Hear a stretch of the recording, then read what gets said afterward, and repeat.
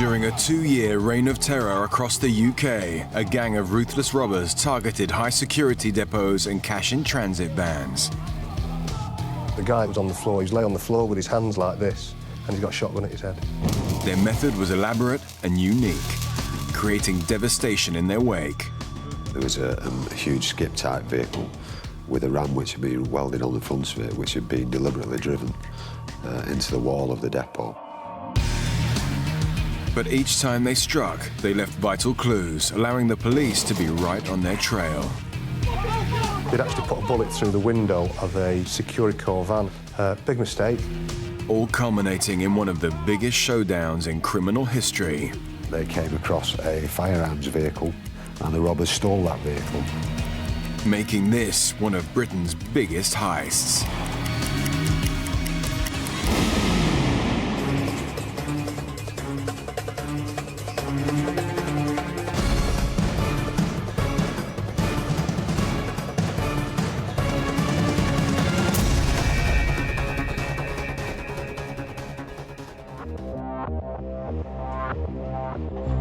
The 19th of October 1995, Heist, Salford. Detective Constable Mike Hawkins from the Greater Manchester Police Robbery Unit is called to an urgent job. Upon arrival, I was greeted with carnage, really, for want of a better way of putting it. There was a huge skip-type vehicle which had been deliberately driven into the wall of the depot. So, as you can imagine, the wall of the depot was pretty much non-existent anymore. A ruthless gang had their sights on the large sums of money stored at the top security depot and stopped at nothing to get it. The wall that was driven into had a direct access into the vault. The vault could sometimes hold millions of pounds. So it really was a case of fill your boots as fast as you can at the scene for those involved and flee before the police arrived.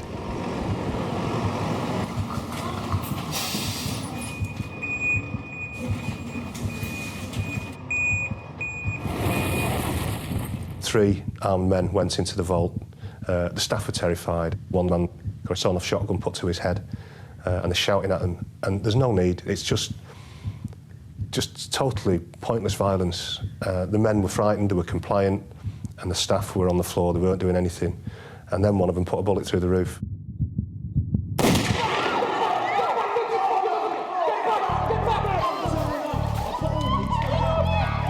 In less than 2 minutes, the armed gang had ransacked the place and fled with a major amount of cash. There was a huge amount of money which was stolen from the raid, £770,000 in total, which was a lot of cash for those who committed this type of crime to be able to steal.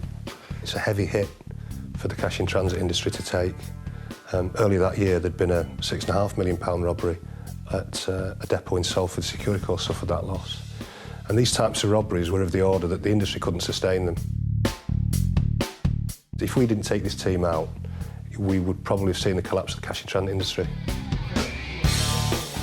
This was no ordinary robbery. It had been pre-planned. There's obviously quite a lot of thought gone into the process by those who were involved, and it was very much different than your normal type robbery. The police needed to act fast. With a vehicle left at the scene and a firearm discharged inside, forensic officers set off to work. We had the bullet that had been put through the roof, quite a significant piece of evidence, and we had that analysed at the firearms laboratory. That then gives us a key, and that can link us to other scenes, to other robberies. As it happened, this would appear to be the first time that this weapon had been used, and there were no other discharges on record. No leads had come from the bullet, but the investigation team kept the information on file. Yet other items left behind proved to be vital clues. We were able to recover what's known as a tachograph, which gives some indication around the journey that the vehicle has taken. A tachograph is a device found in large vehicles that measures the speed, distance, and duration of a journey. Fortunately, it hadn't been in the vehicle for too long, so it hadn't been overscored repeatedly. And we were able to determine from that tachograph that the vehicle had come from close to that location, an industrial park in Radcliffe. This was a major breakthrough. The police had a specific location where the vehicle had possibly been stored, Bealey Industrial Estate. And this wasn't the first time it had been on their radar. We'd had an attack at Pilsworth in Bury. The attack was outside the cinema. A white Transit blocked the front of the cash-in transit van, and then it'd been rammed from the rear by a modified Land Rover. The Land Rover itself had been stolen from Rossendale. They'd made a right mess of the Securicorps van, but they weren't successful and didn't get away with any cash. What they'd welded on the front of that was like a ram with a plate on the front of that, and I've got to say he had a bit of a sense of humour. Because what he'd done on the front of the Land Rover, when it'd been pinched on the grille, there was a horseshoe. And what he did was he welded the horseshoe on the front of the ram. Another significant attack that became relevant for us was at Tesco's in Mather Avenue in Liverpool. What happened there is a flatback wagon had been used, and that had been stolen from Rochdale. Again, that's not far from Pilsworth. The gang had welded a sort of a crossed spike onto the back of this vehicle. And what this vehicle had done then, it had then reversed into a waiting Securicorps van.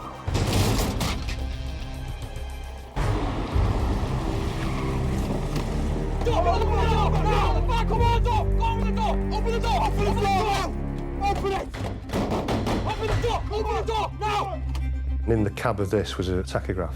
So what the scientists did then was then piece together the journey that this vehicle had taken over those intervening days. They were able to take us to an industrial estate in Radcliffe, Bealey Industrial Estate. So evidence from 2 previous robberies in Bury and Liverpool linked back to this place in Radcliffe. These small units were now of major importance to this growing investigation. And another aspect of the robberies was recurring each time. What we found was another significant feature was that there was an M-Series BMW used as the getaway vehicle, and that vehicle was later found abandoned in Garston in Liverpool.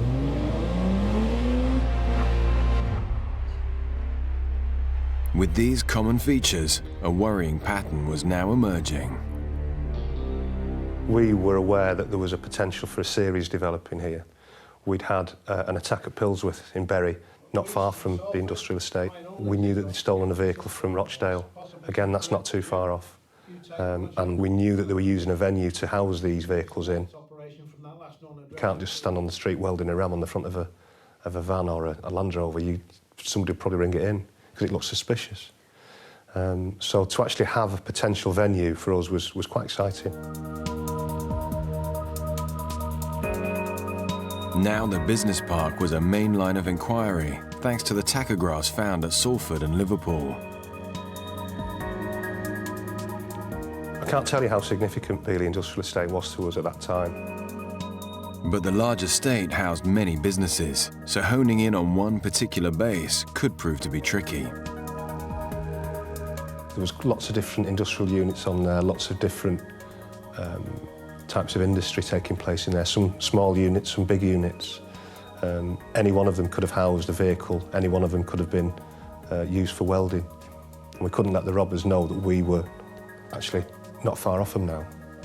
Had we started to make open investigations at Bealey Industrial Estate, whoever they were using on that estate would have told the robbers and they'd have moved. And our task now was to actually see what else we could get with a view to identifying the unit that we're using, then we could start mounting technical attacks upon them. One wrong move could blow the operation before any further intelligence was gathered. But gradually, information directed them to a specific area. The units 9, 9A and 9B was a key point for us, a real key point in the investigation. It was quite possible they'd use the same location time after time, and we were able to narrow down significantly where the vehicle originated from. We had a specific location now, and when we started to look at this, it became more and more clear to us that this was the place they were using, this is the place where the welding was taking place, and this is the place they were storing the stolen vehicles. Undercover officers were deployed to stake out the units and discover who exactly was behind the vehicles. It can be quite complicated to set up an observation post without anyone else being aware, not just those who are involved in the crime, but other people, because that attracts attention. So we've got to make sure that we're able to get in and out on a regular basis, if need be, without people seeing us. So over the coming days, the investigation continued. We started to build our evidential case. We started to see factors that became significant. We start to see people appearing, and the most regular attender at Bealey Industrial Estate was a guy called David Fletcher. David Fletcher, 34 years old, from Manchester, a welder with no previous convictions and not known to the police. David Fletcher was the welder who operated and rented the premises. With no further intelligence on Fletcher, officers continued their surveillance, and gradually more faces became familiar at the industrial estate. We start then to spread out to other members of the gang. We had Lawrence Brown, or Loz Brown, who turned up on a number of occasions.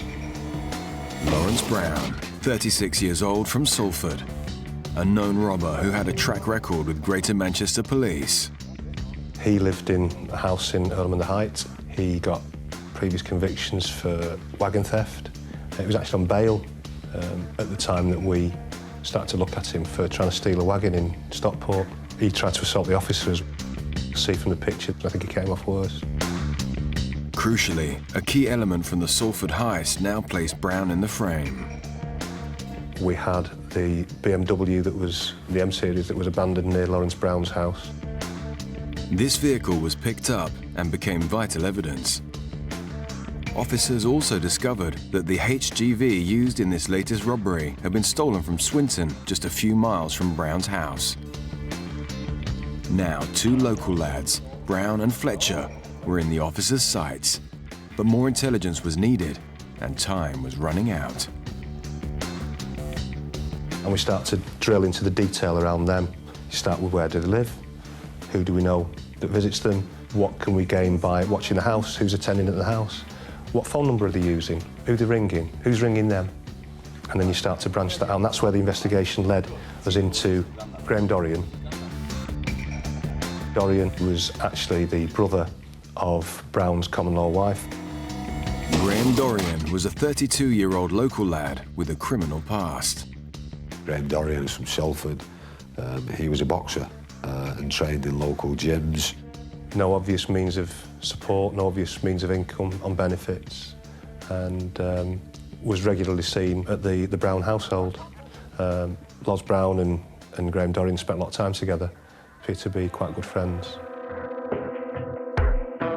Surveillance now flagged up 3 men from Greater Manchester who clearly knew each other. And delving into phone activity, uncovered a deeper network. We did come to use cell sighting. What you could do was, as people tracked across the country, their phones would give an electronic handshake to different cell sites in the same way that a piece would move across a chessboard. And this cell sighting was to highlight a lot of activity coming from certain phones 30 miles away in Liverpool. One phone linked to Kevin Kennedy, a 27-year-old with previous history for robbery. Kevin Kennedy, he lived on an estate in Speke. He, again, no visible means of support, no income. We also then had a guy called David Hill who kept featuring on the phone billing that we were looking at. David Hill was a 46-year-old previously known to Merseyside police. Couldn't quite understand what his involvement was to start with, and he lived in the sort of south side of Liverpool. Officers now had a link between 3 Manchester lads and 2 Liverpudlians, but separate gangs associating together was rare, if not unheard of. Then another man came onto their radar. Andrew Scroggy, a 28-year-old previously known to police. Scroggy was a Birmingham lad who was very much linked into David Hill and the Liverpool side. And he did feature at Loz Brown's house on one occasion, and we saw him in and out of the garages. They had a couple of lock-up garages in Garston, which they also came to use to store stolen cars in that, and we had him and Kevin Kennedy going to and from the garages. Certain men were now identified, and a link was emerging between Manchester, Birmingham, and Liverpool. I've never seen a gang since operating this way. It's very rare that you get gangs which come together, if you like, from two different or three different parts of the country, even Manchester, Liverpool and Birmingham. The whole setup of the gang, the way in which they operated, was completely unique. But police still had nothing more to go on other than phone records and association from the surveillance conducted. Yet officers could tell things were gearing up again at the units. We saw a skip wagon going in. That straight away puts us on our alert. We don't know what they're doing with it, but we're looking at a team that modifies HGVs. For our money, it was going to be used in an attack, and that's what they were building to. So we start to build forward, we start to stand to. As we're building to look to, do we need to arrest, should we be going in under a warrant? We've got the premises under observation and the skip wagon comes out.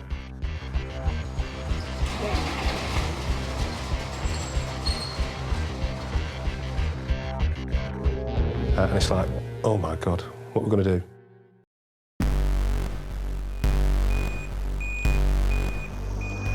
A prolific gang of armed robbers have stolen almost £1 million from a security depot in Salford and attempted at least 2 more heists but failed. Greater Manchester Police are watching their every move and biding their time. But the thieves are on the go once more, and this time a depot in Bolton is their target.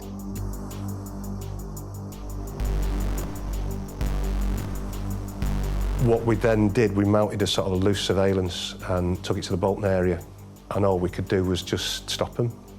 They didn't know that we were onto them, and the last thing we wanted was to blow this at this point in the investigation.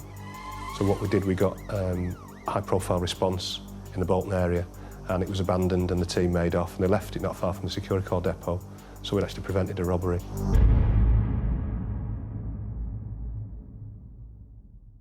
Again, we had significant recoveries in relation to the skip wagon. It was this one where I saw the welder's sense of humour come to the fore again. He'd welded an L, like a learner plate, on the back of the wagon. Straight away, as soon as I saw it, I thought, this is the same guy who's done Pillsworth. It's the same weld, it's got to be.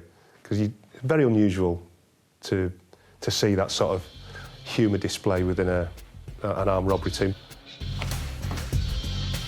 Now, with 3 failed robberies, the police were certain it was the same gang in action each time, but couldn't connect the Liverpool team with Manchester other than by phone records, until a piece of intelligence led them to a prison in Warrington. Oz Brown had tried to steal a wagon and assaulted an officer. He got 3 months, and that put a spanner in the works, shall I say, for the investigation, because if he's in prison, we can't follow him. What we did get from that was probably one of the breaks that came to the investigation. We got information that there was going to be a visit to Oz Brown, and the visit came in the form of, it was Graham Dorian from Manchester, Kevin Kennedy turned up from Liverpool. Absolute manna from heaven. It put the 2 teams together. We got physical association between Manchester and Liverpool for the first time, and it was a real air-punching moment. Yes, we got them together. We liaised on a regular basis with Merseyside Police, but we also worked quite closely with the National Crime Squad. But it was a balancing act, really, around what we could tell other forces and even certain members of our own force to make sure that the information which we knew was kept as sensitive as possible. The team were now linked and on camera, but still needed to be caught in the act. Brown comes out of prison, and we see them start in the process of setting up what appears to be like a scaffolding firm. And then we have Brown and Dorian, Lawrence Brown and Graham Dorian, go to Liverpool. No sooner is Lawrence Brown out of prison, the gang seem to be organising yet another job. They drive off, they get on the M6. We thought they were going to London, perhaps to do a bit of work. Might have been to do with the scaffolding, didn't really know. Got to Birmingham and we pulled the surveillance. As officers stood down, Brown and Dorian made their way down south for the weekend. Saturday morning, I was at home, I remember it.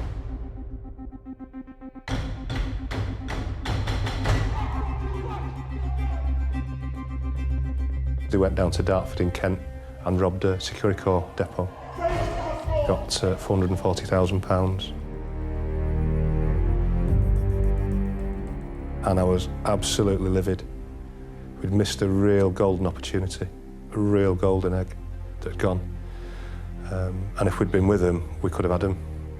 And it really hurt, that, really hurt. The gang had now racked up at least 5 armed raids up and down the country, starting on their patch, but now terrorising other parts of the UK. They'd walked away from 2 heists with a total of £1.1 million and showed no signs of stopping. With this latest theft, the police had been caught off guard, but all was not lost. They'd actually put a bullet through the window of a Securicore van. Big mistake for them, because that helped us to forensically link them to the robbery at Heist. Same gun, same bullet, markings. And the phone traffic painted a very interesting picture. The first thing we see, and it's quite comical really, is after the robberies, they're on the way home, they all start ringing their wives and partners and girlfriends. But we didn't have the cell sighting as evidence, it was intelligence, and that was a frustration for us. That would have probably nailed the hats on. It's fair to say that the gang had grown in reputation and size by that time. Obviously, they'd been committing these offences, and we were somewhere 2 years down the line, I should say, which gives you an indication of how professional they were in respect to the robberies that they were committed as well, because by that time we'd pretty much identified who the individuals that were involved, and it was just a matter really of catching them, if you like, in the act. Resources are pulled in from all around the country to get more intelligence on the gang and step up surveillance. And before long, another twist appears. They were following Brown, and he drives down to Bute Street, which is not far from the Heist depot that they'd robbed in Salford. And as the surveillance officers are watching him, he gets out of his car and he climbs on the roof of what appear to be an industrial premises that are actually to let. And he pulls some of the shuttering away from the side, and he goes inside. And this is like, well, what's going on here? As it happens, Fletcher was coming to the end of his lease. I think he was behind with his rent as well, which was a problem for him. He had quite significant financial problems at the time. And then they actually came to lease it. Fletcher leased the unit, and the robbery team relocated to Heist, to Bute Street. The gang now had a new base, suggesting the intention to continue their crime spree. Officers needed to know their next plan and be one step ahead, so special measures were resorted to. So we started to do our own covert entries he'd been in, so we decided we'd go in and have a look as well, all properly warranted. And we actually installed various cameras within the premises. But with this covert operation came huge risks. We got a bit concerned when you start leaving hard copy devices in places. You've got risks. Brown actually came right up to one of them, and we thought he was going to swallow it. He got that close to it.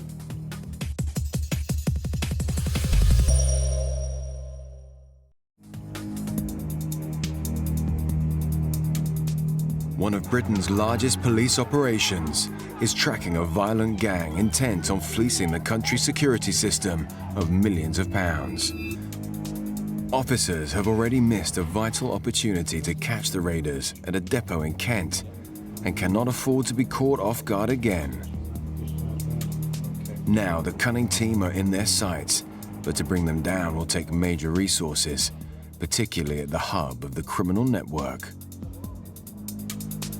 We'd done that by installing a number of covert cameras at the location, which also included inside the unit, and we were able to monitor the cameras from a distance of about 5–10 miles away in order to watch when they were coming and going and what was going on inside the unit without anybody taking any unnecessary risks, if you like, in the locality.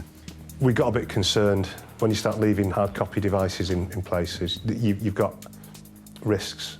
And we decided that the chances are that if we leave them there, they might get found. And if they get found, we've had it.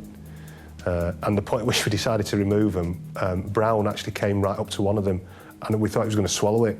He got that close to it, and it was a case of, right, let's get the cameras out, that's enough, we're not risking this anymore.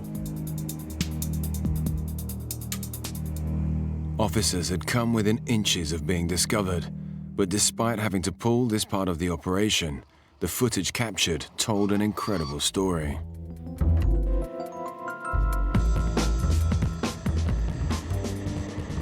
And we see stolen HGV going.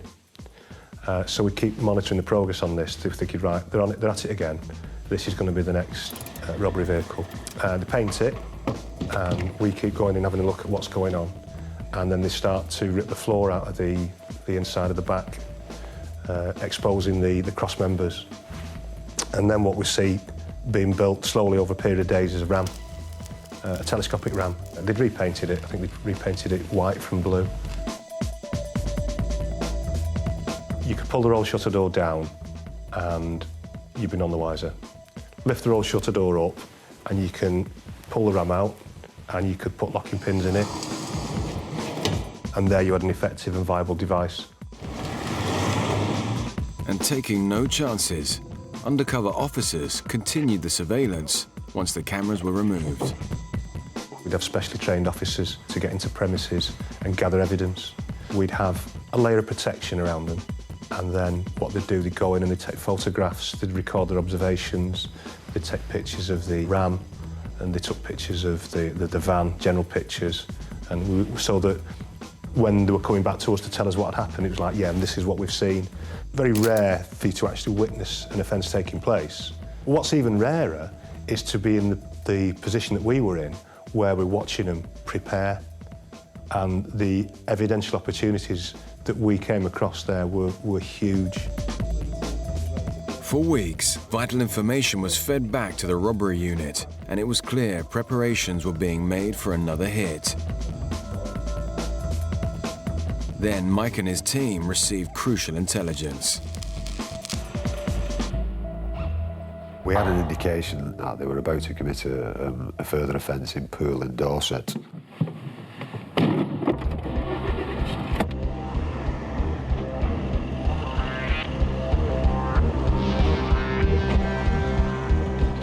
They set off in convoy. Scroggy leaves Bute Street in the HGV and they all start to travel south. And we're following Scroggy because he's in the vehicle with the ram. That's the one that we're going to stay with because that's the one that's going to be there when the robbery happens and that's where we want to be. Travelling the length of the country meant nationwide cooperation from each police force and a massive operation. On top of this, officers faced a dilemma. The problem which we had were that there was a number of depots which could have been the intended target, and we hadn't got specific information as to which depot that would be. We were able to identify 3 in the locality. The gang could strike at any of the 3 vaults, and officers knew they were prone to violence, but time was running out and dozens of staff could be in grave danger. We've told the staff in all 3 vaults, just lock it down, get yourself somewhere secure and stay tight, stay safe till we get there. As the depot staff quickly scrambled to safety, a shock was in store. So we were literally on the phone at the time when the wagon was driven into the wall.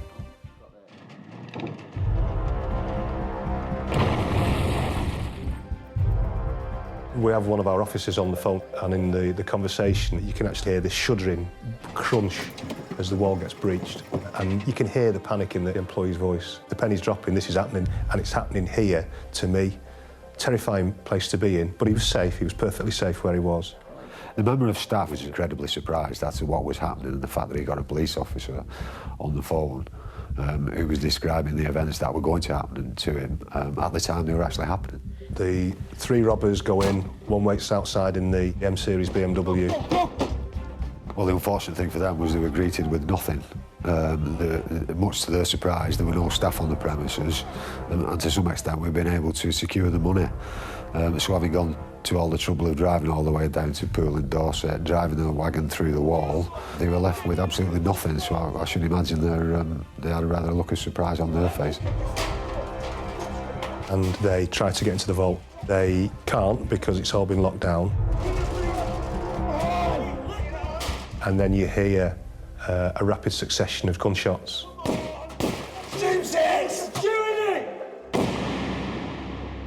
It's very rare, probably unheard of, to have a member of staff from a cash in transit vault on the phone to a police officer whilst it's being robbed. Virtually, I've never known it happen before, and I doubt I ever will again. Despite a futile attempt to shoot the lock from the vault door, there was no way of getting to the cash. Empty-handed, the ruthless gang were now within the premises, and it was time for the police to close in. What we're doing at this time is the resources, the firearms resources have been mobilised, and they're starting to be called in to actually confront these men with a firearms team.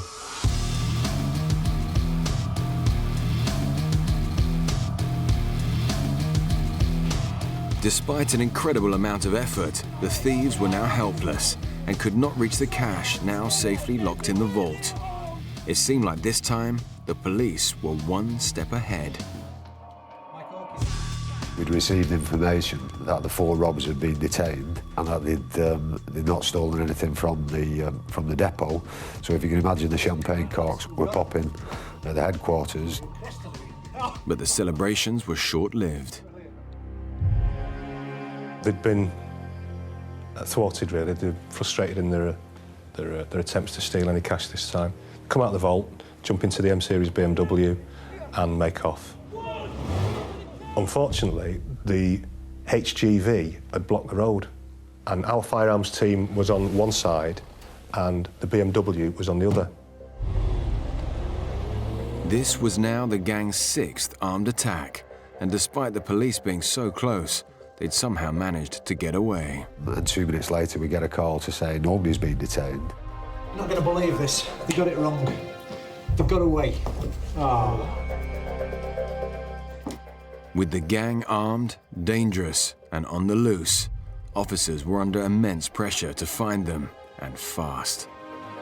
What then happens is, for whatever reason, they abandoned that BMW because they didn't have another vehicle. What they do then is they disappear off into the gardens of the nearby houses. What actually happened at that point was an unmarked car. The officers that were inside the car, all suitably firearms trained, were also dressed in civilian or plain clothes. The robbers approached that vehicle probably thinking they were members of the public. They placed their firearms up against the window of the car and instructed the firearms officers to open the car and get out. The firearms officers, obviously fearing for their lives at that stage, quite rightly so, then vacated their vehicle. And the robbers stole that vehicle. You're never going to believe what's happened.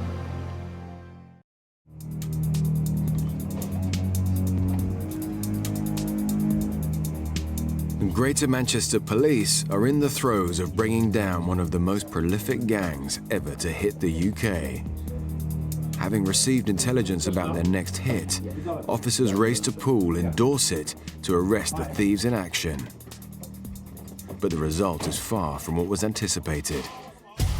The gang leave the vault empty-handed, but manage to flee the scene. They come across a Dorset armed response vehicle that was on the outer perimeter. The officers in it have got no idea what's happening. The first thing they see is a guy at my door. He had a gun at my head. I remember the officer who sat on the back seat, and she said she did consider drawing a weapon. The problem was they were in a built-up area. Now, if she'd have started shooting and they'd have started shooting, bullets could have gone anywhere, and you could have had a member of the public shot and, God forbid, killed. So yeah, they made off the Dorset armed response vehicle.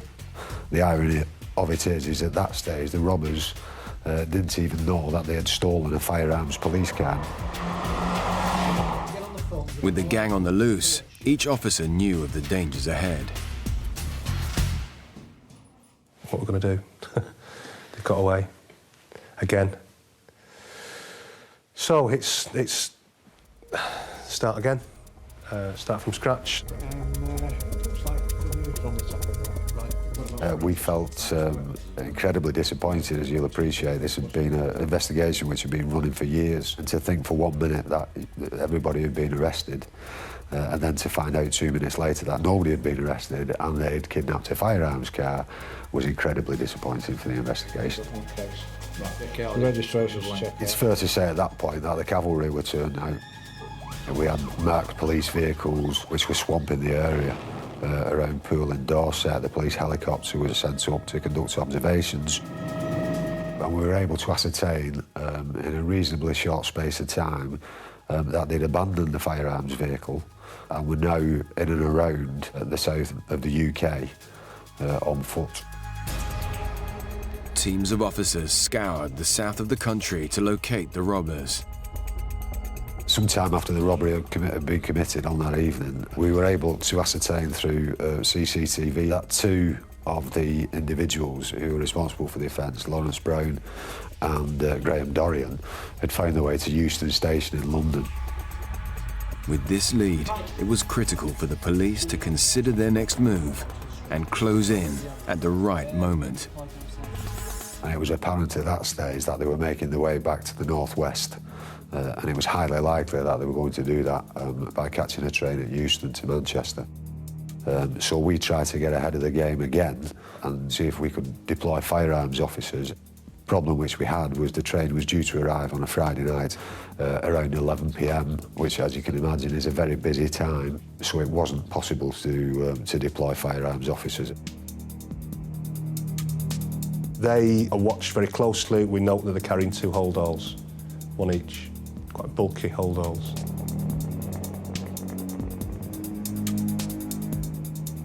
The next thing, we have a sighting of them outside Corner House, which is the picture house in Manchester. It was an incredible pressure cooker situation within the control room. We've got 2 individuals who are armed, who are travelling up to Manchester. We've got them under surveillance by officers who are not armed. With the lack of firearms officers around to assist, Mike and his team had to make a split-second decision. We were left in a dilemma, really, as to what to do with the 2 individuals. So the investigation team, following a very brief discussion, decided that if need be, we would effect the arrest ourselves. And that carried a huge degree of risk at the time. But such was the desire, coupled with the frustration of the investigation team, that we made a decision that night that we were going to arrest them. Show's on. Yeah, we're going to do it ourselves. Over. This was an opportunity which didn't arise very often. If we couldn't catch them at the scene, the next best thing to do was to catch them away from the scene, still in possession of the firearms. Bear in mind, there'd be a huge amount of forensic evidence which would be available to us if we got them that night. And they went out to Corner House, got out of the cars, parked up, and then came round the corner, acting like a group of Saturday night drunks.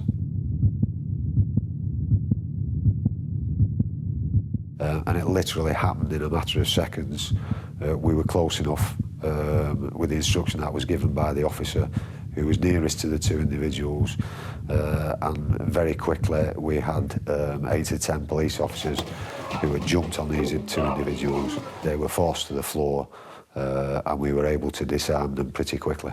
There was quite a violent struggle which happened. As I say, they were in possession of firearms, so we were able really to justify what we were doing.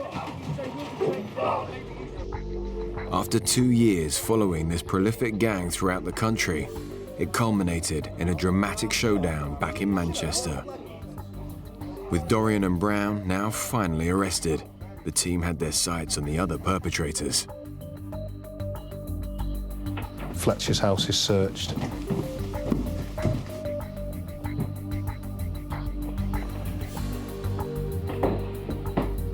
And not only have we got him on surveillance of the 2 units, we've actually got a sketch, you know. He's got a drawing of the ram he's constructed, hand-drawn by him in his house. So get out of that one, you know.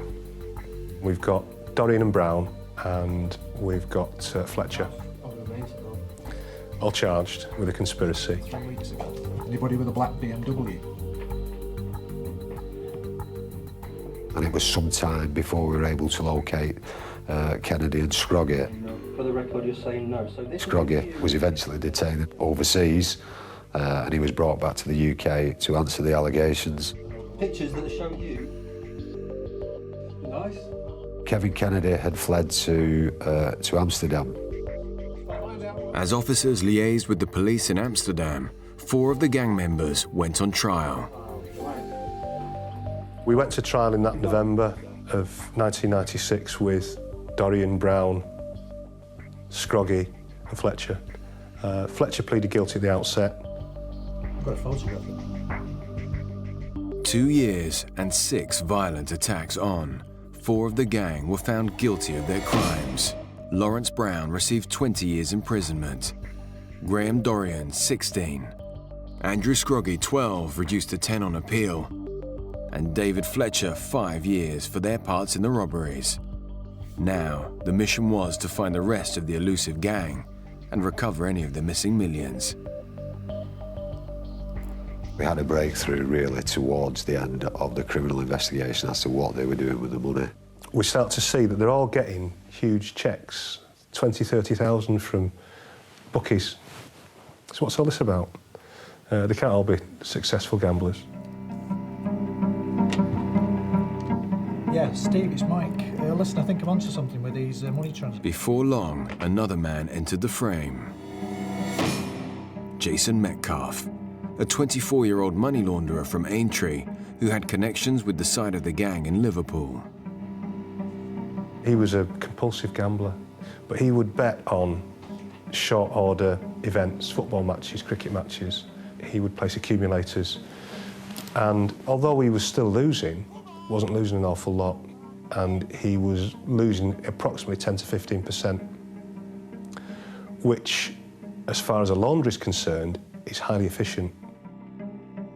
This method of money laundering was new to the police, and as such, the gang had so far managed to fly below the radar and minimize the risk of losing their spoils. Metcalfe's intricate knowledge of the betting system meant a lesser chance of losing it all to the bookies. We went through a painstaking analysis of betting slips, over 1,000 betting slips, to try and actually work out how much Jason had won or lost whilst he'd been conducting this process.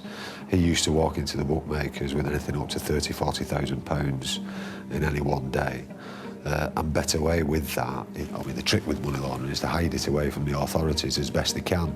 So rather than Mr. Brown receiving a cheque for £50,000 on a regular basis from the bookmakers, which might alert suspicions, they found other people who were prepared to take cheques of £5,000, £10,000, sometimes as much as £50,000, and they'd keep it in a bank account with the intention of transferring it at a later stage. The gang's method of filtering the money had allowed them to go undetected for some time, but now unearthed led the police to further leads. We start to move into looking at the other members of the robbery team. We arrest David Hill, and he's brought in, interviewed, and he's charged, goes to trial, as was Metcalfe. It's also around this time that we identify where Kevin Kennedy's gone, and he was staying in a flat on Singel in Amsterdam. It was actually cheaper to hire a private jet to bring him in, and we brought him into a small airfield where he was met by a firearms convoy and taken straight to the police station, then to jail. Greater Manchester Police now had who they believed to be the ringleader in Hill and the money launderer with Metcalfe. As they went on trial, Kennedy was brought back to the UK and decided to talk. Kennedy entered a guilty plea. I think Kennedy got 16 years. Hill got 20 years, and Jason Metcalfe was convicted on 3 specimen charges of money laundering, got 5 years on each. So we were very pleased that all those years of efforts had resulted in a lengthy prison sentences. And having traced where the stolen cash was being fed to, the team got one of the rarest results in criminal history. All in all, we recovered about £990,000. And if you remember, there was £1.1 million in cash taken.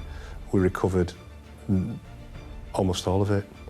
Hugely successful recovery. And that went back to Securicorps and Armaguard. Money is the lifeblood of all crime, predominantly. And it's nice to think that when they serve the years, they'll essentially be coming out to nothing.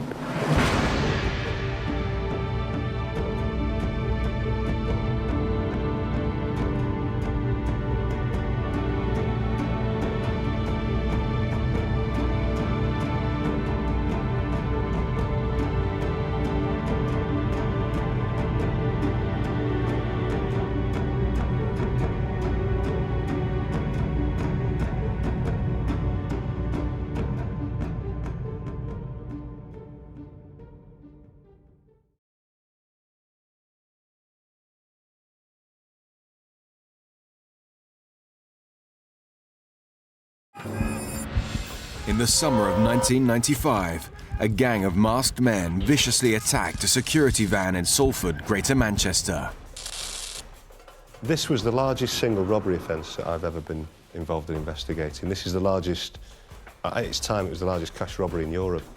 Over £6 million was stolen when the van was dramatically ambushed at a security depot. And the next thing I heard was from one of the girls, the van's gone. And from there then, it was just panic all over.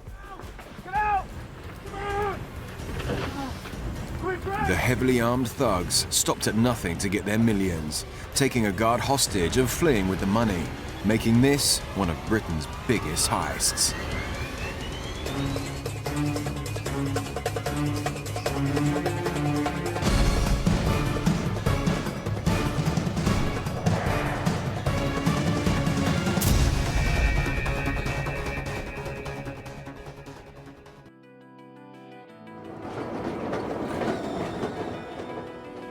The 3rd of July in Manchester city centre. Securicorps workers Louis Headon and Graham Huckabee were starting their shift at one of the company's depots. Graham had only worked with me a couple of times on this run, because my regular partner were doing something else. Well, we started work at 6 o'clock. Normally had a cup of tea before we kicked off. And whoever was driving, whether it was me or my partner, on that particular day it was me, so I get the keys, go out and get the van, and pull up into the queue outside the vaults. Large amounts of cash and cheques from various businesses around the city were stored in a central vault to be collected by Securicorps staff and taken to nearby depots. With it being a Monday, you got the whole weekend's takings. So the volume was probably 3, 4, 5 times as much as what you get the rest of the week. It took over an hour to load the millions of pounds into their secure van before the pair set off on the 1.5-mile journey to their first stop, the Midland Check Clearing Centre in Salford, to offload some of the takings. We then pull up to the ramp with the back end facing the loading bay, so the van could be reversed in when required. Well, then Graham, he gets in the driver's seat so we can start to reverse in. I would then proceed to the Midland Check Centre door, where a camera would be looking down at me. I'd ring the bell. Once he'd verified who I was, I'd show my ID card. As Louis was one of only a handful of key custodians, he was responsible for entering the centre and going through the necessary security checks before unloading the bags. The outside door opened, you then went in to an inner door, and then they shut the outside door. Once that was closed, they then let you into the inner door. And then you go to another door with a little latch in it, where the girls would come and process you, check your ID again, check your signature. And once that was verified, they then let you out. On a normal day, Louis would help navigate the van into the secure area. They'd then proceed to lift up the loading bay door, and the van would start to reverse in. I would then go to the back of the van to make sure it was fully in, and then they'd shut the loading bay door then. Until that happened, we couldn't proceed to unload the van. But this run would prove to be very different. We did all the verification, so she knew who I was. She then presses a button to open the outside door to let me out again. As soon as she opens the outside door, they then proceed to lift up the loading bay shutter door. And the door couldn't have been more than a couple of feet off the ground, and she shouted, "There's a man in a mask inside the loading bay." Within seconds, the staff were under threat. A masked man was brandishing a gun at one of the doors and trying to gain entry. So presumably he got onto the door to try and either get to me or one of the girls who held us hostage. Once he realised he couldn't get in to the main part of the bank, he must have ducked her back under the door again, and then they brought the shutter door down. Within seconds, the intruder was completely out of sight. Louis and his colleagues had no way of knowing where he had vanished to. And to add to the fear, one staff member was still in the van outside. I presume that Graham would not let him into the van because they couldn't get into the van without somebody pressing a button which controls an electric lock which opens the door. Locked inside the centre, Louis had no idea what was happening to his colleague in the van.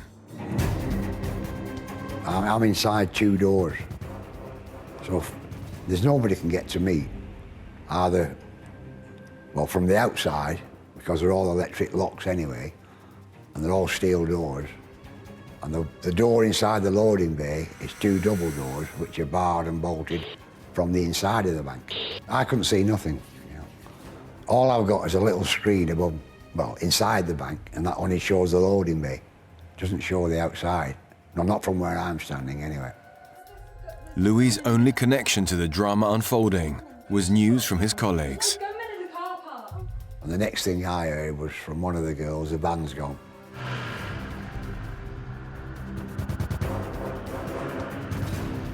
And from there, then, it was just panic all over. They were panicking. I didn't know where the van were. They didn't know where the van were. What can we do? Louis stood inside an airlock with no communication to the outside, had no idea what had happened to his partner, Graham. Nobody knows who's going to react in that situation unless it's happening to you. I mean, I'm stood in the bank, reasonably safe. He's sat in the driver's seat. They say that them screens are strong enough to take a shot, but are you going to take that chance? So do you let them in, or do you just take a chance and drive off? You know? I mean, the vehicle's skin is double skin, so a shot won't go through that. But I wouldn't like to be sat behind that glass with a gun pointed to me.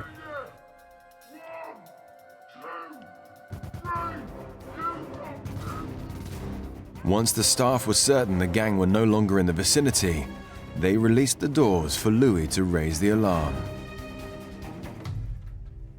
I just said the van's been taken.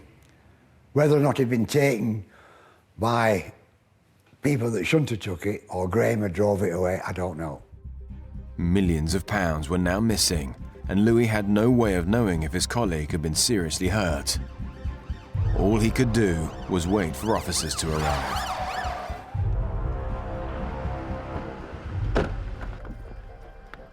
When officers first went there, one of the guards, Lou Heedon, was actually still at the clearing centre. He'd been left there. As you get with any attendance at any crime scene, there's initially some confusion. As police began to assess the scene, another alarm was raised nearby. But within a very short space of time, they'd located Graham Huckabee just around the corner with the abandoned cash in transit van. Graham Huckabee had been found by some workmen, handcuffed to railings with the van's contents nowhere to be seen.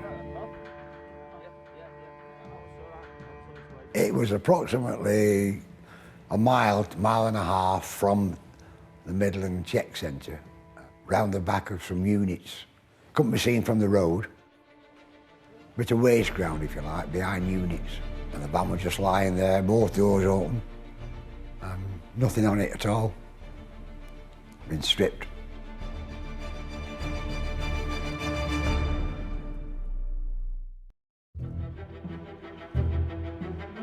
The Midland Check Clearing Centre in Salford has been the scene of a terrifying raid.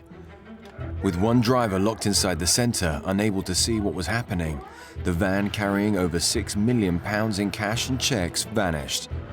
Now officers are facing a second crime scene. You're looking for potential for fingerprints, fibres, massive paperwork, bits of paper scattered everywhere. And then you've got, effectively, Graham Huckabee, who's a scene in his own right. As officers quickly tended to Graham Huckabee, a scan of the area uncovered other vital clues.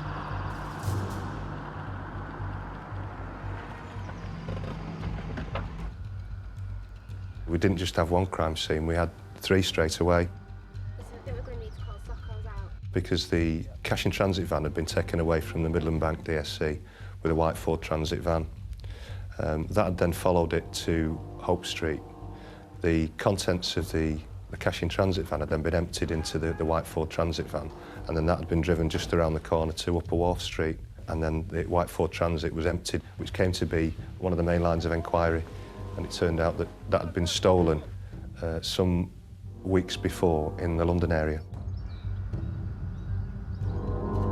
We searched that van for any trace of any evidence that we could get from it, and we actually found a business card.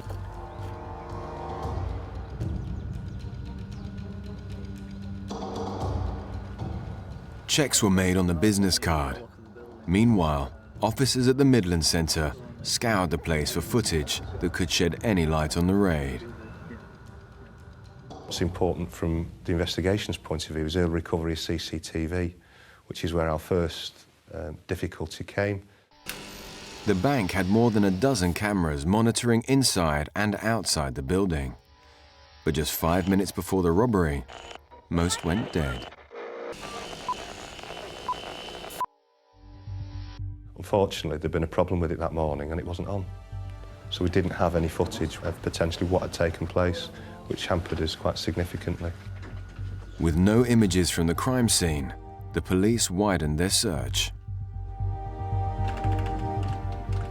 What we also do is a CCTV trawl around the area to see what opportunities there are for recorded imageries, recorded data around what's gone on. And we actually only found one camera, which was on the junction of Regent Road and West Edgerton Street. And we got footage, the only footage actually from the robbery, of the cash in transit van with a white Ford Transit van. This footage connected the van to the robbery, but didn't provide officers with any images of the thieves. Detectives questioned staff at the bank to see if they could shed any light. Well, they just asked what the procedure was, what we did on that particular day, what time we started, what we did, where we went, what time we're supposed to be there, and I just made a statement to that fact. I was in the building and the girl screamed.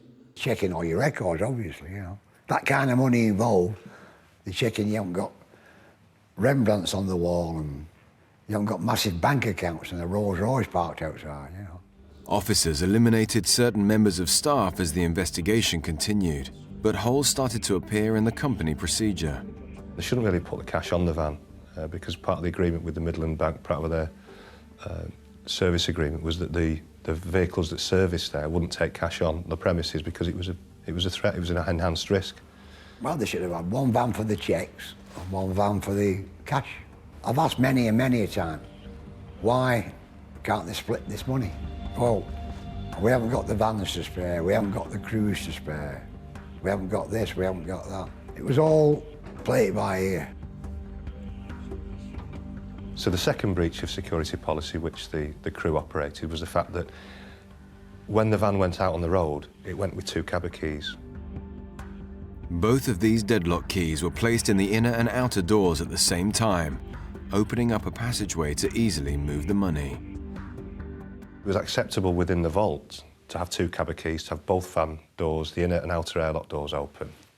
It quite clearly wasn't acceptable to take both cabin keys out on the road because effectively you could access the internal workings of the van quite easily. Because those cabin keys were on the van, when the robbers came to unload it, they quite simply did what Security Corps personnel would have done had they got into the Midland Bank and had both doors open. The breach of major protocols meant not only was there over £6 million in cash and checks in one van, but the gang had easy access and the means to offload it, all at speed. By the second day, it was clear to me that this was something extraordinary. And it was quite interesting because I was getting phone calls from members of the Salford underworld saying, what's going on? And they were telling me that the Salford teams, if you like, were trying to find out who was responsible for pulling this off in their manner. Even local criminals had apparently been caught off guard, which gave an indication that this had been organised on a much larger scale. Now all the money had gone, and the investigation was growing by the hour. There were a number of vehicles cited, and you're never sure whether a vehicle's a legitimate line of investigation or it's a complete red herring. I remember there was a poster put together that had on it key vehicles, some of which were quite clearly involved. The white transit van, for example, that was on there. There was a white Ford cargo van and a red Ford cargo van. And that was because we had conflicting reports from different witnesses who said they'd seen a white one or a red one. With more vehicles coming into the frame, it was clear this had been planned to precision. And a new discovery at the Midland Centre gave a possible insight into how the gang managed to ambush the security van. The Midland Bank sits sandwiched between the railway line and the Regent Road. So what you'd got on the railway side of the perimeter wall were some ladders that were up against the wall from the railway line below. It's something that you're going to want to look at in relation to potential forensic recovery around the ladders themselves, in relation to fingerprints and any potential for footwear recoveries. And again, the origins of the ladders themselves became quite a significant line of inquiry. We believe that the robbers came off the railway line. We know that there were at least 2 climbing sets, and we believe that 3 robbers came over the wall from the railway line to run towards where Huckabee's van was. If this theory was correct, Huckabee would have had a clear view of the gang approaching from the railway wall, potentially giving him time to react. Piecing the heist together bit by bit, police decided to bring certain people in for questioning once more. Huckabee was interviewed a second time, about 3 weeks after the robbery, quite forcefully by a couple of detectives. And suspicion around Huckabee started to develop. Graham Huckabee had only done that particular run 6 other times during his employment at the company and didn't often work with Louis Heedon. When you're in that early stage of an investigation, you're trying to get a feel for who can you believe, who's credible. As a police officer, you get lied to for a living, so you tend to be able to spot the lie. And certainly the officers who spoke to Huckabee didn't believe his story, didn't believe what he'd done, didn't believe his actions the way they explained it. We drove off, they threatened me, we drove, and then... Graham Huckabee was an ex-police officer and had been a Security Corps employee for 11 months. The way Huckabee told the account wasn't credible. Various officers believed that. That's a very difficult thing to prove, but ultimately it's what a jury relies upon. We arrived, packed up, Louis got out and went to the back of the van. The robbers come to the van and they, according to Huckabee, shout, "We've got your partner," and communicate to Huckabee that they've got hostage. We've got your mate in the back here! You don't open this door now! And you and Daddy show us your name! Open this door now! I'm telling you! Huckabee then activates the electronic switch, which allows the robbers into the van. 1, 2, 3!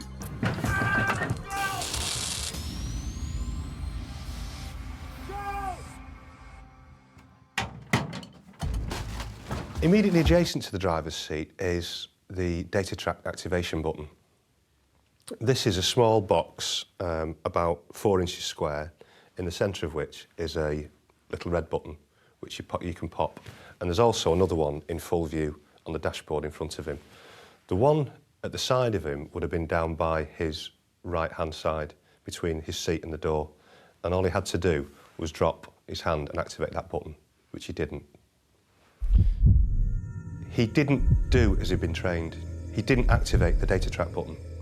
Had that data track button been activated, Securicorps would have been alerted straight away to the fact that one of their vans was either under attack or taken hostage. And that would have alerted the police, who would have been on the robbers within a very short space of time. Me personally, unless if somebody come to my van and I'm sat in the driver's seat and said, "We've got your mate," I said, "Well, show him to me then." He said the reason he hadn't acted as he should have done on the day of the robbery was that he was suffering from stress. The post-traumatic stress was based upon a previous robbery that Huckabee had been subjected to, one that took place at Salford Precinct when I think one of the guards was stabbed. This major breach of protocol threw Graham Huckabee right into the frame.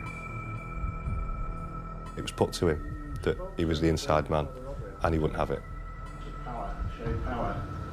Can you tell me about your association with him?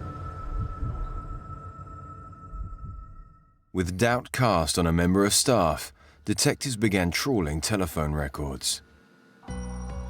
The first major breakthrough was in relation to the itemised billing. What we started to see were unusual patterns of calls. Calls that were made, calls that weren't made. And these were calls that were really being made in the run-up to the robbery, through March, April, May and June. Calls which appeared at first completely random. Calls which were taking place and then, for what appeared to be an isolation period, both before and after the robbery, didn't take place and then started up again. And these initially were calls and a connectivity between Graham Huckabee and a bloke called James Power. One of the first numbers that we saw as significant was a number that was subscribed to Nina Power. Nina Power was the wife of James, also known as Shay Power. So the first piece of fact that we have is we have a phone number that we know Huckabee uses, ringing a phone number in the name of Nina Power. And that phone number from Nina Power ringing a phone that Huckabee uses. Thanks.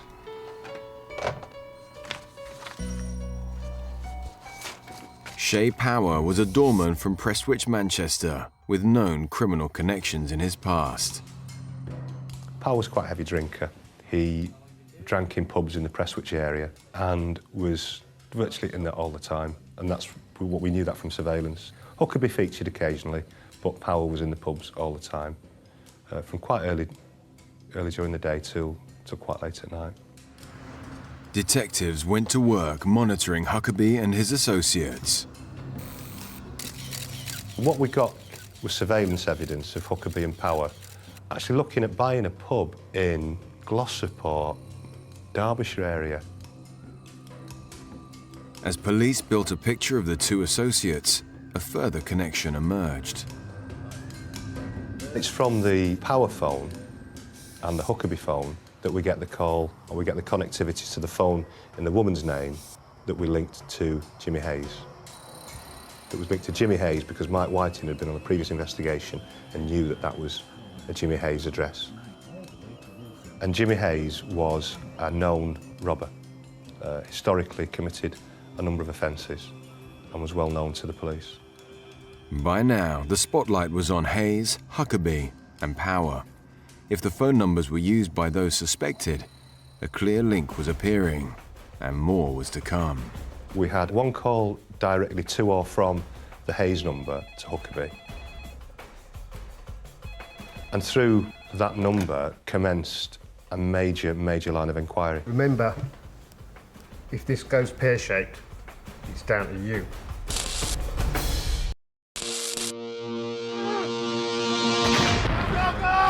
One of the largest cash robberies in Europe has taken place in Salford, Greater Manchester, with over £6 million missing. Police are struggling to make a breakthrough. With no CCTV or DNA evidence to help them, they are searching for vital clues in the phone records of their three main suspects: Power, Huckabee, and now known robber, Hayes. The fact that you've got at least one phone call from Huckabee going to a known armed robber, Huckabee being an alleged victim of an armed robbery, didn't ring right. This was a major breakthrough for the police. If the numbers had been used by the two men, they now had a direct link between Huckabee, a Securicor employee, and Hayes, a convicted thief. The breakthrough for the investigation was Mike's knowledge of Jimmy Hayes, who he was, what he was about, what he'd been into in the past. But with no way of proving if it was actually Hayes and Huckabee who had made those calls, and without knowing the context of those conversations, officers had to keep digging for further evidence. Then you start to stream out to a man called Tony Wilkes-Wells. Tony Wilkes-Wells, again, had convictions for armed robbery, including firearms offences. And then we had connectivity through a number that we linked to a London robber by the name of Charles Knight. Knight was a career criminal, a very professional robber, quite a character. Had been a target of the flying squad on numerous occasions. Through Charles Knight, or Charlie Knight, we linked to Billy Goulden, a man who had a scrapyard in the East End of London.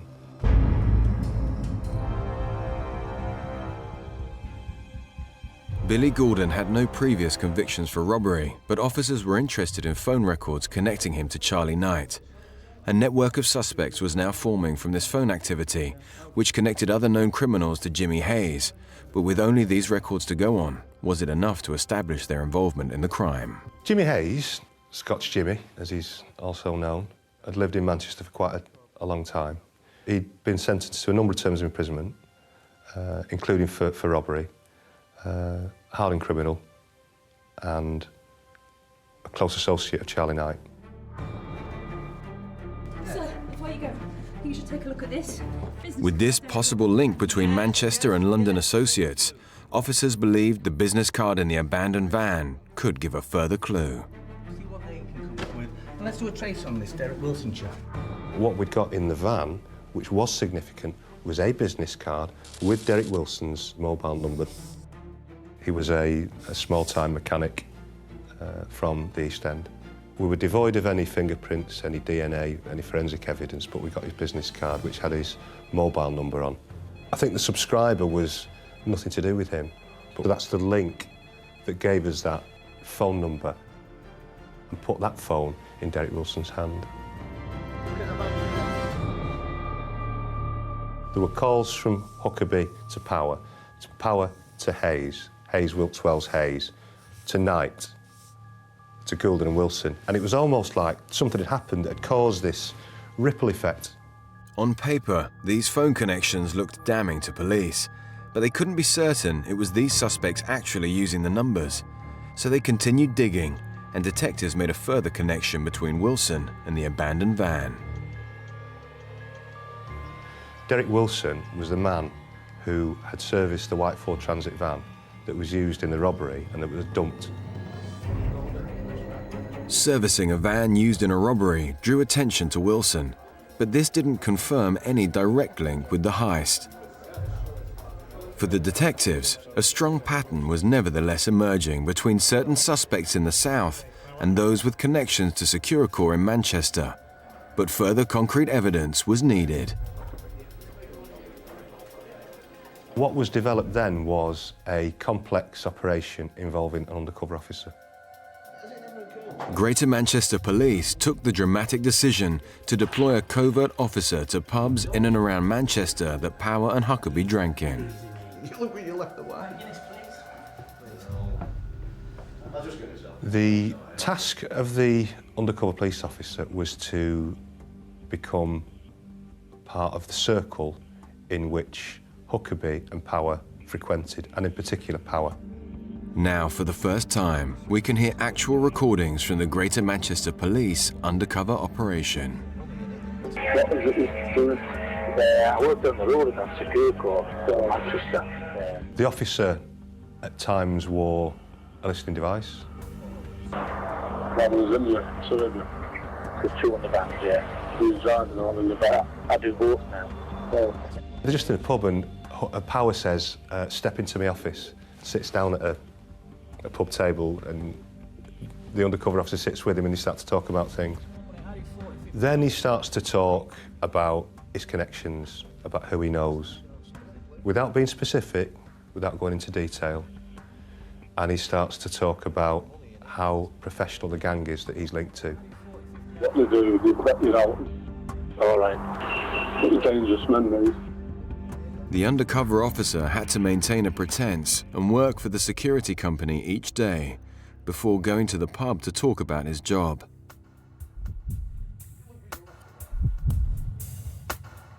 The undercover officer said he'd been working at Security Corps for some time, starts to display dissatisfaction, shall we say, with his employers. Experience and stuff, but they're just taking anyone. They've gone from 3 to 2 as it is, you know what I mean? He's not happy with his role, he's not happy with his lot, he starts to talk about money problems and then lays out the bait. That he's driving these vans around that are full of so much money. Would be so easy to take had they had an inside man. I do 40, 50 hours a week and I come out with peanuts at the end of the week. One of the areas you've got to be careful about with undercover is that what you don't do is you don't step into what the Americans call entrapment. In the UK we call it agent provocateur, and it was fully explored and examined, and it was agreed that he hadn't. He merely laid the bait out. Hi Jimmy, it's Shay. Listen, you're free to talk.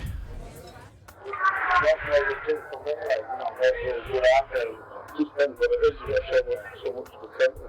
Just told me, I know.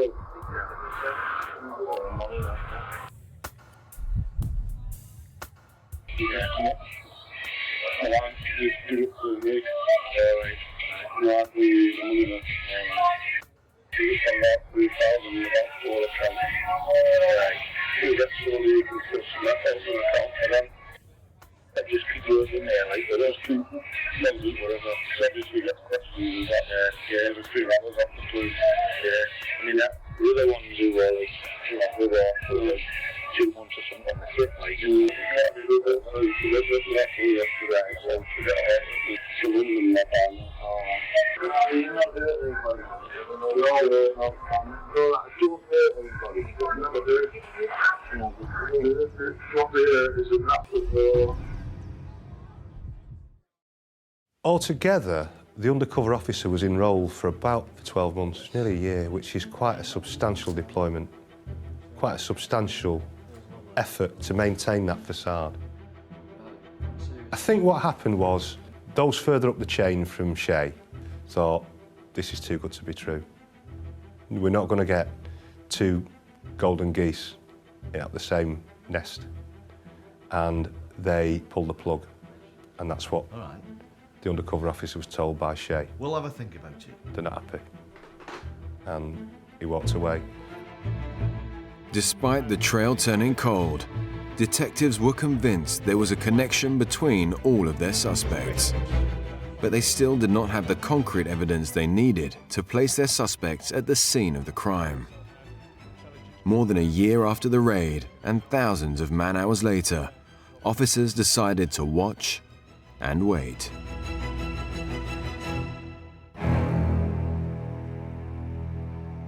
We started to take an interest in it again in around 1998. 3 years on from the robbery, detectives received new, reliable intelligence about the internal makeup of the gang, which they were able to confirm through an independent source.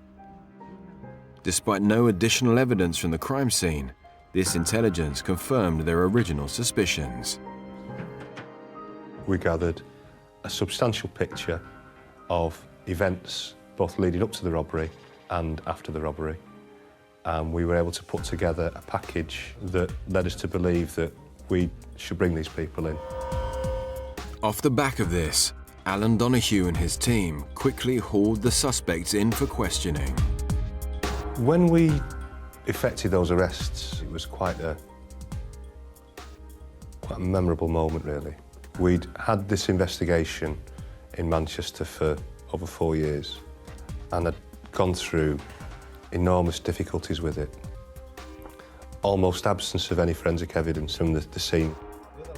We arrested not only a number of men who we suspected to be part of the team, but we also brought in their spouses, girlfriends.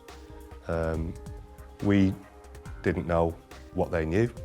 We believed that had a spouse of theirs been involved in such an offence, the spouse must have known something about it and could potentially be party to the overall conspiracy.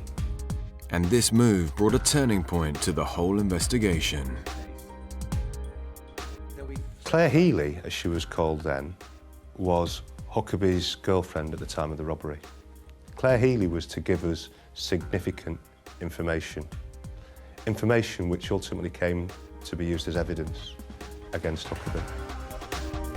Some key aspects of that were the fact that she told us that Huckabee had told her that he'd been involved in the robbery.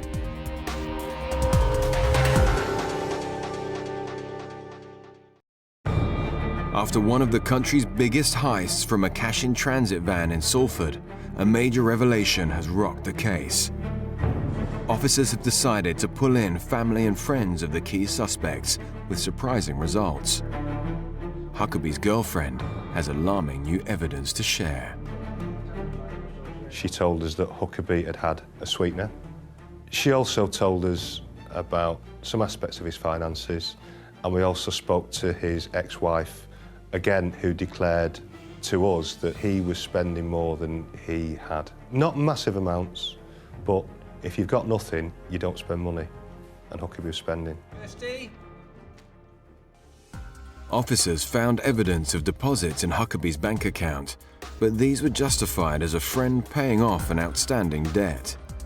He was also believed to have lavished his daughter with gifts, which he denied. We also brought in Nina Power, Shay's wife, and the nugget that we got from her interview and from Shay Power's interview was we're actually able to put the phone in Shay Power's hand, and he admitted that he was making the phone calls to Graham Huckabee.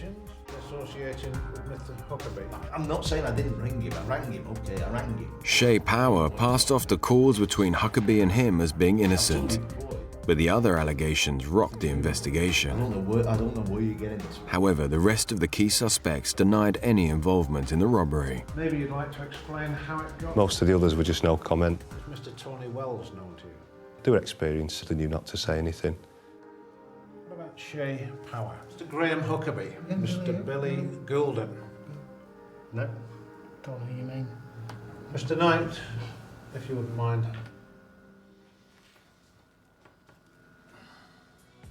Huckabee, when re-interviewed in 1999, made no comment on legal advice. Graham, you're not doing yourself any favours by not speaking to us. Shay was quite open on interview and talked quite extensively about who he was talking to. I could say he was just a drinking buddy, that's all. Obviously, Jack. He knew these people, they were part of the Manchester network. Shay had been a doorman in the city, he knew lots of people. By now, 5 years had passed since the heist, but Greater Manchester Police believed the case was solid. Huckabee's girlfriend had provided crucial new evidence. Phone records potentially linked each gang member, undercover audio through the spotlight on Power, and fresh, reliable intelligence from an independent source confirmed their original suspicions. With this, the investigation team decided to make their move, and the case went to a hearing. The whole thing was on a massive scale.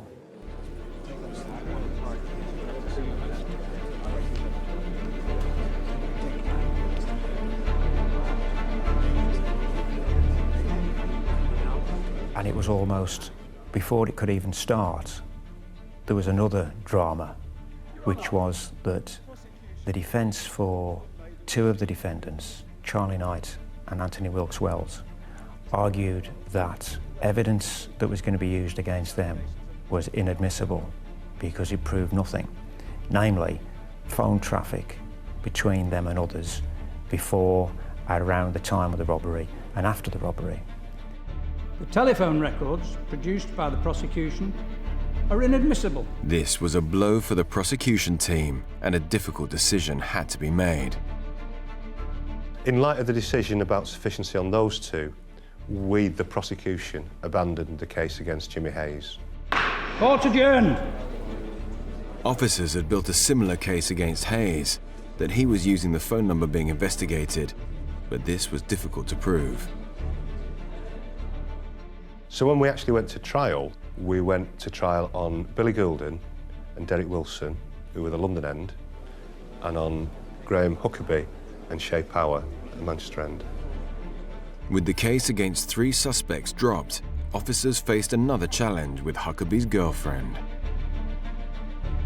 She wouldn't make a witness statement, so what we had to do with Claire was we witness summonsed her to the committal, and she gave evidence. What happens then, because she's not made a witness statement, it's called a deposition, because it's taken in front of a magistrate and it's signed and it's accepted and treated then on as a witness statement. Eventually, the trial drew to a dramatic conclusion. Ladies and gentlemen of the jury, have you reached your verdict? The jury were out for quite some considerable time and eventually returned not guilty verdicts on Billy Goulden and Derek Wilson. The scrap metal dealer and car mechanic were found to have no links to the robbery and were exonerated. As far as Huckabee and Power were concerned, they couldn't reach a decision. It was what they call a hung jury. In relation to the case against Huckabee and Power, I'm ordering a retrial. So the judge ordered a retrial. And we came to the retrial some 5 or 6 months later. But the next trial went ahead eventually and ended in quite dramatic fashion because although there were only 2 defendants, the case was both complex and difficult, and despite that, the jury returned a verdict in a very short period of time.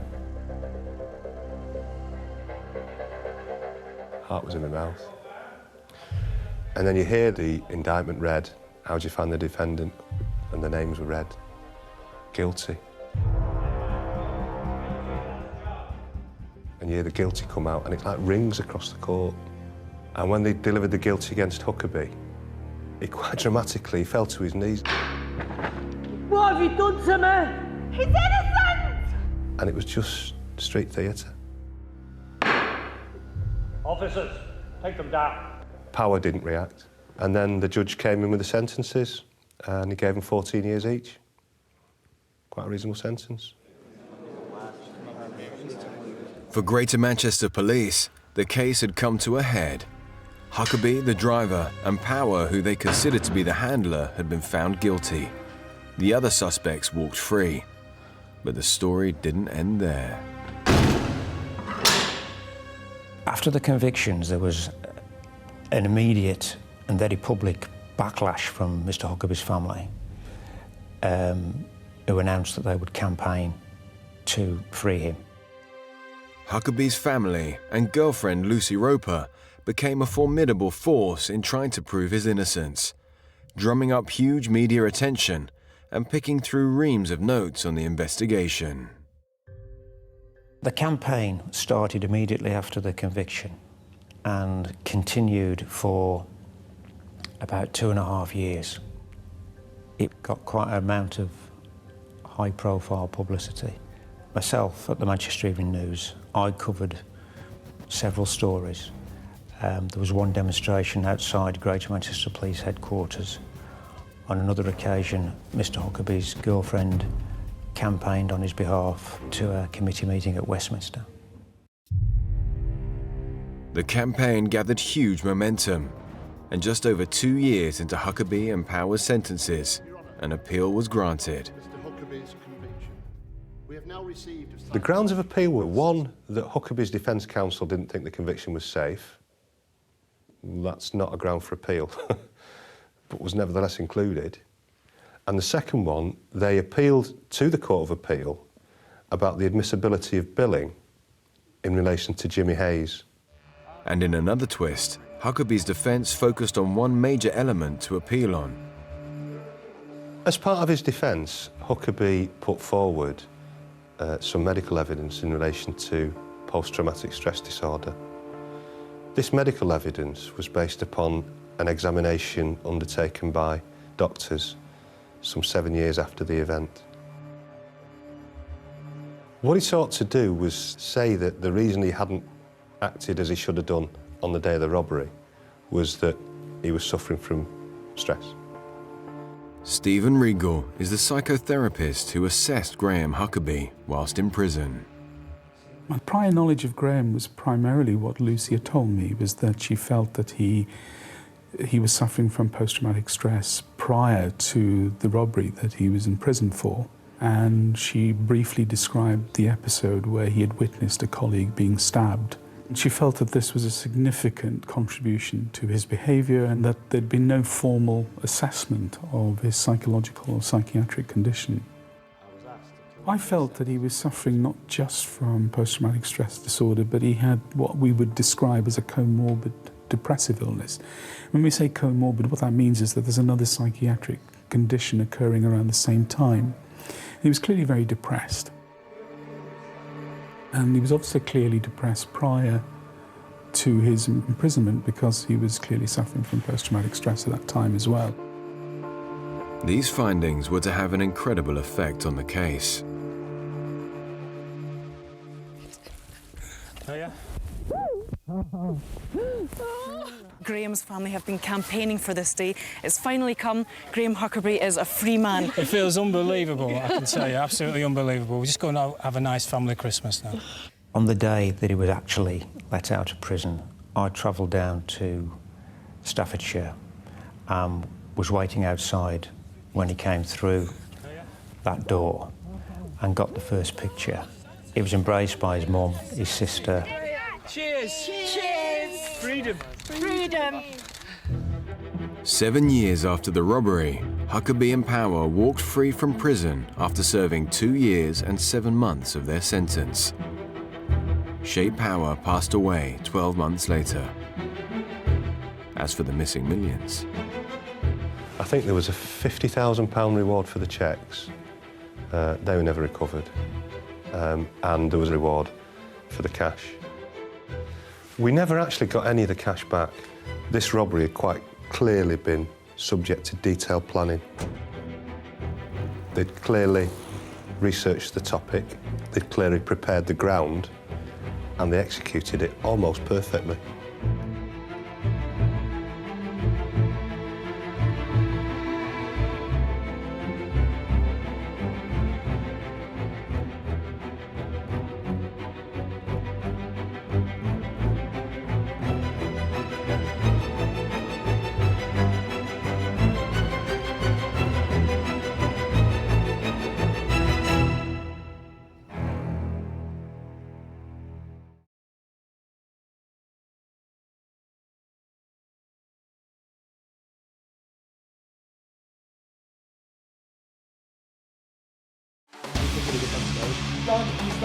it was a brutal and audacious bank robbery using the maximum threat of violence and death.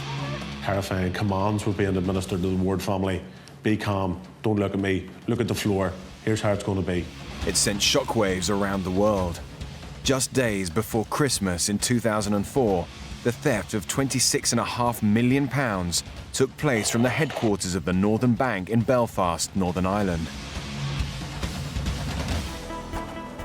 This was one of the biggest cash robberies that had ever taken place in the world, and it was done without the robbery gang ever even having to enter the bank. It was a high-risk crime that required careful and lengthy planning. Carried out with such military precision, the IRA were quickly linked to the £26.5 million bank raid. The question of responsibility for the crime caused huge political fallout. The business of peace and progress in Northern Ireland seemed impossible. This is how one of Britain's biggest heists helped change the political history of a country forever.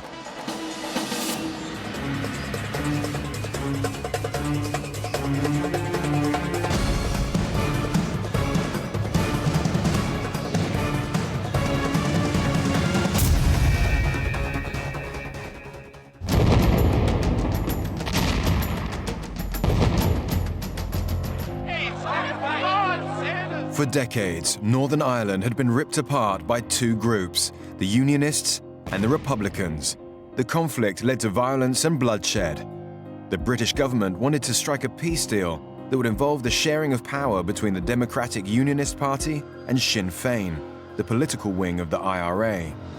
In 2004, after long negotiations, they seemed on the verge of an agreement that would settle the conflict and finally end the troubles in Northern Ireland.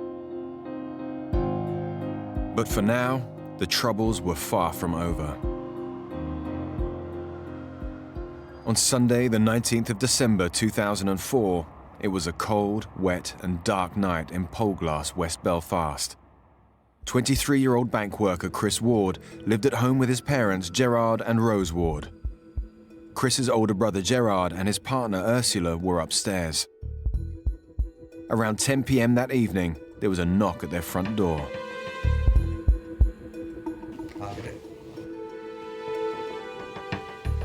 Chris came to the door and the unknown person inquired, "Have you any tickets for the Celtic match?"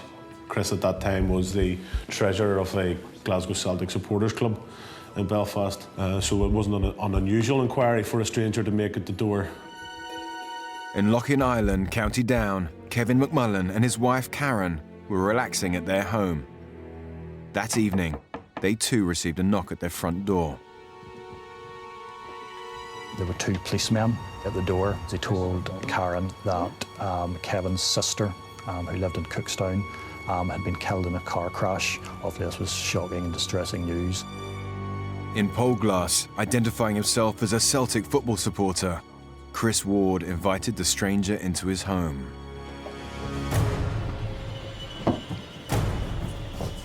Chris was bundled back into the house, and the front living room was filled with upwards on 6 to 8 meals in his front room, and within seconds terrifying orders were being given to the family.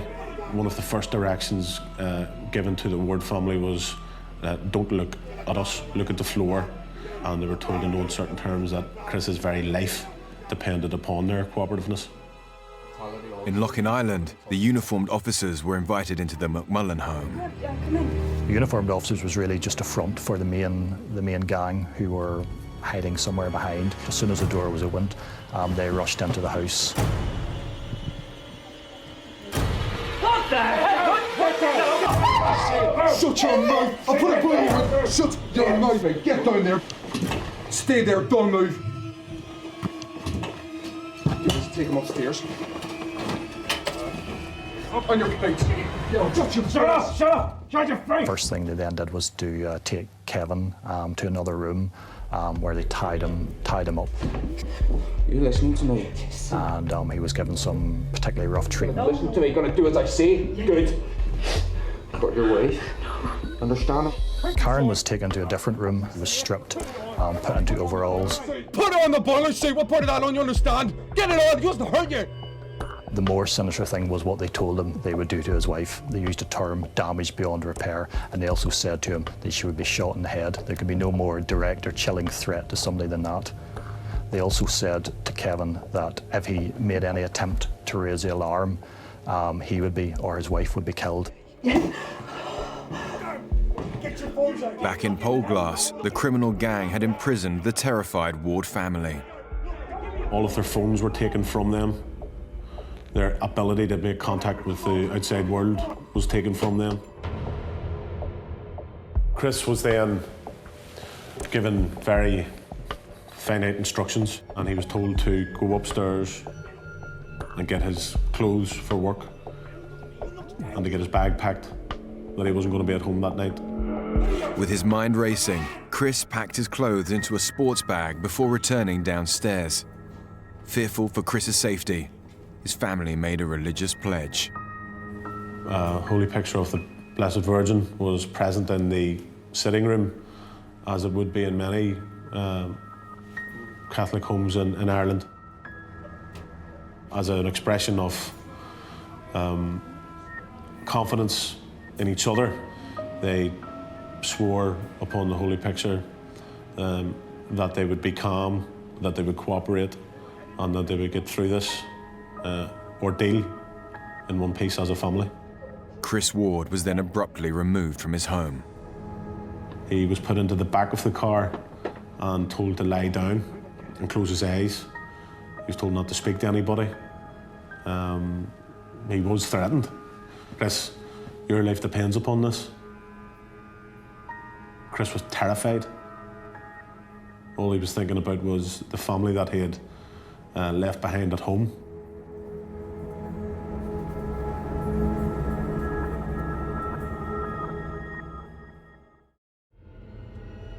Karen McMullen was taken away, whilst Kevin was kept in the house, bound and helpless. She was put into a car and then taken to a house somewhere. She was blindfolded, so she had no idea where she was. In a state of panic and confusion, Chris Ward had no idea where he was being taken from his home in Polglass, until the car finally arrived at its destination in Lochin Island and the home of his work colleague, Kevin McMullen. There was no other house for perhaps a half mile in a circle. Immediately upon seeing his supervisor and work colleague, Kevin McMullen, he then realised that the kidnap of himself and now his colleague must have been in relation to their place of work at the cash centre in the Northern Bank.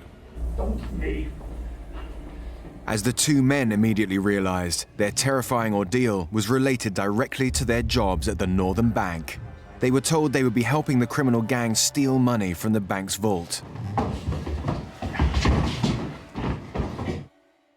Northern Bank is one of the leading banks in Northern Ireland. With 82 branches across the country, it is also one of the 4 banks in the country permitted to issue its own banknotes.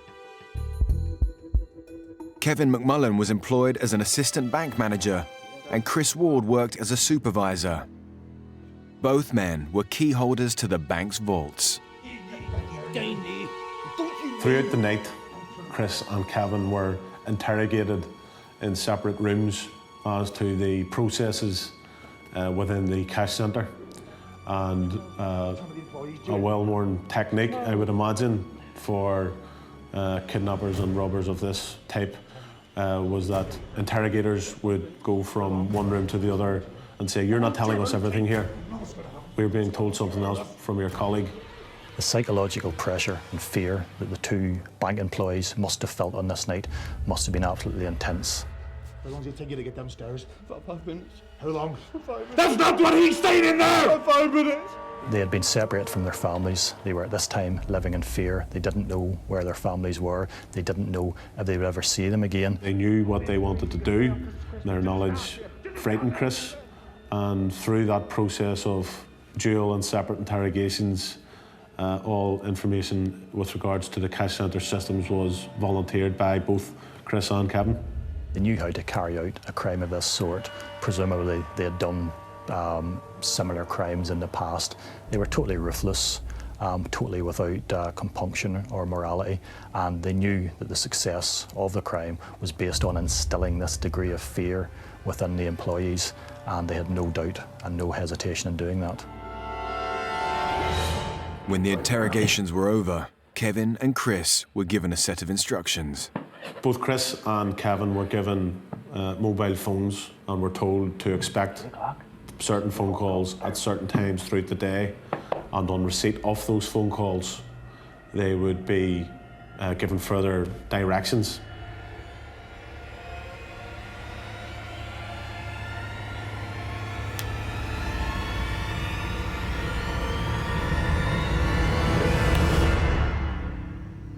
The criminal gang finally left the bank workers alone.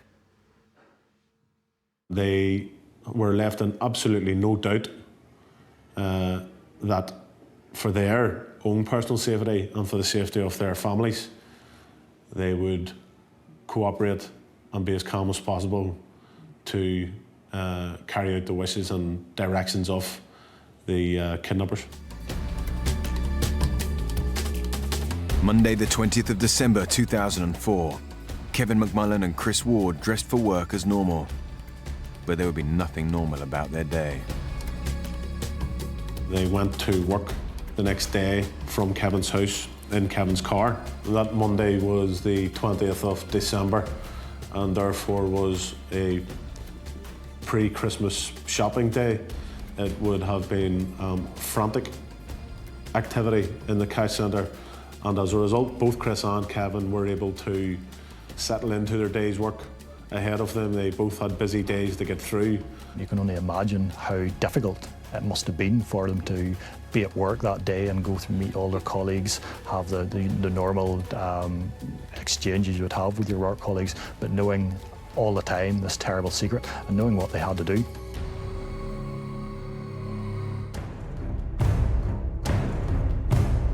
Exhausted and anxious, Kevin and Chris nervously awaited their next set of instructions. Terrified that at any point they would be found out and fearing for their families, they had no idea how they would be expected to pull off one of Britain's biggest heists.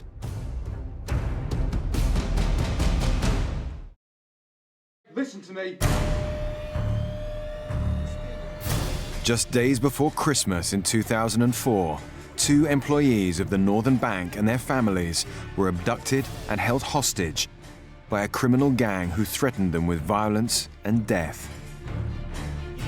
Fearful for their families, Kevin McMullen and Chris Ward were coerced into helping the criminal gang steal a large amount of money from the Northern Bank's vaults.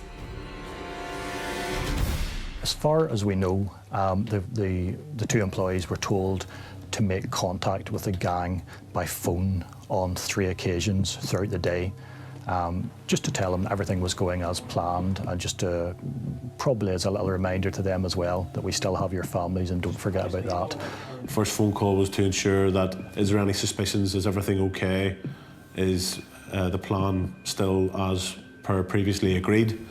The second phone call was just a further reassurance and then a direction that Chris would be expected to walk out of the cash centre with his sports hold all that he had taken to work that day filled with cash. And the last phone call was to finalise that this was in fact ready to go. As instructed by the robbers, Kevin dismissed his staff early so that they could carry out the first phase of the robbery. No doubt the workforce were quite glad to have an early day. It was just before Christmas. They probably didn't think there was anything strange in being sent home slightly early.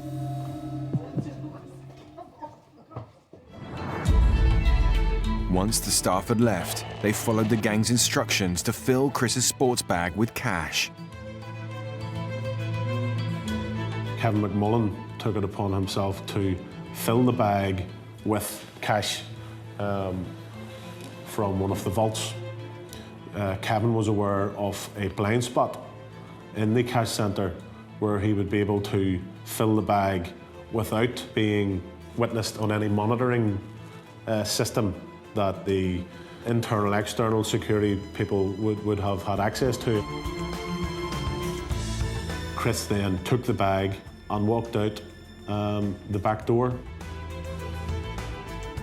No passwords, no security measures, no stop and search, just walked straight out the door with the hold all over his shoulder. Chris Ward left the bank at the Wellington Street exit and walked a few yards up the road to a bus stop on Upper Queen Street.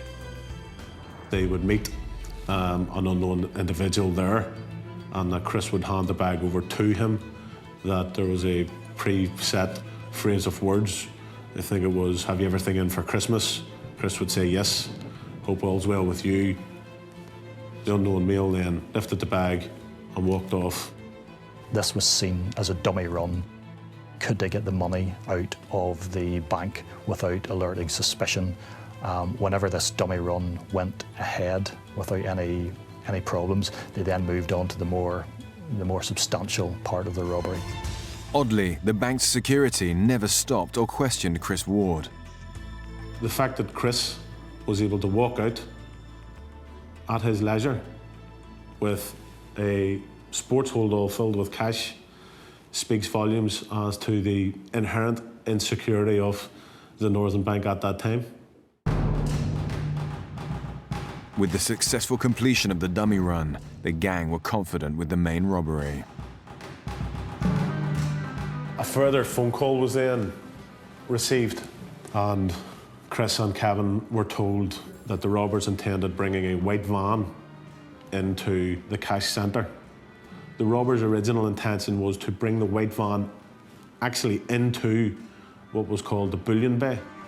Now, Kevin and Chris could not for the life of them fathom why they would even attempt to do that, as they inherently thought that the bullion bay would have been covered by CCTV.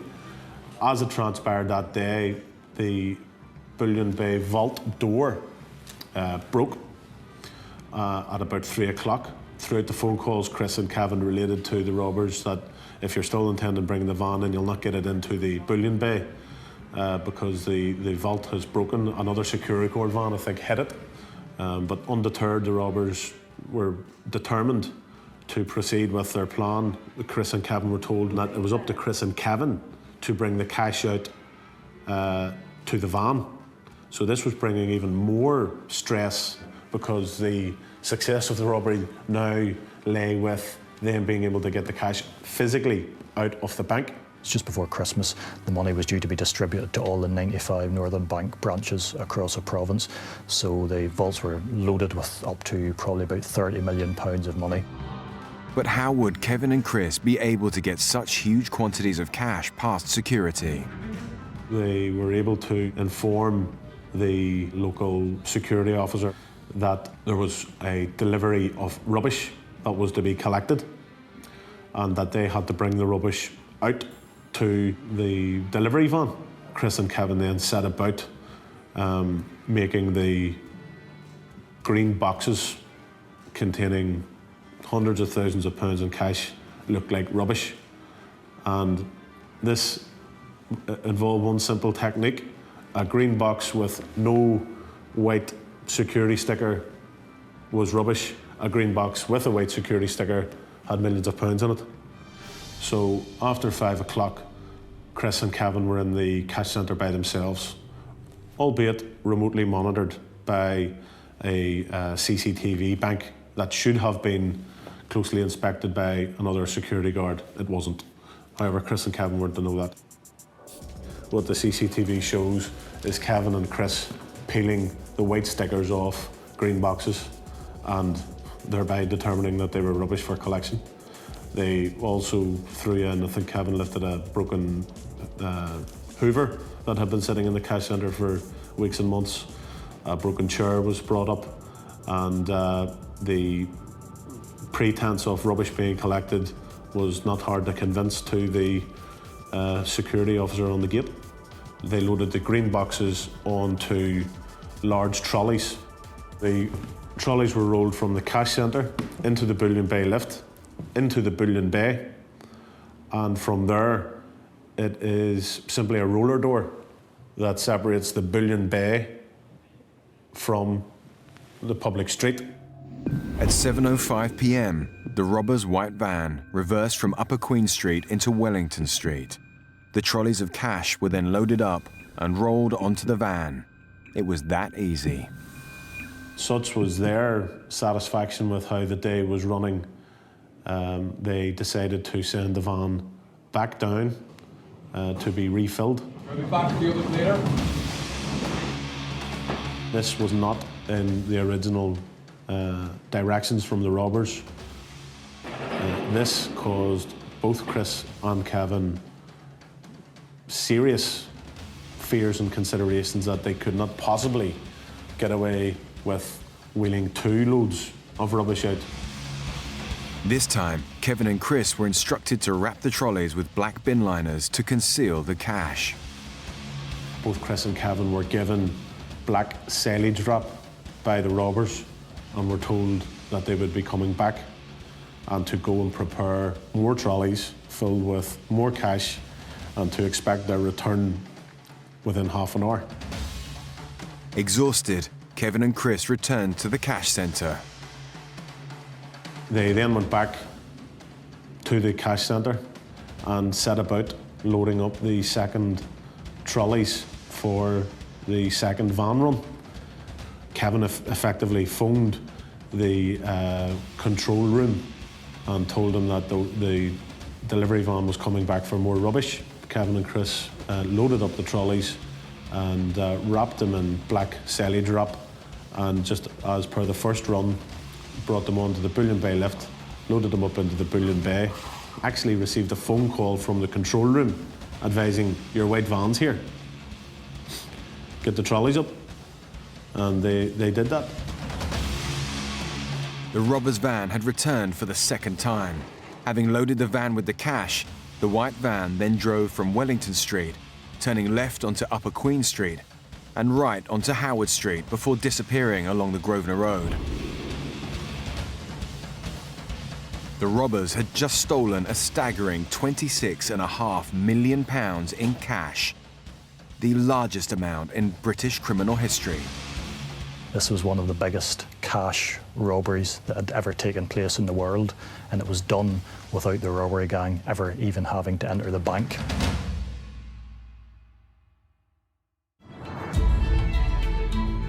But for Kevin and Chris, their ordeal was not yet over. They had obeyed the criminal gang, but would the gang keep their end of the deal and release their families unharmed?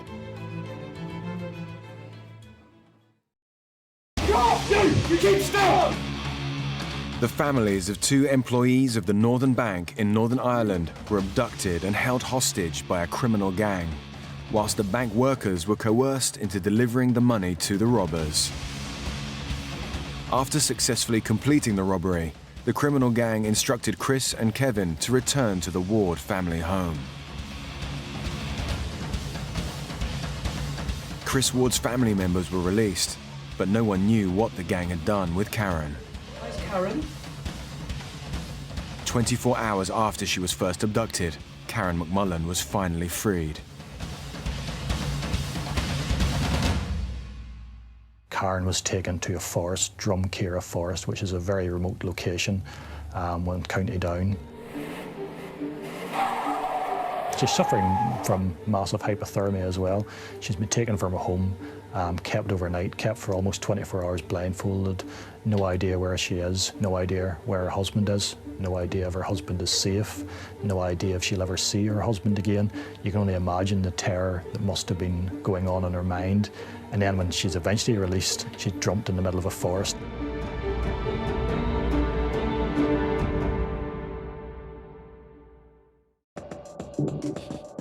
The police service for Northern Ireland, the PSNI, arrived at the Northern Bank soon after the alarm was raised. They were shocked by the scale and audacity of the crime and launched an unprecedented investigation. It would be one of the largest in the country's history. I think the view would be that they were caught napping. They didn't expect it. The intelligence had not been there that told them it was going to happen. At that time, policing in Northern Ireland would have been seen as an intelligence battle on how much the police knew in advance. In this case, they knew nothing at all. They were caught absolutely cold, and they had to start literally from scratch the next day and start to think, who did this? How did they do it? And can we catch them? There was an almost instantaneous media blackout. The police would say nothing about it at all. So for probably 12 hours or more, nothing was reported. But news of the robbery was spreading fast. The rumours were rife in Belfast at the time. In many ways, the journalists were hearing about the event before the police were putting any information out.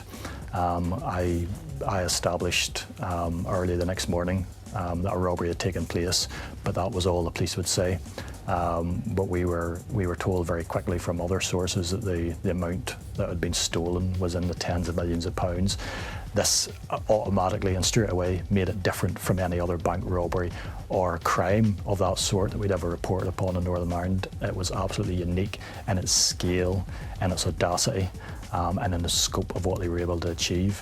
Within 24 hours, it was a main news story, and not only across Northern Ireland, but across the whole of the UK and across much of the world as well.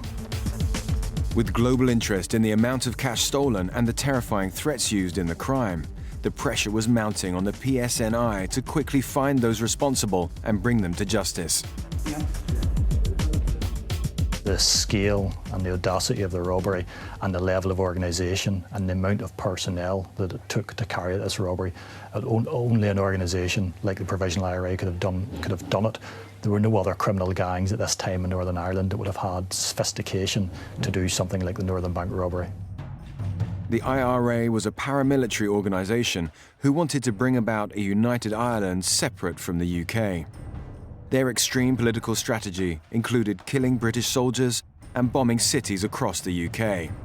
But they were also involved in major organised criminal activities, including kidnappings and robberies. Two main things point to it having been the IRA. One is the manner of taking people hostage and holding them hostage while someone who's related to them plays a part in the actual activity itself. It was a standard year-by-year, month-by-month operation that the IRA carry out, and it's not easy to do that effectively. It requires a certain amount of near-military precision, which only the IRA have been able to effect on a regular basis in the history of Northern Ireland. This is known as tiger kidnapping. Tiger kidnapping is a low-risk, high-lucrative way of robbing a bank or any other financial institution. No matter how sophisticated the security is at any bank, the soft point will always be the people who work there. If you can establish who the right person is and instill within them the fear that you're going to do serious harm to a member of their family, then essentially you can get them to do whatever you want to do. It is reported that the IRA had carried out a number of tiger kidnapping crimes, a method showing a high success rate.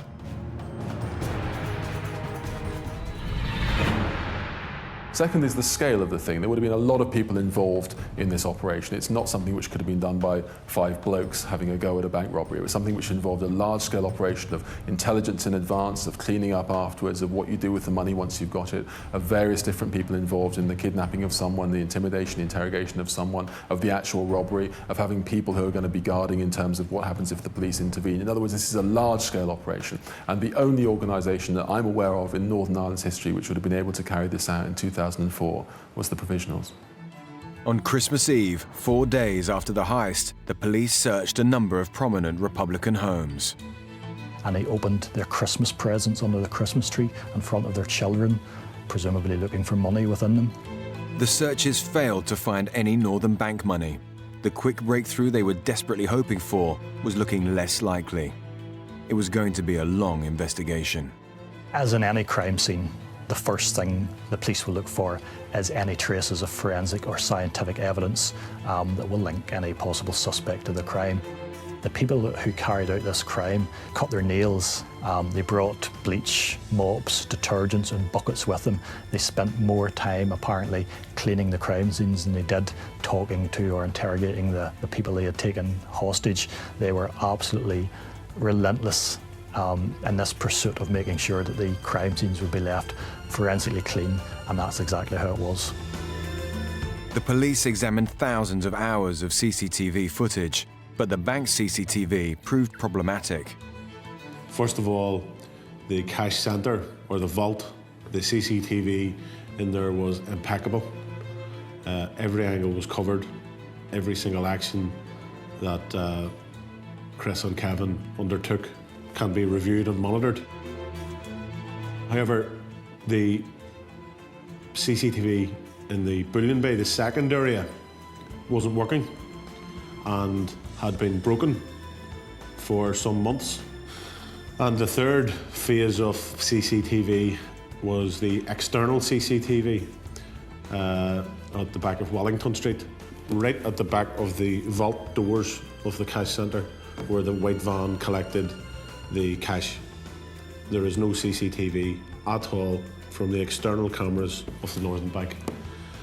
So in effect, there was no Northern Bank CCTV whatsoever of the white van.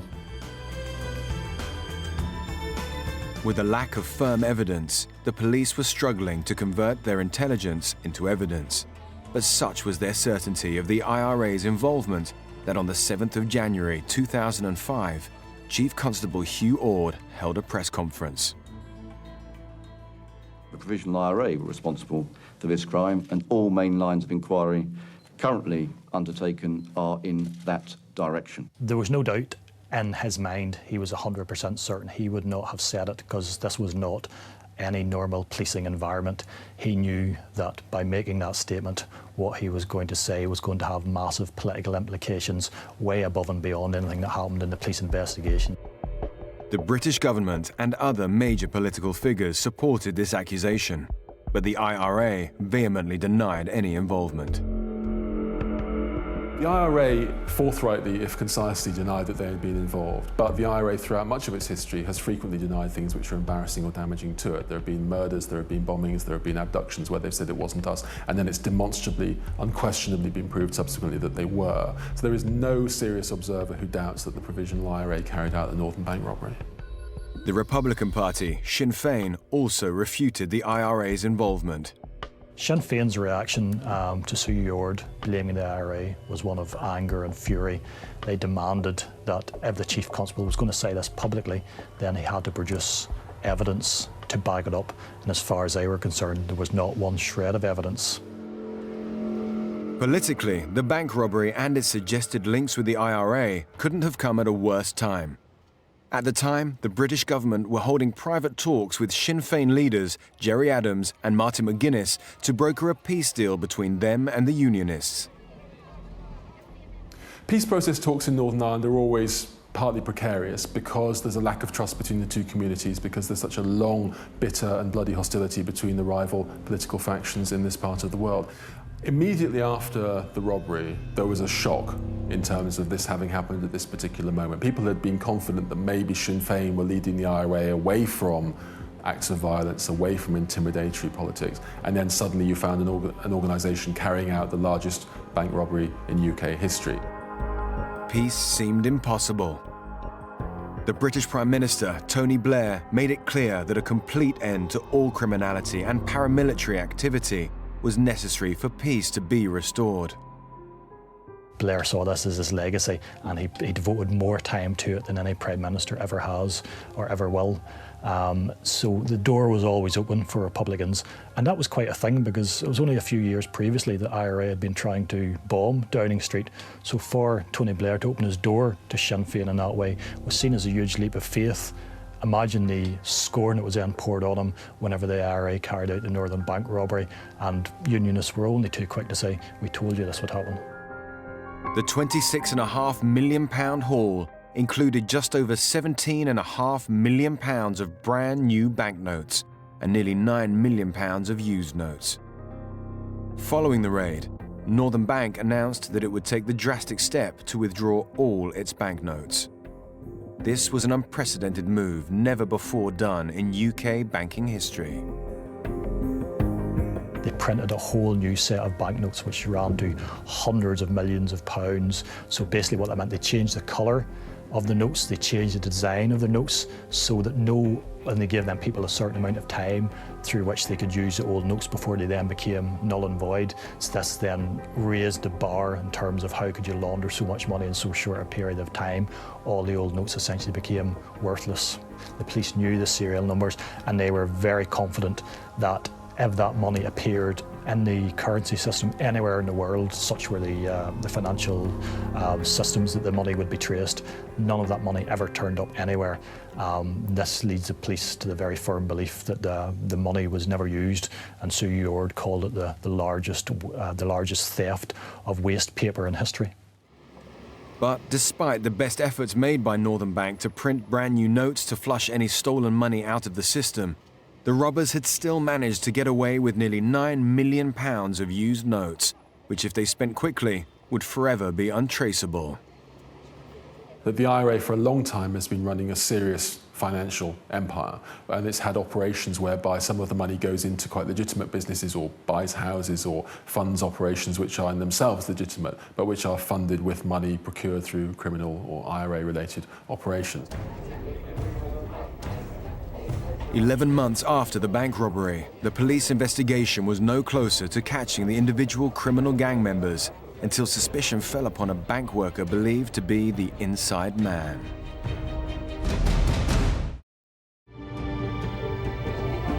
During the investigation into the cash robbery of £26.5 million from the Northern Bank, the Police Service of Northern Ireland announced that the Provisional Irish Republican Army was responsible for the raid.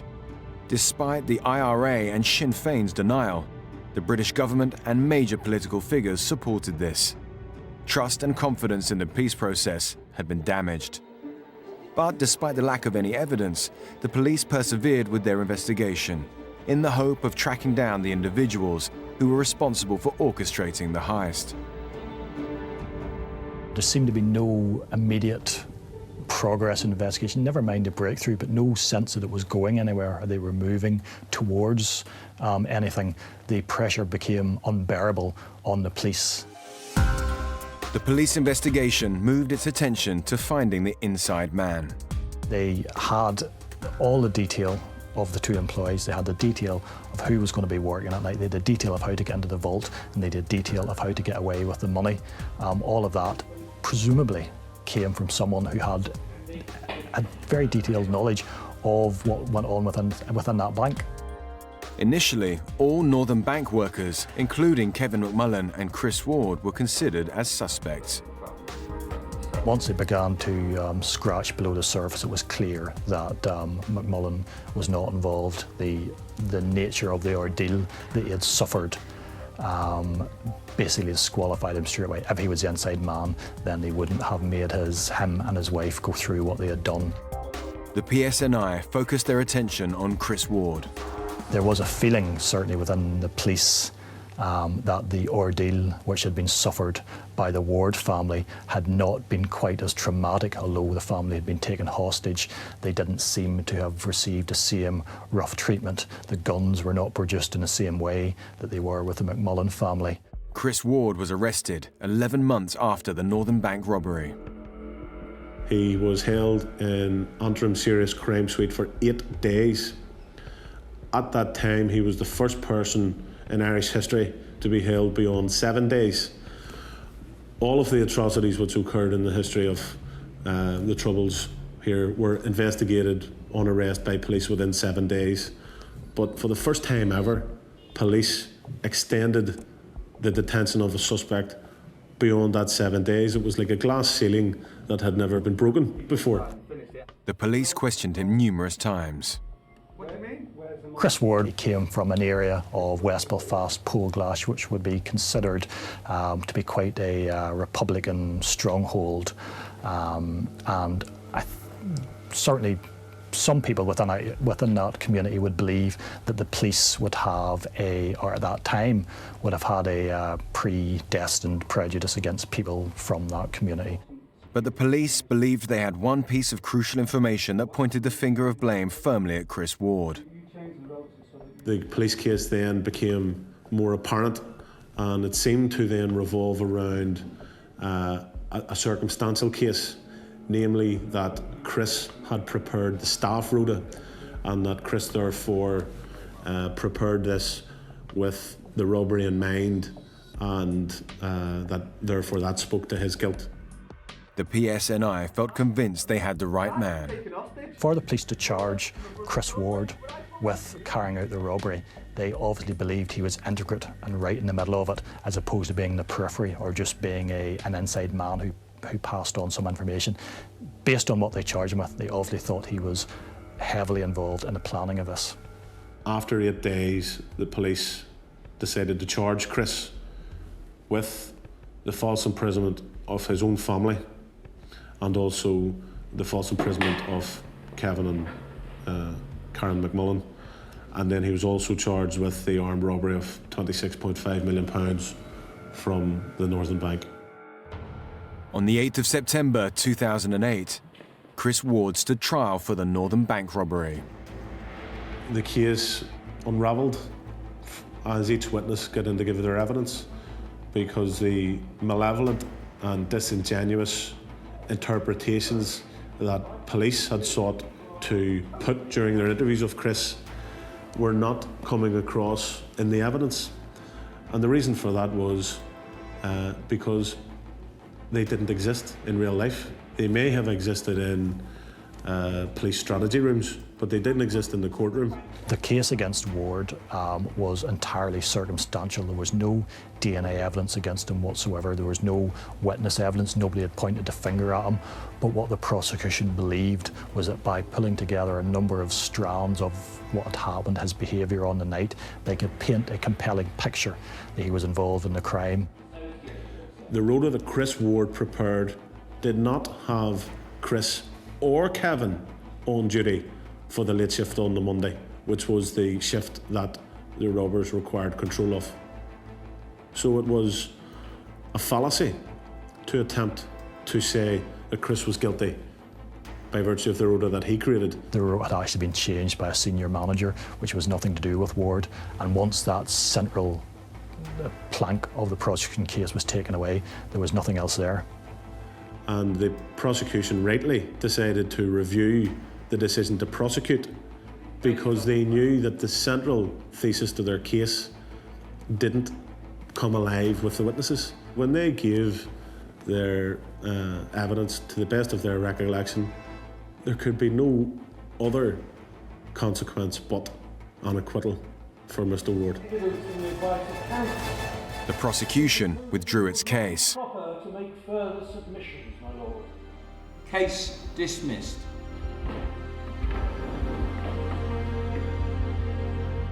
The second day, the prosecution decided that they were going to discontinue the prosecution and offer no further evidence.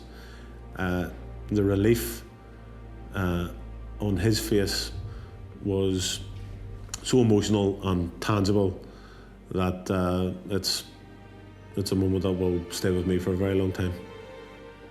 The case should never have seen the inside of a courtroom. The PPS and the police would admit that now, I'm sure.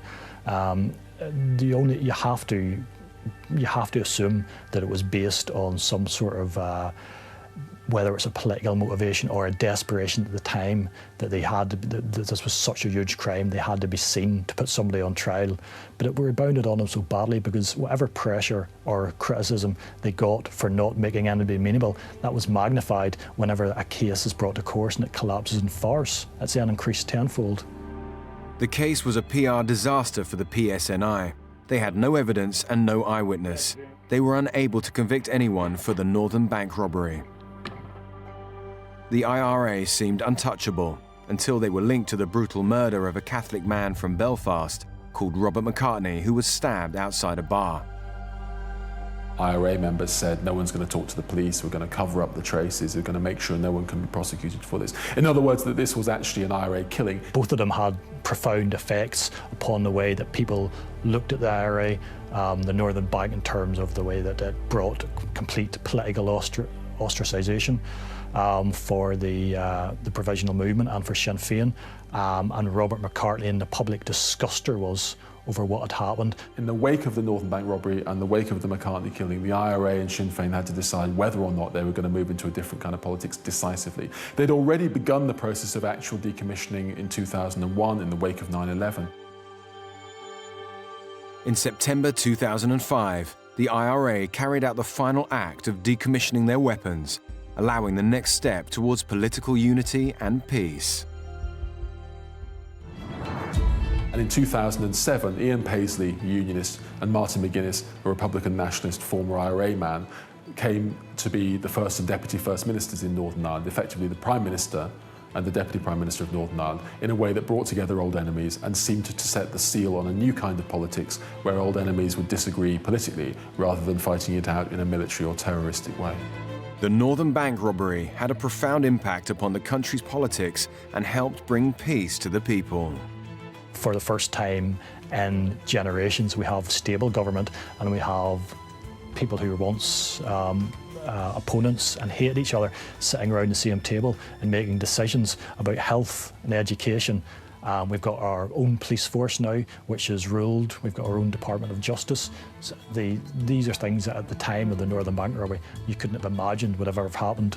The Northern Bank robbery contributed to the resolution of what used to be a violent conflict and what is now largely one that's carried out in terms of peaceful, constitutional, democratic methods.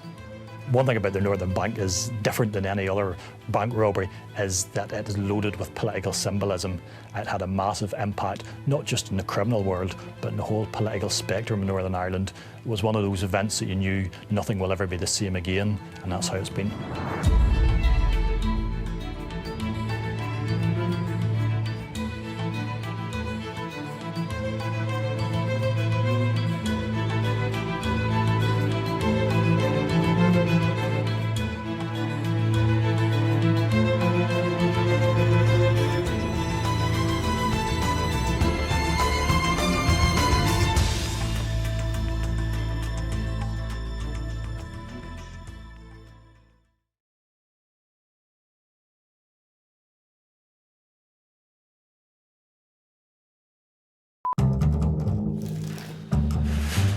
In April 1975, a gang of top criminals entered the Bank of America in London's exclusive Mayfair, dressed as smart businessmen. They raided the bank's safety deposit boxes and stole an astonishing £8 million worth of cash, jewels, and high-value items. Anything in excess of £1 million in those days, hell of a lot of money. Hell of a lot of money. Well, once a robbery produces a tremendous amount of headlines, there is a great deal of demand from the bosses at the Met to ensure that the robbers are caught. It was just a race to get to the criminals who may well have done this robbery. This is the audacious story of how a criminal gang robbed one of the world's biggest banks and carried out one of Britain's biggest heists.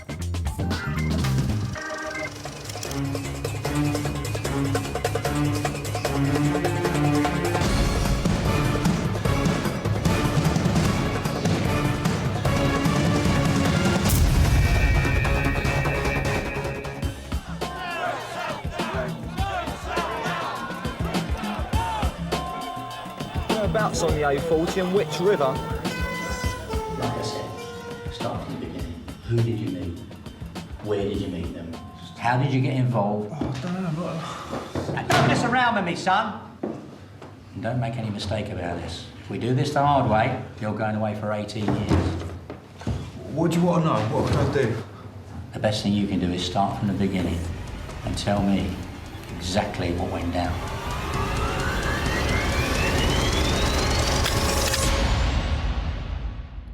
26-year-old convict Stuart Buckley was serving a 9-month prison sentence for handling stolen goods. He was a fastidious individual. He paid great attention to detail. His cell was kept immaculate. Everything had its place, and he ensured it was kept clean. He was quite a nice kid, easy to talk to, nice sort of guy. In my book, an idiot who got a little bit overambitious. Yeah, he was just a crafty little criminal, really. He wasn't a big-time criminal. He had the ability to work. I've got to say, he had a criminal mind. I think that's what gave him the thrills, that he's involved with it. He was an interesting little character. He had some history of small-time crime, handling stolen goods, perhaps small-time fraud as well, and I think he'd been in jail about twice. I don't think he could read or write, but he was quite a genius with electricals, phones, etc. After his release from prison, Stuart Buckley was hoping to use his electrical experience to gain employment. Well, he was a man that wasn't a trained electrician. He hadn't done an apprenticeship, so there wasn't any electrical job he couldn't do. One or two of the crimes we've investigated found out that he'd been able to manipulate phones, bypass phones, intercept phones, and yeah, for a man of his background, he was very good at it. Responding to a job vacancy, Buckley had secured an electrician's post at the Bank of America in London's Mayfair. The Bank of America was based in probably one of the most affluent areas of London, where diplomats are based, so it would have been used by envoys, diplomatic corps people, and probably as well Far Eastern businessmen who have vast amounts of money and want to have stored it somewhere safe. The Bank of America is one of the world's largest banking institutes. In the 1970s, they had 9 branches situated in London. One of their branches was on Davies Street in Mayfair, where Stuart Buckley was now working. It was a lovely old building with a vault, as most banks have. And obviously, because of its situation, I would imagine quite a busy bank. And at that time, they had problems with getting the proper phones that they needed for the bank. And he was able to get them all through the back door, and he did all the phones in the bank. They'd have to wait 6 months. Americans got a chance of getting it done tomorrow, get it done. They didn't ask any further who's doing it. Alarmingly for a bank, the officials had failed to carry out any background checks on Stuart Buckley before employing him. Because he was the general handyman used for, not employed permanently, but casual, on a cash basis, I take it. They just accepted him without ever inquiring or vetting who he was. You're doing a good job, I'm pleased to say. As an electrician, he was in a situation whereby they trusted him. He was obviously appeared very loyal. With the successful completion of each job, Buckley was entrusted the keys to most of the London branches of the bank, including one on Davies Street and 3 miles away on Cannon Street. He had access to the Bank of America branches in London and would go in, repair telephone wiring, wiring for electrics, and standard repairs that were required. And he had the freedom of the bank. And of course, he then found out that he could also go in out of hours with the aid of the front door key. In fact, the whole bank's security procedure was questionable. It was a bit ancient, and the security system wasn't that good. Well, all they had in those days was just an alarm which they set when everybody went home. If the bank was raided, a gramophone record would be triggered that would broadcast to the police. And perhaps it was possible that anybody in the know about that system would just simply locate where it is, lift the needle, and so prevent a broadcast being sent to the police saying that the place was being burgled. The keys in those days were kept in the telephonist's switchboard during the times the bank were open. So it's quite laughable, really. No one would expect the key to the front door to be kept on the switchboard during the day. I mean, if somebody told the managing director of the bank that that was happening. Security today now is everything is buttonholed and screwed down. Yeah, to be true for the security system at the Bank of America was virtually non-existent. Full stop. The Bank of America was looking vulnerable to criminal attack. Well, if you've got a criminal mind and you're working and getting the freedom that he's got, which was just unbelievable, really, when we went into it, he must think that there's a way of doing it. That's just criminals, isn't it? It is alleged that whilst having a drink at a pub in South London, Stuart Buckley met with an old criminal associate, Frank Maple. Perhaps over a beer, they discussed Buckley's new job. And it's inevitable that somebody who's working in a bank would prick the ears of somebody who's in the world of crime and they'd be intrigued. And Buckley explained, in all probability, that he had keys to 2 of the major banks in London and, in actual fact, had free access to these banks. To Maple, this would be like gold dust. It would have been a fantastic find. Maple turned around and said, the Bank of America has got a lot of money. It's going to lose some. Described as the criminal mastermind, Frank Maple from Kingston upon Thames in Surrey was a career criminal at the top tier of criminality. Once Frank Maple decided that he was going to target the Bank of America, his first job, like any good organised criminal, would be to set up a gang. These people would have to be trusted people. He would need to ensure that he got people who had specific skills. But he would still need the inside man. And nearly every big crime that's ever been committed, there's always been an inside person, sometimes intentionally, sometimes some loose words they say. But criminals who are looking to commit big crime will take advantage of that all the time. It's their living. Stuart Buckley was in a prime position as the ideal inside man.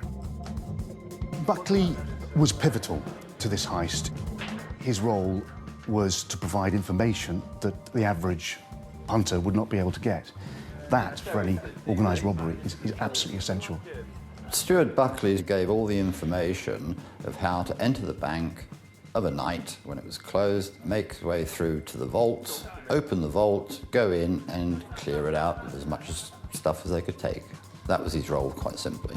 Obviously, the Bank of America was ignorant of the fact that this chap had previous convictions, so him being given free rein would have been invaluable and made him the perfect inside man. A gang of experienced criminals were put together to organise and carry out the robbery. Jimmy O'Loughlin from Kingston upon Thames, Frank Maple's neighbour and chief of staff. In an organised criminal gang, a chief of staff is central to the operation. He would identify who would be required for the job and to ensure that they would be able to fit the bill and were experts in their field. I think O'Loughlin would look at it because his convictions weren't that serious, but I would think he would see his opportunity in getting himself in with this hierarchy of criminals. Leonard Minchington from Palmer's Green in North London, known as Johnny the Bosch. Minchington, also known as Wild, who was well known in police circles. His nickname was Johnny the Bosch, which every criminal and every police officer referred to him because apparently he looked like a German from his prison photographs. Leonard Minchington, who had a number of names and aliases, was nicknamed the King of the Twirls. He was a bloke who had expertise in cracking safes. He got several convictions. He'd been involved in armed robberies, burglaries. A lot of it is a sort of folk myth, but one of the things they said was that he was given 2 keys for 2 doors. He produced a key that opened both doors. He was a professional criminal prepared to do anything that would earn him the odd shilling, as they say. Peter Coulson from Southgate in North London, nickname the Lucky Thief. Well, Peter Coulson was a professional criminal. Didn't have any conviction as such. Never been to prison in his life, but had a big house. When you knew his background, he'd been a thief since he was a young kid. He was a bit of a playboy, prepared to do any sort of crime to get money. He was just another intriguing character who come out of Hoxton. The very fact that he had an unblemished record meant that he was very attractive to anybody setting up a gang required for a heist. Peter was a very competent thief. He'd got away with stuff in the past and he made a lot of money.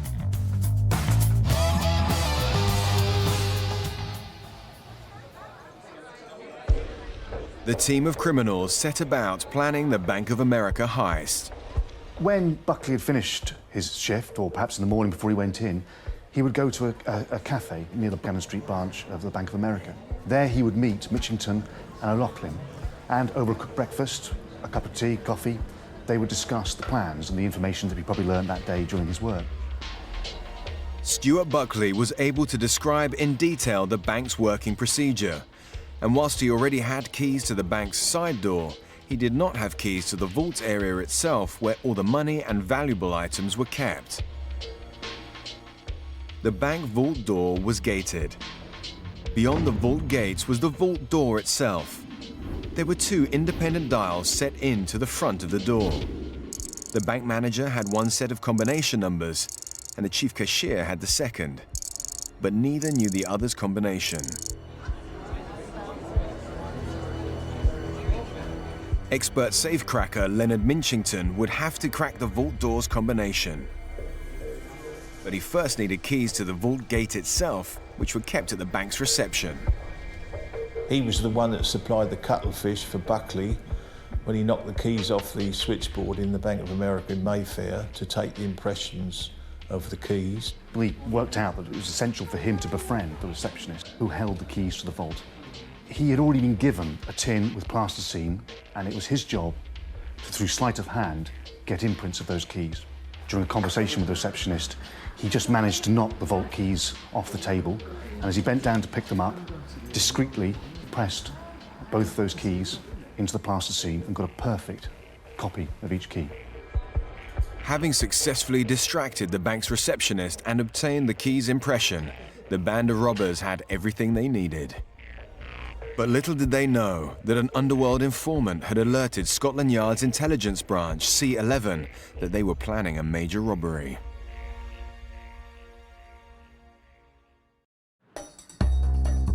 Upon his release from jail, ex-convict Stuart Buckley had managed to obtain a job as an electrician for the Bank of America in London. However, the bank officials were unaware that Buckley was acting as the inside man for his criminal associates, Jimmy O'Loughlin, Leonard Minchington, and Peter Coulson, who were planning one of Britain's biggest heists. But the criminal gang were also unaware that surveillance officers from Scotland Yard's intelligence unit C11 were monitoring their meetings. In those days, the intelligence section worked on major criminals. Sometimes it was because they knew they were involved in crime, and sometimes it was because they were told by somebody that particular criminal was going to do something in the very near future. And through watching Minchington, they saw him meet what turned out to be Buckley and O'Loughlin, and the meeting was in a cafe in Cannon Street at the rear of the Bank of America in the city. Unknowingly, the gang continued making plans. With access to the bank, with full knowledge of how the bank operated, in timings, the comings and goings, they encountered one serious problem, and that was how to actually get past the vault itself. They didn't have one essential piece of information, and that was the numbers with which to unlock the vault itself. They could get into the building, but they could not get past the vault without breaking it open. The gang set about researching and obtaining the various specialist equipment they required for the job. They decided that the best way to do this would be to use electromagnetic presses that would be placed onto the two locks on either side, the left and the right lock, and then drill into the mechanism. This would be an incredibly difficult job in itself. And the idea would be then that once they had drilled into the locks, they would be able to use feelers to be able to probe inside the mechanism and carefully prise open the lock and enable themselves to actually break in. But the criminals would face yet another hurdle in their master plan. The fact that people would be in the computer room beyond the hours and during the time that they would actually be drilling or working at the vault to try and break into it posed a serious threat to this gang. It meant that they would have to have lookouts making sure that they were safe and that they were not going to be interrupted, and if they were interrupted, exactly how they would respond to it. And there, obviously, became the danger of violence. The robbers decided to hire additional help. The time was ripe for what they believed was going to be the jackpot of the century. On Friday, the 25th of October, 1974, at 6 p.m., the bank officials locked the vault and closed business for the day. With excitement and anticipation, the robbers entered the Bank of America on Davies Street in Mayfair. With an operation like this, inevitably, there is a window of opportunity to be able to carry out the raid. They know when they can go in to begin, and they know roughly when the security guards are going to be returning, and they have to leave before then. The alarm was quickly disabled. Once the robbers had got into the vault, this is during the nighttime raid, they began drilling. They encountered a serious problem. The thick steel door was virtually impenetrable. It didn't last too long because they realised the drill was getting too hot. They became desperate. They'd cooled it down with Coca-Cola, so it wasn't a real concerted effort, because otherwise they'd have gone in prepared. What happened with the drill bits is they broke, and when they broke, they began to lose hope they were actually going to achieve the goal. Tempers began to fray. The robbers would have been inevitably very high on adrenaline during the raid, but as the hours ticked by, they would have become disheartened, especially when the drill bits actually broke. That would have been catastrophic for them. The weeks of planning, the months of planning, had led to nothing. The 7-inch thick vault door had foiled them. The raid was a disaster. They decided to abandon the operation and flee. On Monday, the 28th of October, 1974, officials discovered the robbery attempt and immediately alerted the police. It must have been quite an astonishing scene. Apart from anything else, cans of cola lying on the floor, probably a pool of the drink itself. And on top of that, broken drill bits still left in the vault door. But astonishingly, the police didn't think the crime was that serious. The first attempt was just documented as an attempted burglary. Because it wasn't a very strong attempt, it didn't get processed to the intelligence section. Whether it should have done or not, in hindsight, probably did, but it didn't. Only the more serious crimes get reported because there's hundreds every day. There was nothing other than the fact it was a bank, to bring it to notice. In hindsight, perhaps it should have been. But the thing was, it ended up just as an attempted offence, and that's how it was left. And so therefore didn't set off the chain reaction that would have actually happened if they'd succeeded. But these robbers were already under Scotland Yard's watchful eye. The intelligence unit had monitored the three people meeting at a cafe in Cannon Street, and that led them to believe that in all probability that they were near the bank they were planning to raid. And as we know, Cannon Street had a Bank of America exactly on that street. They concentrated their efforts at the city, because naturally I would have probably done the same, unless somebody's going to tell them exactly what's happened, but they haven't got that inner information. They put two and two together and made the wrong conclusion that the robbery was going to be in the Bank of America in the city. With the intelligence unit unaware of the attempted burglary 3 miles away at the Bank of America branch on Davies Street in Mayfair, the criminal gang had managed to evade arrest. Brazenly, they set about planning a second attempt, but this time they would need more information. Luckily for the criminal gang, no one had suspected inside man Stuart Buckley of his involvement. Instead, he was allowed to carry on working as usual. One of his jobs was to fit some wires above the vault, and he had to get access to the ceiling. And as he made his way through a fake ceiling to fit these wires along some pipes and electrical ducting, he managed to drop his screwdriver through the polystyrene tile. And as he looked down, whilst up above the vault, he was able to see quite clearly both the dials that required the codes to get access into the vault. Sitting quietly 3 feet above the two men, sandwiched in the false ceiling, Buckley stared through the small hole as the bank manager and his cashier began dialing.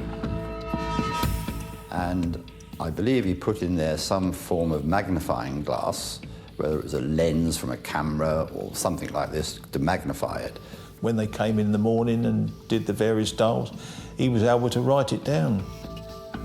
As he watched, the locks were released and the door was winched open. It must have been an incredible find for Buckley to be in a position, concealed from anybody else in the vault, looking down on the actual locks themselves and being able to see how the codes would be input. It must, I mean, you know, for any criminal, that must have been a fantastic moment, realising, firstly, he was hidden, and secondly, he had access to information that nobody else would be able to obtain. And he waited there till the bank closed, and he came back down, out the front door with the key he'd got, or locked it. This was invaluable information to the criminal gang. For most organised gangs, the chance to return to a failed crime would be just an absolute act of madness. But when Buckley returned, spoke to Maple and the others, and explained how he had found a position, a vantage point where he could see these locks, they must have again thought this was manna from heaven. That, for them, allowed them to redraw their whole operation and work out a new way to get into that bank.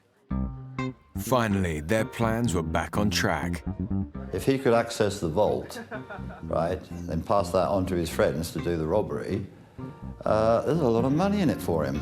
So from that minute on, they had the combination of the safe deposit. It's just a matter of going in there and doing it.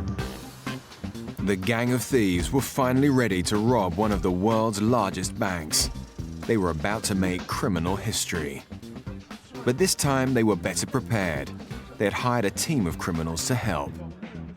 On Thursday, the 24th of April, 1975, at 6:05 p.m., 8 men, smartly dressed in business suits, entered the Bank of America in Mayfair.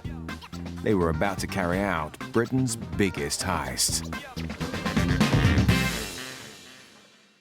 It's a posh part of the town. It's a place where businessmen, city workers and so on will be returning home. And to appear incongruous, they carried briefcases and sometime after 6 p.m. entered the building. They had about 2 to 2.5 hours before a security patrol came round to check the bank. Each member of that gang had a specific role. There would be the people who would be involved in bagging the items. There would be the other people involved in watching, serving as lookouts. 2 watchmen kept an eye on the computer room, the area they were most concerned about because there would still be staff there. They got the combinations numbers that Buckley had given them correct, and they had the vault open within a matter of minutes.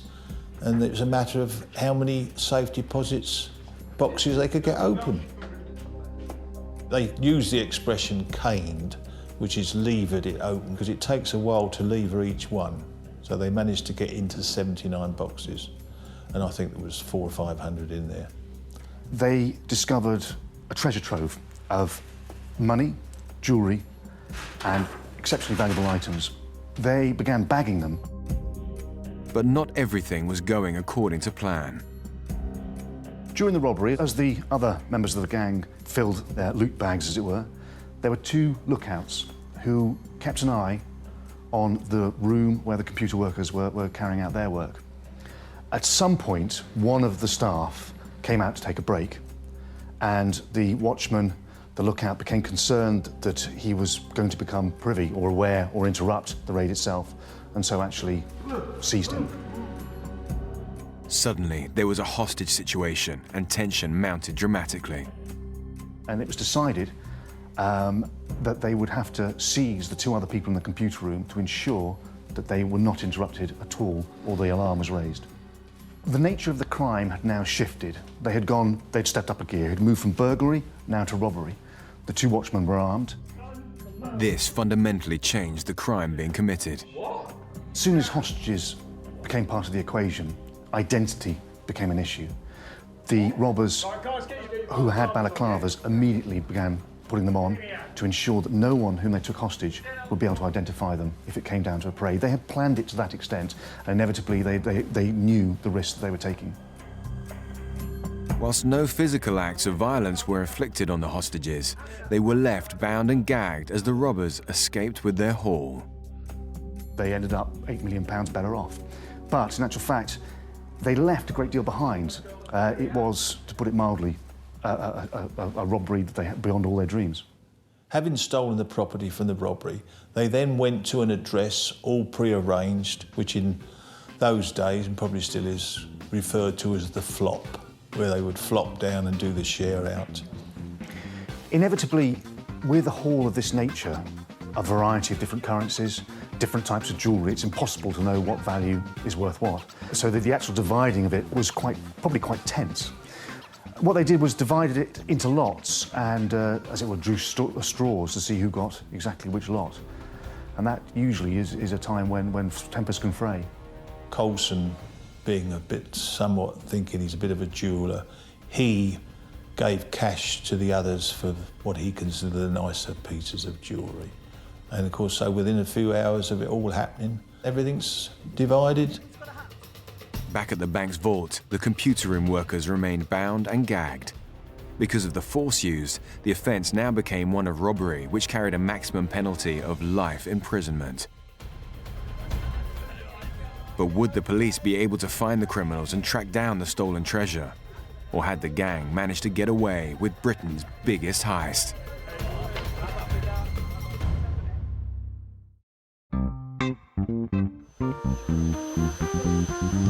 After a failed attempt to rob the Bank of America, inside man Stuart Buckley was able to return to work at the bank without any suspicion. Upon stumbling across a false ceiling directly above the vault, Buckley passed on the vault's combination numbers to his criminal cohorts. The robbers returned to the Bank of America for a second time and successfully entered the vault. They raided over 70 safety deposit boxes before they feared their discovery by 3 computer room workers, whom they grabbed and left bound and gagged as they made off with £8 million worth of cash and jewels. When a security guard discovered the workers, he quickly raised the alarm. What's going on in here? News of the heist was soon making the headlines. This robbery, where £8 million was taken, was the biggest at that time. It would have generated a tremendous amount of publicity. Papers would have been all over it, and the television would have covered it to a great extent. It was, in those days as well, particularly in London, it was the bread and butter of tabloid newspapers. It was a mega robbery, and of course the name that goes with it, Bank of America, you know? They are our favourites, the Yanks, no matter what you say about them. anything in excess of £1 million in those days. Hell of a lot of money. Hell of a lot of money. And then this one, initially, we thought somewhere between 8 and 12. Then it was 8 and 10. In actual fact, how much? One will never know exactly, because who knows what goes into safe deposit boxes, apart from the person that puts it in there. They're the only people that know. Scotland Yard's crime-busting unit, the Flying Squad, were quickly drafted in to investigate the crime. In the 1970s, the Flying Squad had established the Robbery Division, which gave rise to the current Flying Squad model for the investigation into armed robbery in London. Detective Superintendent Bob Robinson was part of the investigation. It wasn't until the next day that the Yard learnt of the break-in into the bank. Detective Constable Reg Leonard was also part of the police investigation.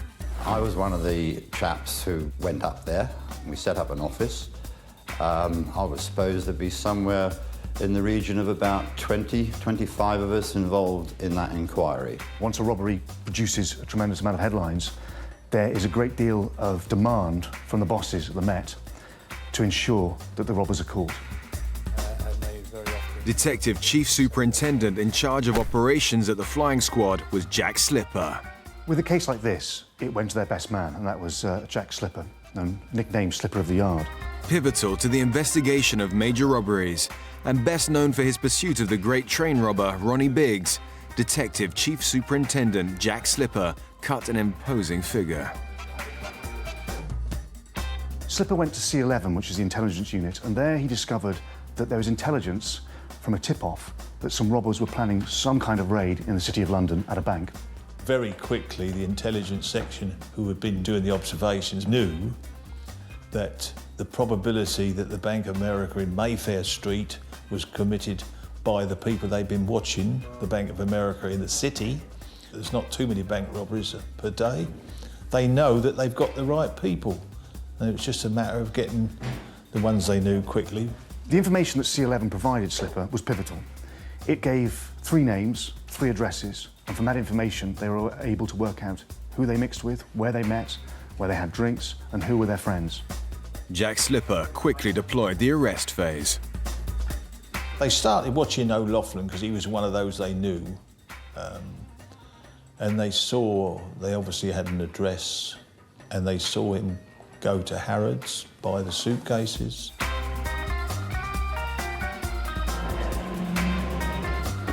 The police! No! No! And when they arrested him, they found in that bag a stash full of money and jewellery and other items that had been seized from the bank. You're nicked, son! The police quickly identified Stuart Buckley's role in the heist. The information they got from the intelligence unit was that Buckley was one of those seen at the cafe. This immediately flagged him up as the inside man. It meant that they now had the ringleaders of the gang, and they were able to start picking them up. Stuart Buckley was quickly arrested and taken to West End Central Police Station for questioning. Well, they denied it initially, but as the evidence piled up, he then told them he told them who he'd given his share to dispose and hide for him. And that was a friend of his who also got arrested. And he, in actual fact, had put it in a plastic stovepipe and buried it in a field down in the country. The Flying Squad used information of his paltry share to their full advantage. The detectives dealing with it, they're not idiots. They quickly showed to him that he had not got a full equal share because they'd got O'Loughlin's share back to compare it, which he didn't take kindly to, and I think that's what tipped the balance with him, and he then started telling all. What do you want to know? What can I do? Psychology, for any detective, is a key way to get information from people. While Buckley claimed it was the use of violence that led him to give information to police, it may just have been also the fact that they produced in front of him what the other members of the gang got. He told police of how he actually was in a position to be able to get the numbers for the security locks. For 17 hours, he remained cooped up in what must have been incredibly hot right next to heating pipes and confined space in the ceiling. He had taken some sandwiches that he prepared that morning, and he'd also got a bottle in which to urinate. He was crammed in there waiting overnight for the guards to come in, and then for the manager and the assistant manager to come in and unlock the locks. You'd done all that, you'd got up in the roof, you'd given the key to the whole thing, you'd given the combination. To say it in a nutshell, he'd been fully cooperative with them, and they'd had him over. With an enormous breakthrough in the investigation, Stuart Buckley was awarded supergrass status. He would be one of the country's first. A supergrass is someone who goes against the very gangland or the very organised criminal culture that exists amongst criminals. It is a way of setting yourself against them for the rest of your life. They will always hunt you down. He just told everything. He told everything. All his part, how it had come about, and he admitted other crimes.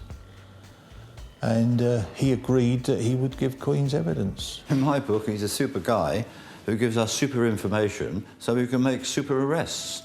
He's a grass, and that is it. He is just an informer, nothing else. The super bit, don't know where it comes from. Perhaps the size of the job, something like this.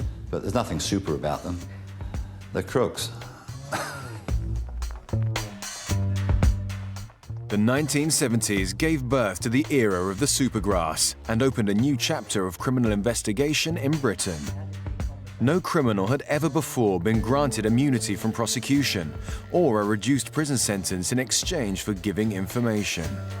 And they very often are willing to sell their souls to reduce the fine or the sentence. The supergrass would prove to be a great weapon in the battle against organised crime, but there was always the threat of danger to the life of the supergrass. When Buckley became a supergrass, he knew he faced a prison term. That was reduced, but at the same time, he was in an environment where he could be got to. The police would have had to assure him that while he served his prison sentence, that he would be kept safe, because he would become a target. Revenge would be high on the priority of those he named. During his time in police custody and as a supergrass, Buckley's privileges would permit him to leave the confines of his cell and be escorted out for his daily exercise. The word had got out, of course, that Buckley was, which he probably had done by that stage, Buckley's life could well have been in danger. So he was escorted out by armed officers, and I was one of those armed officers. I can remember on one occasion taking him out one day, and I took him to a restaurant in Kensington. A chap came in and I noticed Buckley look at him, and he almost went white. So I said, "What's the matter?" He said, "God," he said, "that guy that just came in and just sat down over there, you see him?" I said, "Yeah." He said, "He looks so much like Peter Coulson, it's unbelievable." I said, "You sure it's not him then?"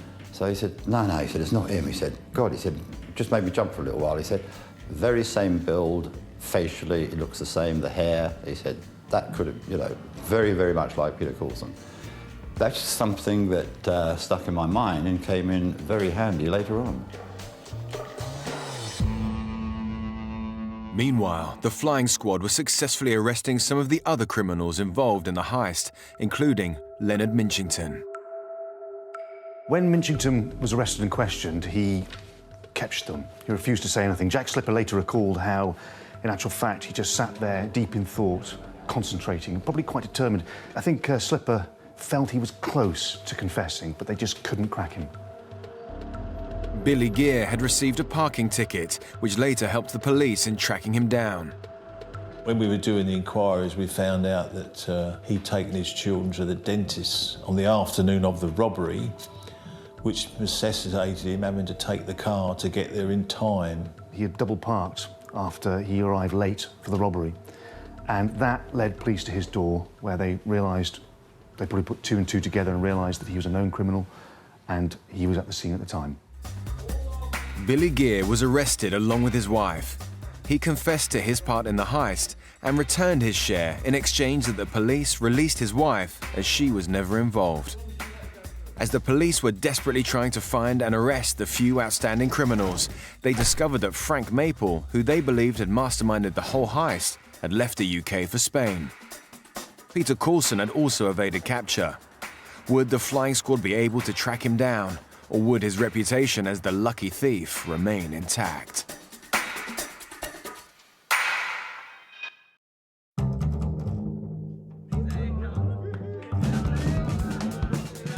Having stolen £8 million worth of cash and jewels from the Bank of America, the robbers had managed to make British criminal history.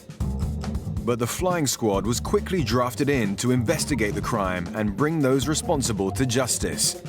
Detective Chief Superintendent Jack Slipper headed the operation and quickly made several arrests, including inside man Stuart Buckley, Chief of Staff Jimmy O'Loughlin, and expert safecracker Leonard Minchington. But Peter Coulson was still on the run.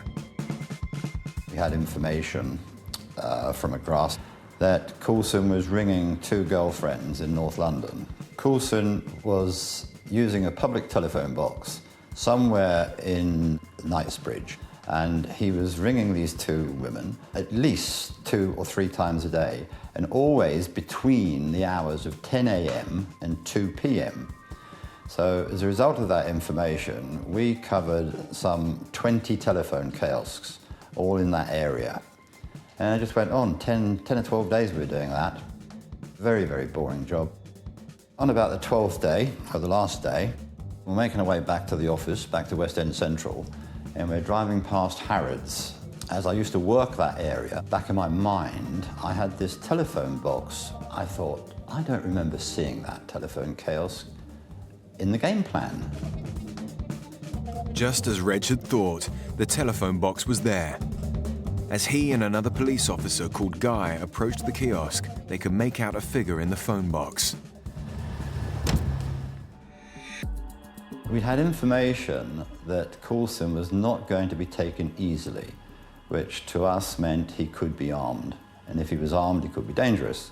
As we were approaching the phone box, yes, I was feeling a little bit sort of, what the hell am I going to do? Because I do not remember in my firearms training being taught or given guidance on how to take an armed person out of a telephone box. So I thought, Jesus Christ, Reg, what are you going to do? Make your mind up. Are you going to take this guy out or not? Guy opened the door, wide and quick. I dashed forward, grabbed this guy around the neck with my left arm, threw him down on the pavement, took out my .38 Smith & Wesson, stuck it in his ear and said, Peter Coulson. Yeah? You're nicked. With Peter Coulson finally caught, the criminals were formally remanded in custody and had to appear before a judge at Marlborough Street Magistrates Court. O'Loughlin was quite a savvy chap by the seams of things. When he was at Marlborough Street Magistrates Court, he had appeared up for a remand hearing. What happened in those days was that you would join your lawyer outside, your barrister, and be handed your papers and your files and explain what was happening before being led to a police van. He was handed his papers, and as he was led away, he nipped into a toilet whilst the other members of the group carried on their way to the van. When O'Loughlin returned from the toilet, he was surprised to discover he was alone. With a great deal of gusto, walked confidently the opposite direction back towards the courts. Inevitably, someone involved in a crime like this has to be cocky. They have to be self-assured. They have to be the kind of person who really believes that whatever they do, they can pull off.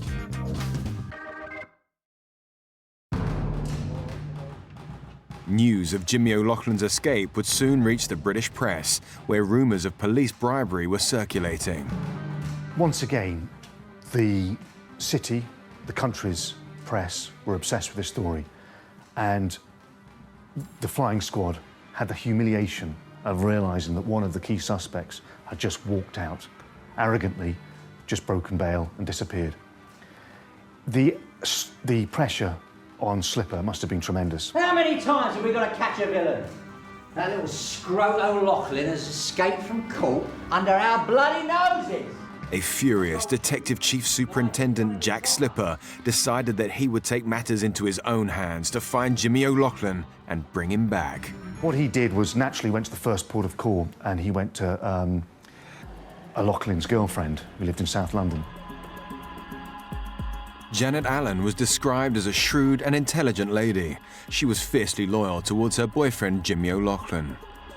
Jack Slipper and Detective Chief Inspector Mick O'Leary needed to find out what she knew. He went to the flat, interviewed her, and had that nagging feeling, perhaps that second sense that good detectives had, that she wasn't telling the truth. I still don't know where he is. Now look, Janet. Jack Slipper stressed to her the importance of O'Loughlin handing himself in or facing a life on the run, neither of which was an appealing option for her. It was during their lengthy dialogue that Janet Allen let things slip. You've got to persuade him to give himself up before something really serious happens. I'll probably be able to speak to him before the weekend. Jack Slipper became more and more convinced that Jimmy O'Loughlin was not far away. They left and returned again, this time with a search warrant. He instructed his officers to ransack the property. They went through it, room by room, turning the place upside down, but couldn't find O'Loughlin there. Jack Slipper waited patiently for his men to do a thorough search of the house. I hope we don't cause too much damage. In the end, they went under the stairwell and they found piles and piles of rubbish jammed in there. And because apparently O'Loughlin had bad-smelling feet, one of the officers just couldn't help but notice a smell. And they removed all the rubbish and they're carrying underneath the stairwell was O'Loughlin.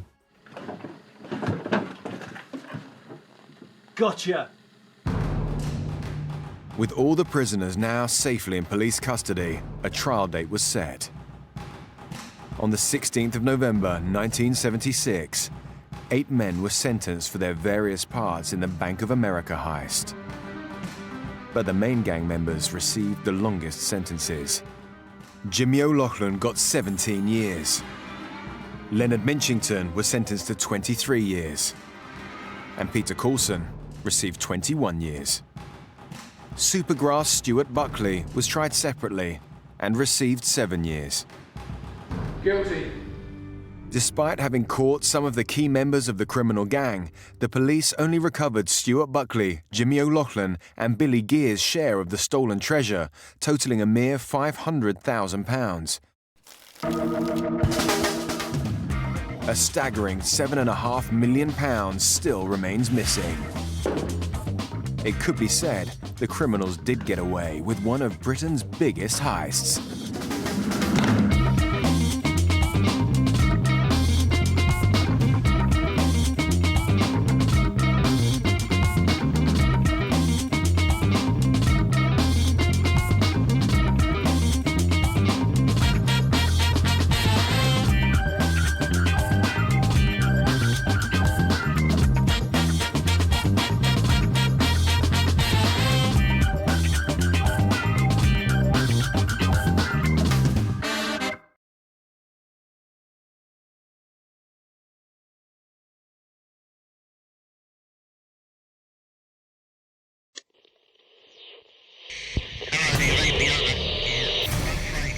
In September 1971, Lloyd's Bank in Baker Street, London, became the scene of one of the most death-defying robberies of all time.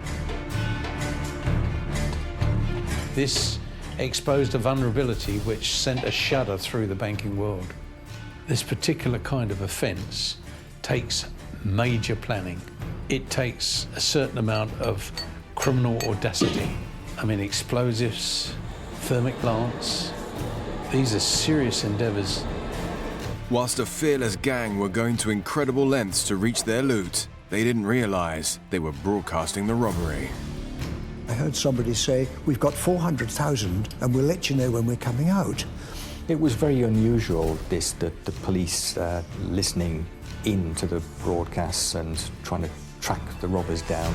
What followed was an extraordinary game of cat and mouse that shook the very foundations of the country's establishment, making this one of Britain's biggest heists.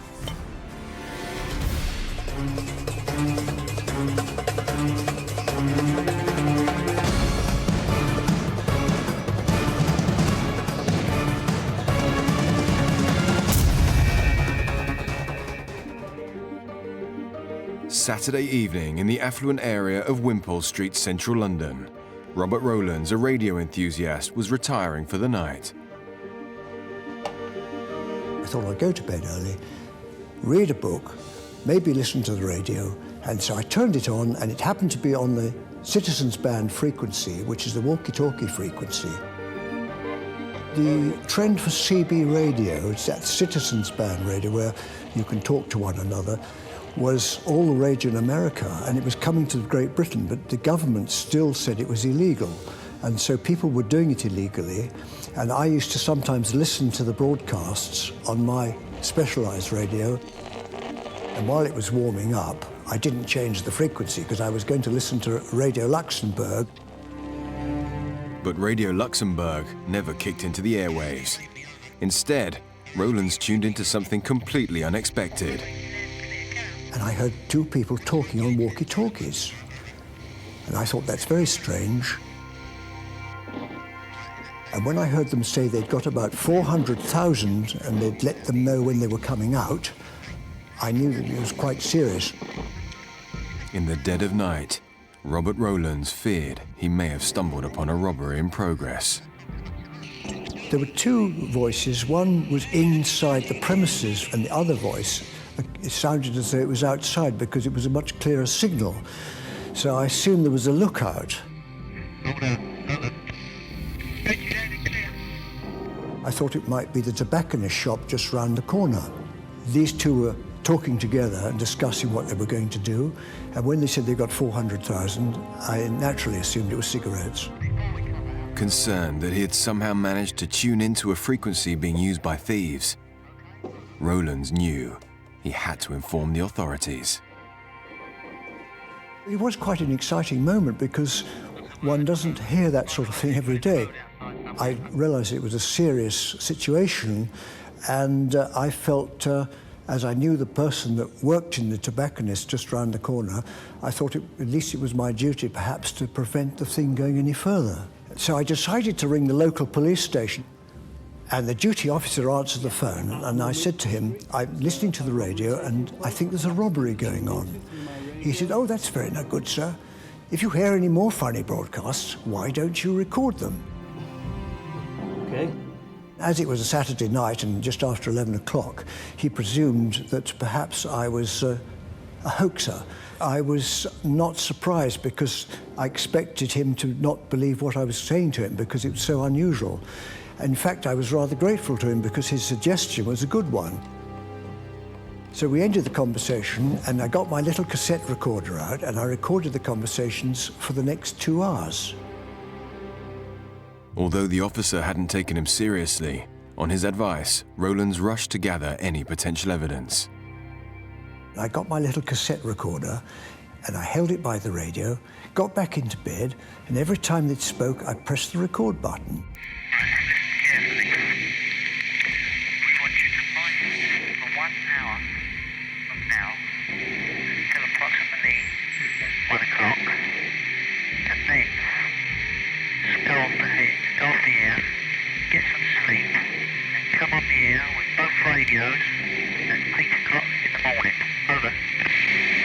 What followed was an extraordinary, heated conversation between members of the gang. That's a bit ridiculous, mate. I'll never wake up like that. Over. What time do you think you'll wake up? Over. Well, I might just well come out and come back in tomorrow, mightn't I? I'm going to do that. With one man wanting to take a break, the other clearly had an issue with the decision. I suggested we carry on working tonight, mate, and get it done with. Over. But this was met with a firm response and revealed more about what was unfolding. Look, the place is filled with fumes where we were, and if the security come in and smell the fumes, we're all going to take stoppo and none of us have got nothing. Whereas this way, we've all got 300 grand to cut up. And when we come back tomorrow, security and doors it up for us, well, at least we've got something. Over. Then there was the young voice, which sounded like a woman. Hello, do you read me? Over. I read you loud and clear, carry on. I was getting quite tired at that point, but when they said that there were fumes where they were, I realised it was a bank robbery and they had to leave because they couldn't breathe. Rowlands realised he was onto something major. With the discussion about security and fumes unfolding, he knew it was vital to gather more evidence. Despite one of the men's urgency to down tools, the other was defiant. I always like organ stops, mate. I'm not going to be any good as mine anyway. I can hardly see now. If I don't do something. Over. Yeah, but you can go sleep tonight. Over. How am I going to sleep tonight, mate? For a start off, I won't wake up. There's a certainty that. And I'm not going to sleep very well up here, am I? Over. Despite a potential robbery in progress, the thieves were getting into an argument about what to do next. There was all sorts of stupid, childish-like excuses, and the people in the bank got quite angry. I won't be able to sleep anyway, but it's freezing cold and everything. Over. You do what you got to do, bub. Please. The lookout man didn't want them to leave the bank, but the man in the bank wanted to leave because they couldn't breathe. The fumes were so bad. In fact, a deep voice came onto the radio, and everybody stood to attention. The man on the roof immediately changed his attitude. It was obviously Mr. Big, the man in charge of the whole operation.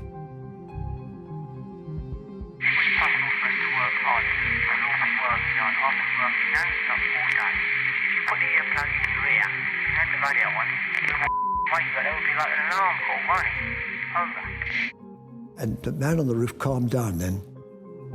I will stay here. I will stay awake. Will you try and get in a bit earlier? All right?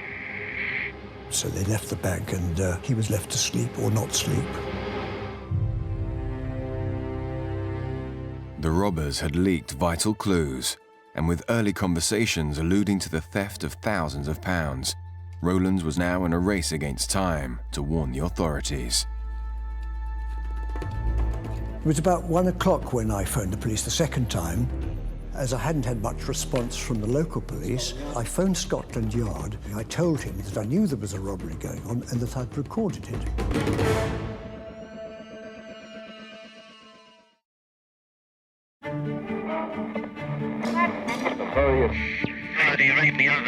An amateur radio enthusiast has tuned into a frequency being used by a gang of thieves. After hearing shocking conversations suggesting they have stolen thousands of pounds, he alerts the police for a second time in the hope of catching the criminals red-handed.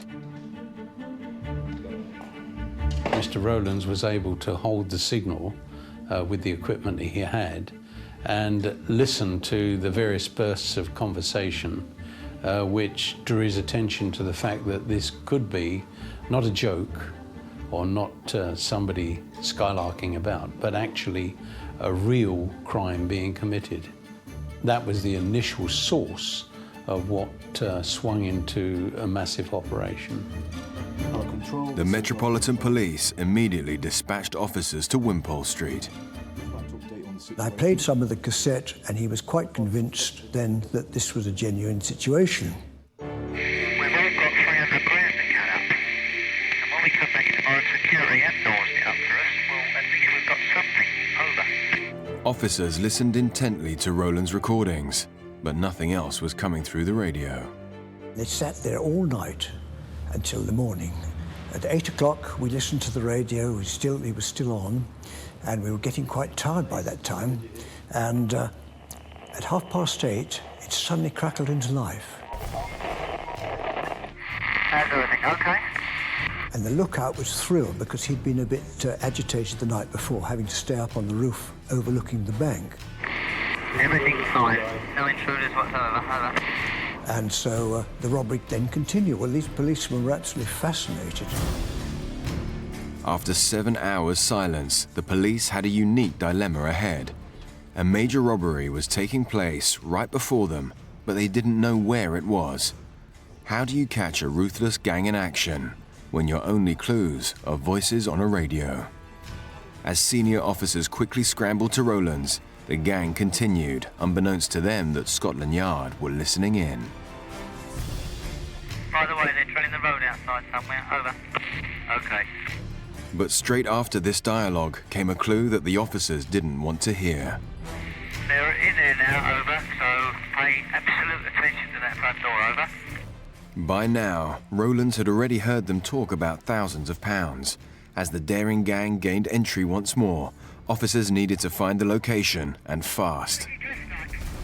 Initially, the police took action to try to identify where they could contact radio detection gear to carry out a sweep of the area.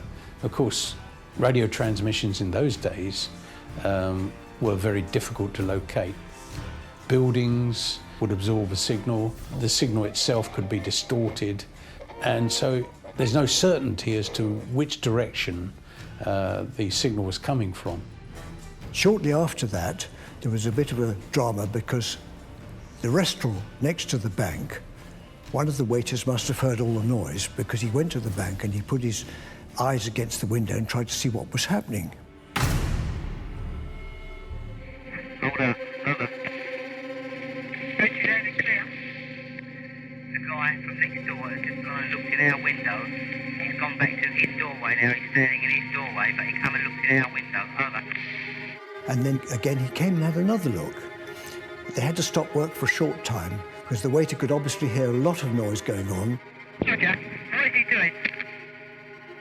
So he's just standing there at the moment. Over. Hello, he's gone back in now. Over.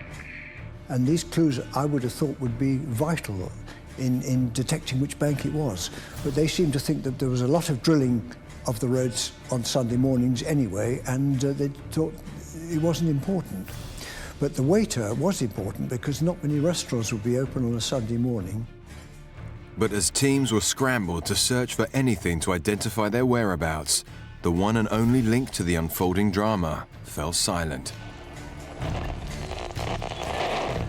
The bank robbers were alerted by the fact that the waiter had looked through the window and were obviously getting a little bit nervous because they left the bank and they gave an indication to Bob on the roof that they were leaving by saying, "Would you like to change to the other channel?" Over. and after that there were no more broadcasts. So one can only assume that was the code for leaving the bank.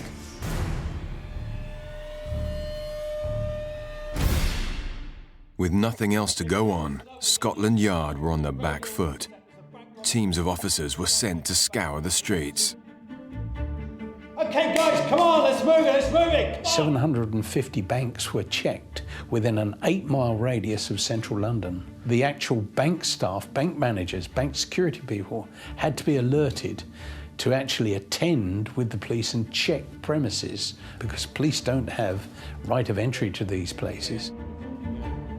With no further messages coming through, the officers could not establish if the thieves had changed frequency or had already looted one of the major banks in the capital and fled. They sent squad cars to all the banks, which was complete madness, and I told them about 3 or 4 times, this robbery is not in Greater London, it's local, it's within 1 to 2 miles at the very, very most. The task now facing Scotland Yard was colossal. An 8-mile radius of Wimpole Street covers 22 boroughs in the capital. With limited resources, Sunday trading hours and hundreds of premises to check, every officer went to work to desperately try and find the targeted bank.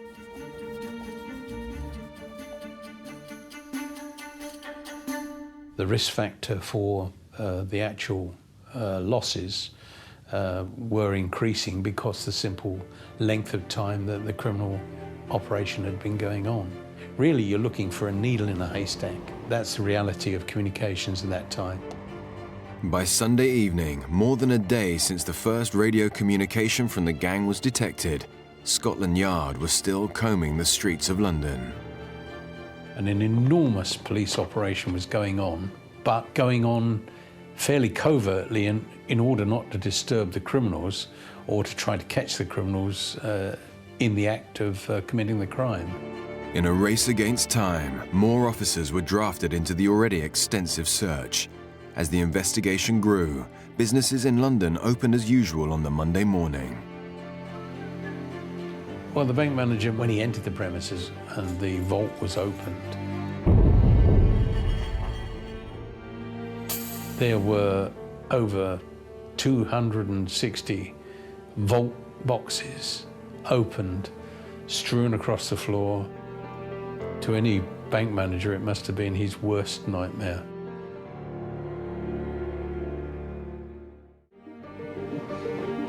Despite the extensive trawl, Scotland Yard had their worst fear finally confirmed. Come on! It was only on Monday morning when the banks opened that the report came in that it was the Lloyds Bank at Baker Street. Lloyds, in the heart of London, had been part of the UK's financial empire for over 100 years, serving customers from its busy branch on the corner of a well-known high street. Their vault housed hundreds of safety deposit boxes containing immeasurable wealth, many of which had been ransacked. The bank manager must have been very, very shocked indeed. He must have really been biting his lip when he reported to his seniors at Lloyd's Bank what had happened. Imagine the effect on the shares market. Imagine the effect on the city that a major bank had been attacked in this manner. On the Monday morning, we waited with anticipation to see which bank had been robbed, because it was obviously going to be a feature of the news broadcasts. And sure enough, it was. On Radio 4, it was the leading story. The headlines this morning: a radio ham in London who picked up a conversation between two men using walkie-talkie sets started a hunt for bank robbers. The police were having to defend themselves because they were being accused of inefficiency and they should have caught the robbers. But they were saying that they'd called in the post office, who were in charge of radio at that stage. Now, the post office said, well, we don't have experts on 24 hours a day, and we called people in specially, but by then it was too late. So you had the police, to an extent, blaming the post office, and the post office blaming the police. The simple reason was the minor delays were caused by the difficulties in homing in on a signal on a given frequency, which can be wholly inaccurate. It was quite shocking to think that here in the heart of London, this serious crime had been planned and executed with quite an amount of cool criminal endeavour. And at the same time, policing was going on around it. And of course, the reality was that the bank involved was just a couple of 100 yards from the radio ham's home, where he'd been picking up the broadcasts. Despite the mass search, the thieves had been carrying out their attack less than 1 mile from where Rowlands and the police had been listening in. I knew I was right, but the police weren't prepared to accept that I was right. It was a pity they wasted so much time and effort searching 750 banks in the Greater London area.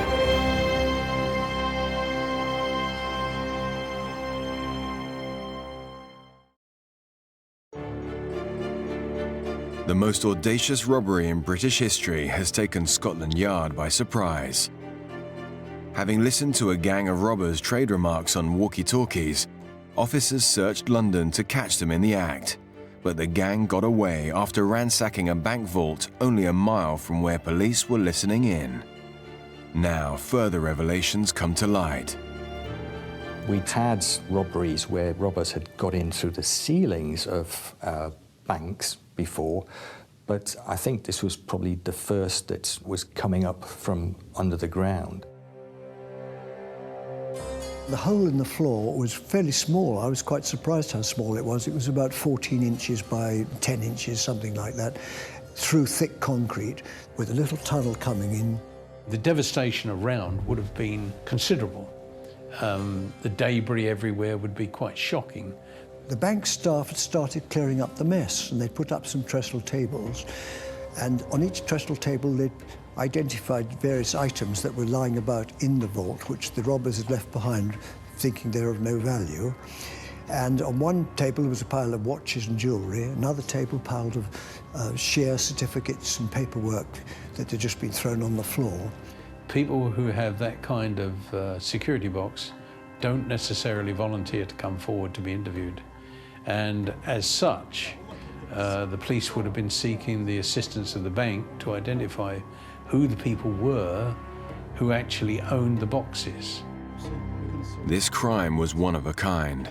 The daring gang had somehow managed to dig their way through mounds of earth and rubble to the floor of the vault. The initial inquiry, of course, which direction was the tunnel going in? Police would not have entered the tunnel immediately. They'd have put their heads down to see which direction it was going in. It would have been rather like treating a scene of an accident involving toxic materials on a motorway. You've got to know what you're dealing with. With a degree of difficulty, officers eventually traced the tunnel underneath the bank and premises next door to a shop 25 meters away. Police got into the premises, found brickwork, rubble, earth, sand, all the materials from underneath buildings, and then ascertained just how much equipment was there which had to be protected and forensically examined. A huge job, huge. Hello, Control, this is Alpha 1 Charlie. We need forensics as soon as possible. Over. This shop, of course, was the operations room from which the individuals, armed with explosives and everything else, have used as their getaway point, as their arrival point, as their store, as their operations room. They had to drill down through the basement floor in that shop.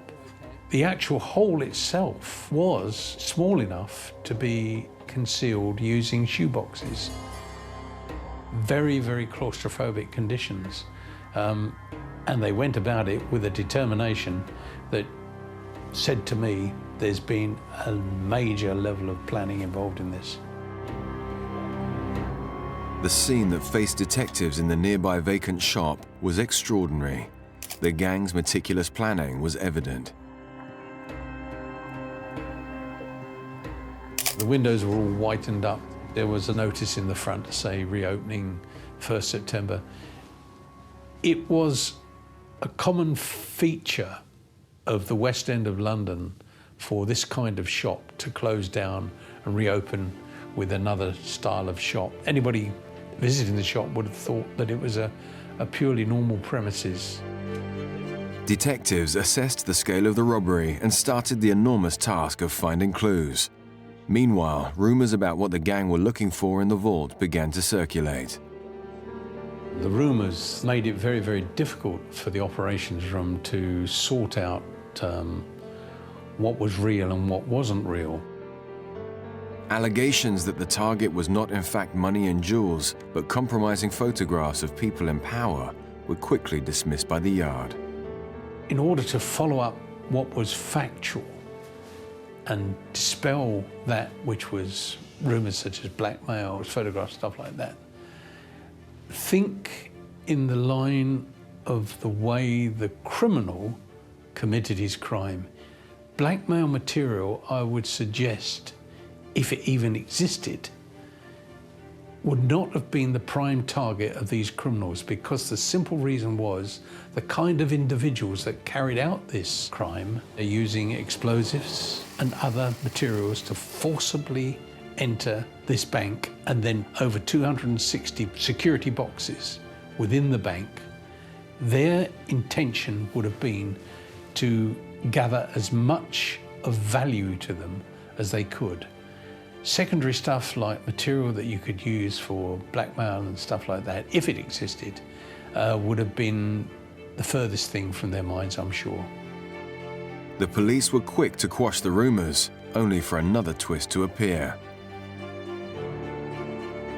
Bob Maguire from the Evening Standard was listening to the cassette, and the police burst into the room, grabbed the telephone from Bob Maguire. He was talking to his editor, and he looked at them, and the policeman turned round and said, "We're putting a D notice on this, and you mustn't talk about it."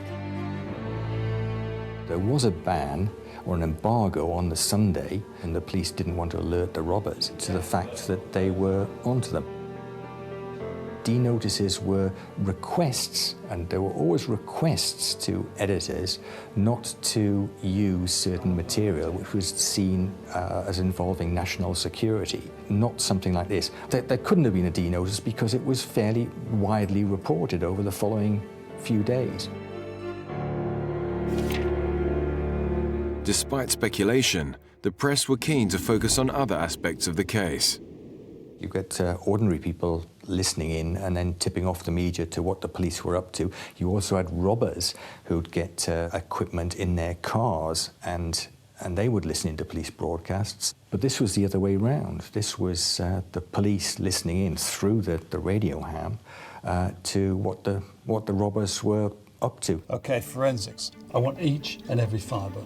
This rare opportunity may have provided a window into the gang's raid, but detectives were starting from scratch at the crime scene. There was 40 feet of tunnel, ladders, oxyacetylene equipment, explosives, heavy jacking material, a massive amount of material, 800 separate items. police officers attending there would have taken every step to ensure that that scene was maintained as a crime scene. And whatever was in the tunnel, if there was anything, the ladders, the debris from the offence, the blown concrete, everything to indicate what type of explosives were involved, what kind of fuse was involved to set the explosives off, what kind of thermic lance material. If they'd wanted to keep their identity secret, they'd have had to keep their gloves on all of the time. But of course, it's not only the individual criminal involved, it's who handled the equipment before that. So the task facing the police was one of identification. Forensic examination of the vault, tunnel and shop began in earnest, but it was a different lead that caught their eye. We quickly ascertained that the shop was the operations centre, and it was ascertained that the shop had been leased. So from then on, the inquiries based upon the lease of that shop. We had a breakthrough. Yeah? What you got? I've got it. What? The lease.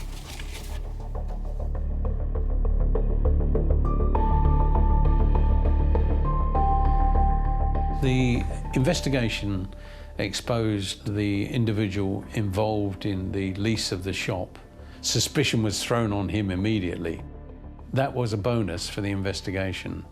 No doubt, had the criminals had time, I think probably that other techniques would have been used to cover the actual leasing of the shop. Police had their first major lead, which led them to 64-year-old leather goods dealer Benjamin Wolfe. Scotland Yard had a brilliant method of locating and identifying who were known associates. So pools of information were coming through from division, from everywhere. The problem was in bringing this together in a coordinated manner so that it became evidence. Surveillance on him and on co-associates was carried out by other colleagues of mine. Within 4 days, we successfully identified individuals who became the main suspects for the crime. We linked them together from inquiries, from investigations, from photographic material in a way that proved that they knew each other. Weeks of painstaking detective work linked Benjamin Wolfe to a number of associates the Yard was very keen to speak to. Reginald Tucker, 37 years old, a company director from Hackney.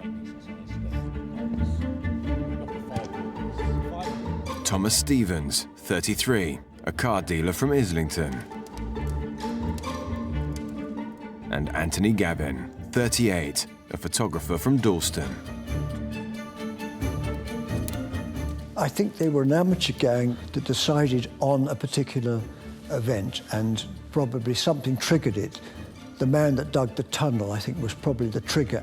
Those deposit boxes in Lloyd's Bank were subject to extremely wealthy people putting their things in those boxes. We eventually were ordered to execute the arrest of the individuals involved. It took us a little bit of time because the individuals involved were very sensitive to surveillance. They were nervous and jumpy. Ronald Radcliffe and his team eventually arrested the 4 key suspects. They were a little bit angry, as you can probably imagine. In terms of violence, no, they didn't offer any violence or anything like that. They came quietly, as the saying is. With the main targets in custody, Scotland Yard needed answers. Despite analysis of 800 items from the crime scene, no forensic clues were left.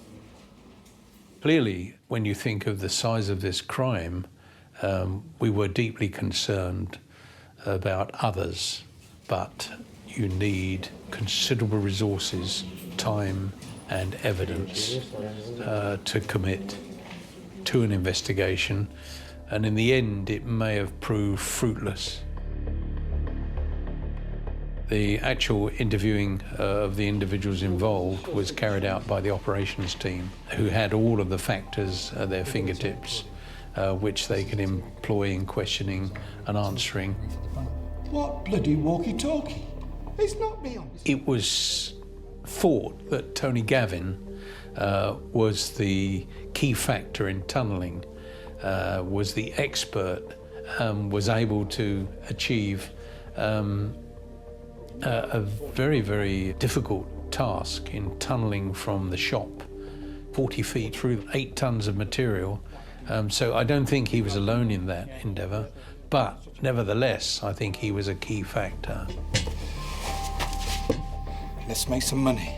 Thomas Stevens was supposed to have provided tools and tooling, but when you think about it and you put together the kind of planning for the operation, I don't think he was alone in that. I think probably when you look at the fact that they would have needed an explosive expert, they would have needed a man who was confident in using thermic lancing.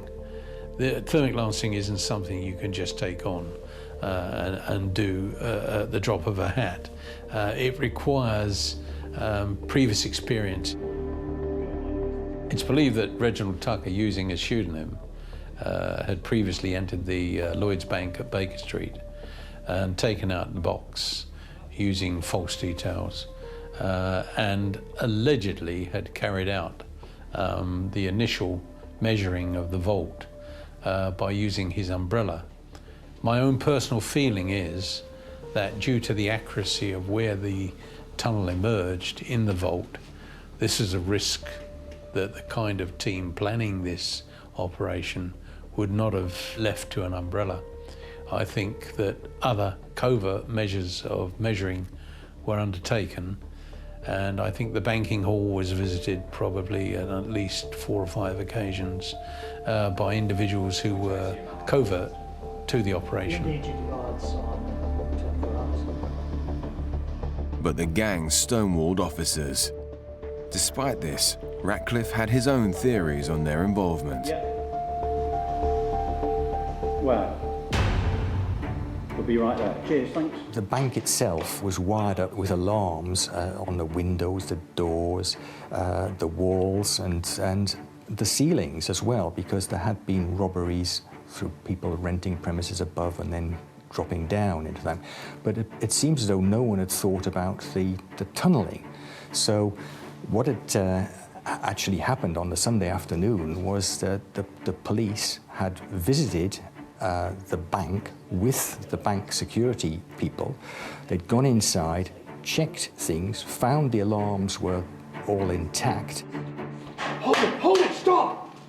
And in fact, the robbery was still apparently taking place.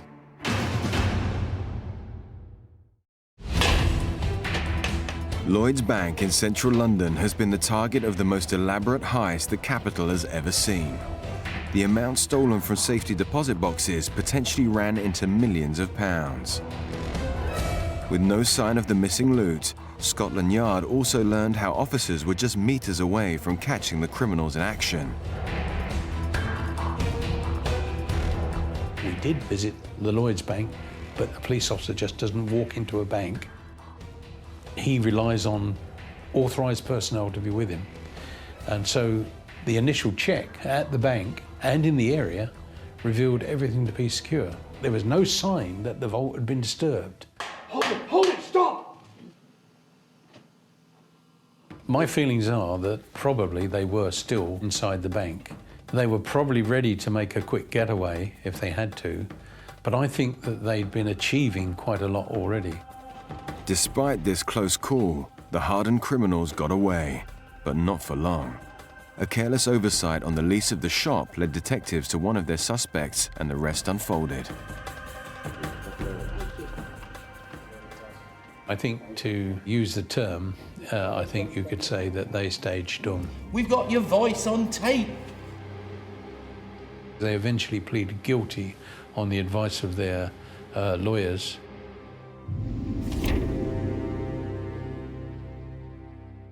The jury have reached their verdict.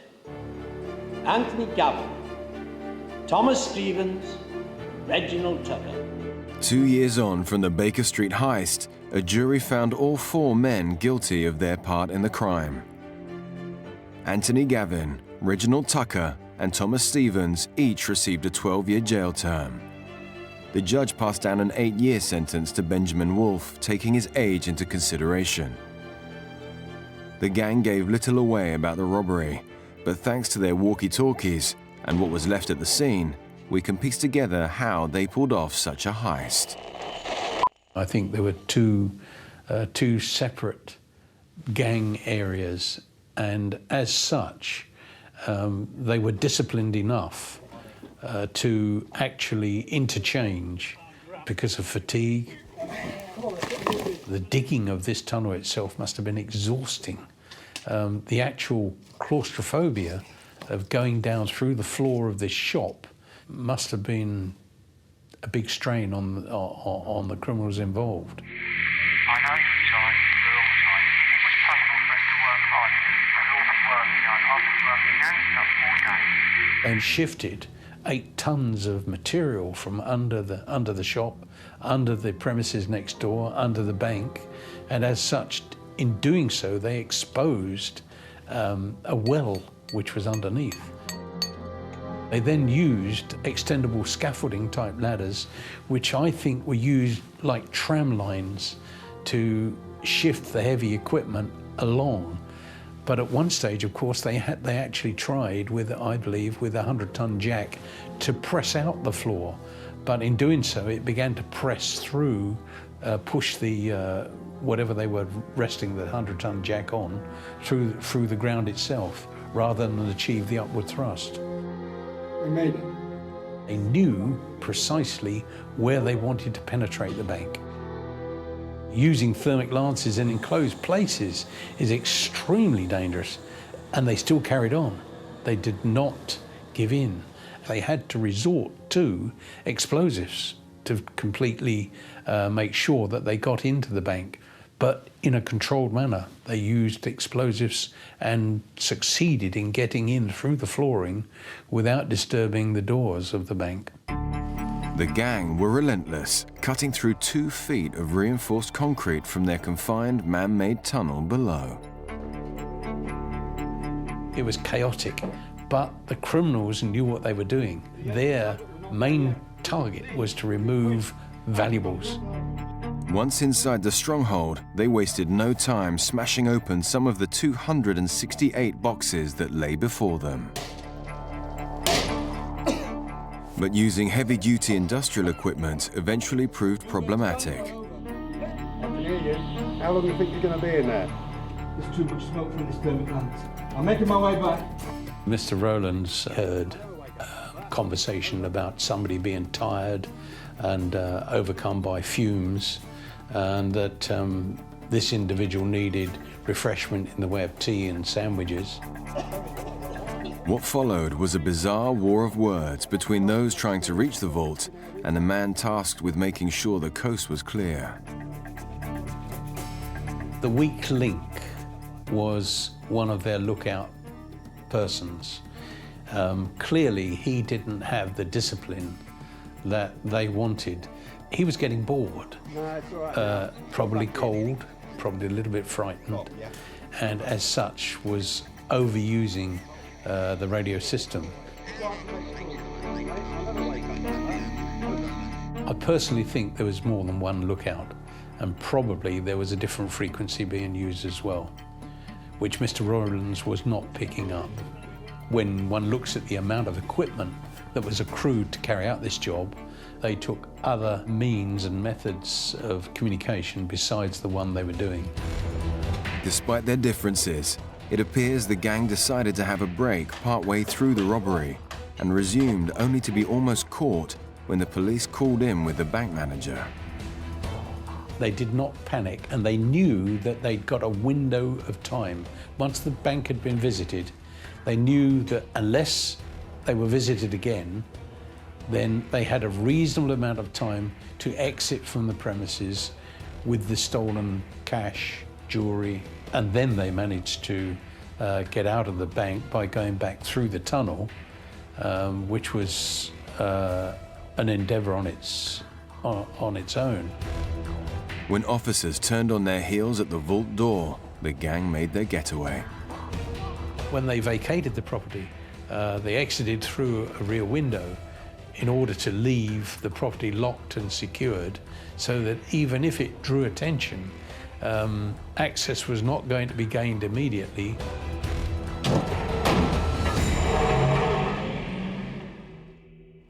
The team knew their method of entry would catch the authorities off guard and buy them more time. By the time officers realized they had visited the raided bank, the criminals were well away. I'm sure that some monies were already into other vaults elsewhere or abroad. The whole element of where to shift monies through money laundering would have been already in action. It's often been put about that there were insiders involved. Personally, I don't believe that, because criminals would not trust an individual who worked in a bank to hold up to keeping the secret long enough that they intended to exploit their knowledge. This would have involved planning for more than at least 2 or 3 months, particularly to get together the equipment. Some elements of the crime will always remain a mystery. None of the stolen goods were recovered from the raid, and the total value of what was taken has always been open to speculation. No one will ever know, because some of those boxes may have been full of all sorts of exciting things. The final estimate was that it was about £1.5 million, which is a lot of money in those days. But no one will ever know precisely, because in these bank boxes, people wouldn't necessarily want it disclosed what they were keeping there. The Baker Street heist goes down in criminal history thanks to Robert Rowland's honing in on the thieves' radio frequency. But Scotland Yard were keen to pick up on a crime Rowlands himself was committing on the evening. After the robbery, the police were considering prosecuting me for listening to unlicensed transmissions under the Wireless and Telegraphy Act. They were persuaded not to prosecute me because it would be very bad publicity for the police force, considering that I was trying to help them find the robbers. 15 years later, I got the cassette back. It was hiding in a safe in Paddington Green Police Station in London. Rowlands was also contacted by Lloyds. They gave me a cheque for £2,500, which I thought was extremely decent of them. Such a brazen attack on a bank has not been witnessed in Britain before or after 1971.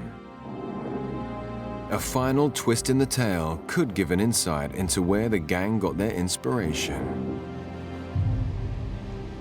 Someone pointed out that Sir Arthur Conan Doyle's fictional detective Sherlock Holmes had investigated a near-identical robbery. Now, Sherlock Holmes was supposed to live in Baker Street, and here you have a bank in Baker Street. Now, in one of his stories, he said that he'd learned of some robbers who had dug a tunnel from a shop next door to a bank, had tunneled down, and then had come up into the bank. The only difference between the Sherlock Holmes story and this one was that Sherlock Holmes was waiting inside the bank when the robbers came up through the floor.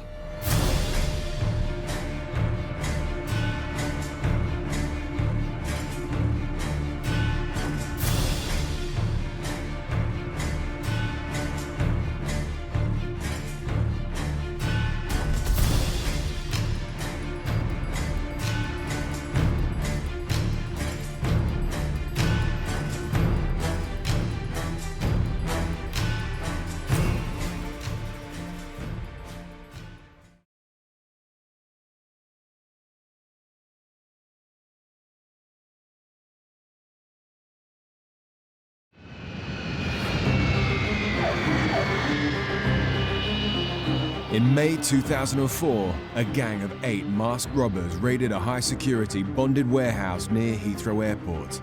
They were planning to steal millions of pounds worth of gold bullion and cash. They would have got away with £33 million worth of commodities, and this certainly would have put them up there with the biggest robberies in this country. You talk about the Millennium Dome, you talk about the Great Train Robbery. With the money that was in the gold bullion available, there's no doubt that it would have dwarfed those robberies. Timing was everything. Timing was absolutely crucial. They had to know to be in exactly the right place at the right moment.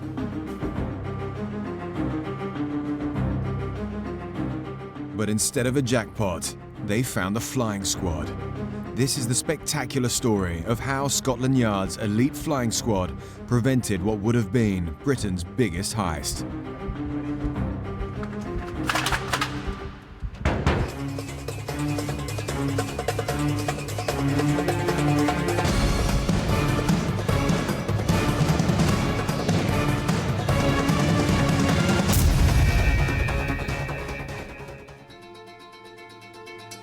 Gold and cash. That's what an armed gang tried to steal from a cargo warehouse at Heathrow.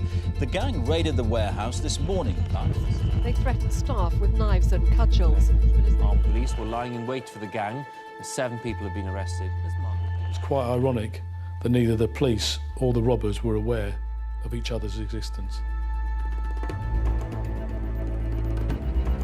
It wasn't until it reversed through the shutters that you realised that actually this was game on.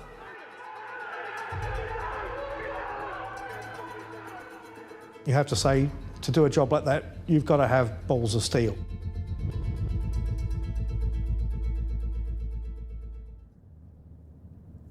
At the heart of global business, London is one of the world's largest financial centres and home to the busiest international passenger airport in the world, Heathrow.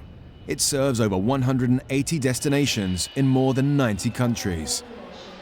Heathrow's the main centre within the UK for not just passenger travel, but mainly its biggest income is through cargo. You have enormous quantities of very valuable items going through Heathrow in the cargo holds of planes. Huge quantities of cash travels in the freight holds of aeroplanes every day.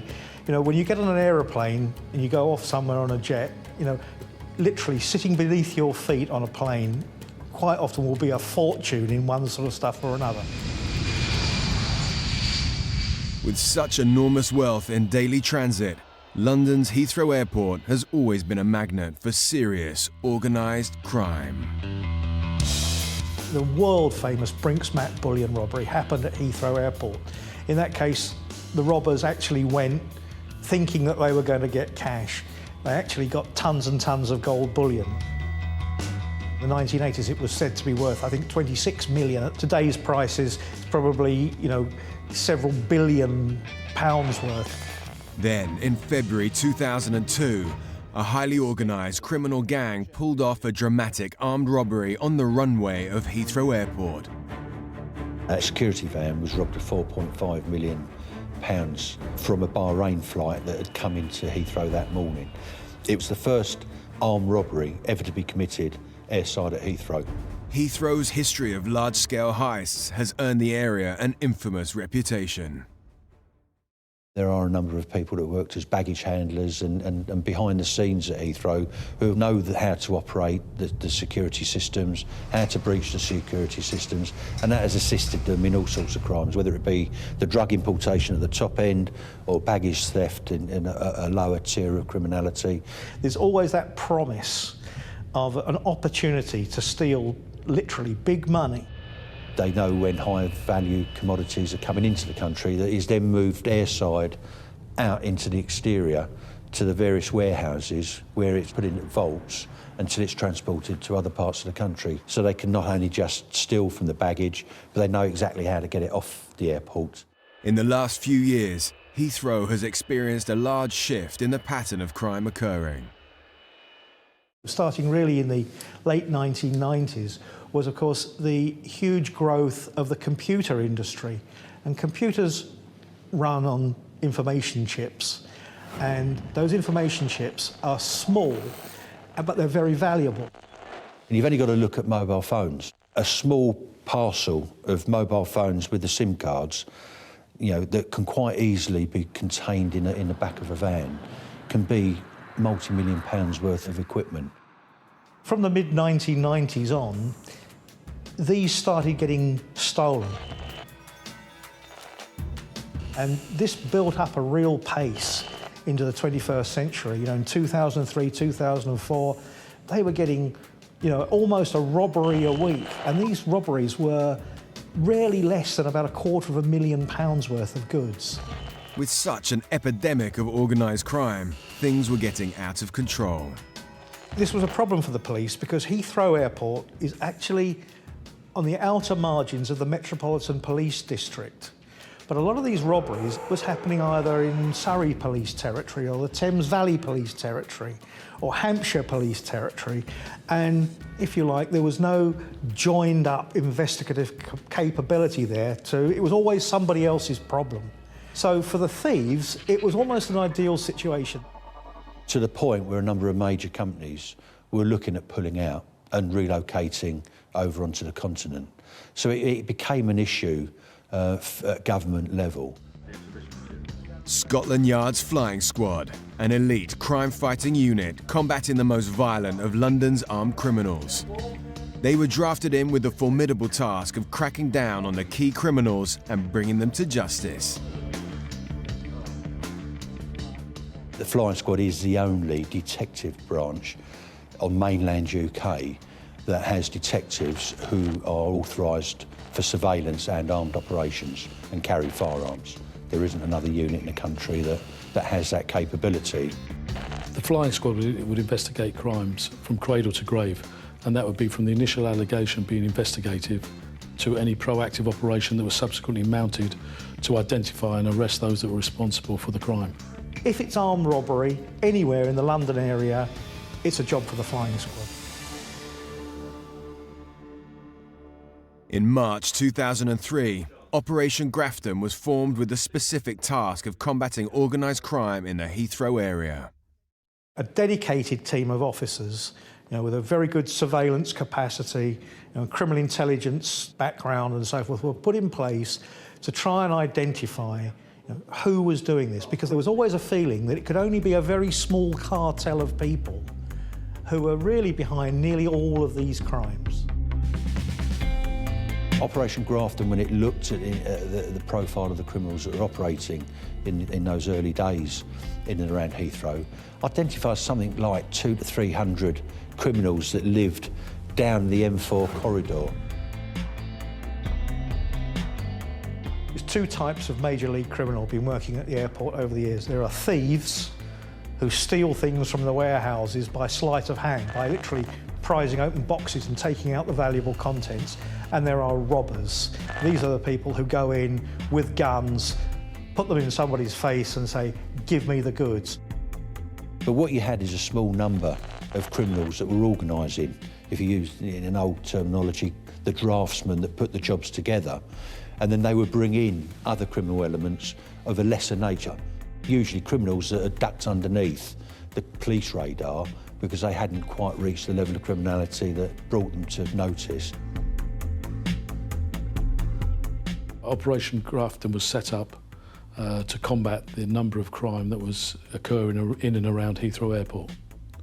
It was established to set up lines of communication between the three force areas, namely Surrey, the Metropolitan Police and Thames Valley area, so that they all worked in a coordinated fashion. But Operation Grafton was facing other challenges.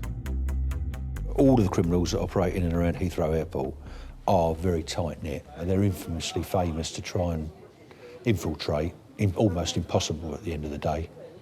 We found that whenever we drove into Stanwell and we walked into local pubs and it was just like a Wild West, it just went quiet, and you know, they already knew we were there 10 minutes before we turned up.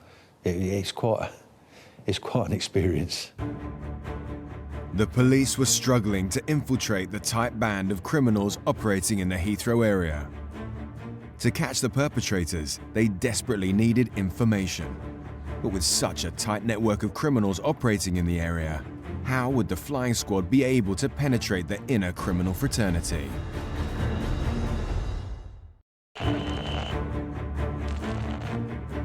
After a series of high-value robberies in and around London's Heathrow Airport, the British government turned to Scotland Yard's flying squad to find those responsible and tackle the high crime levels.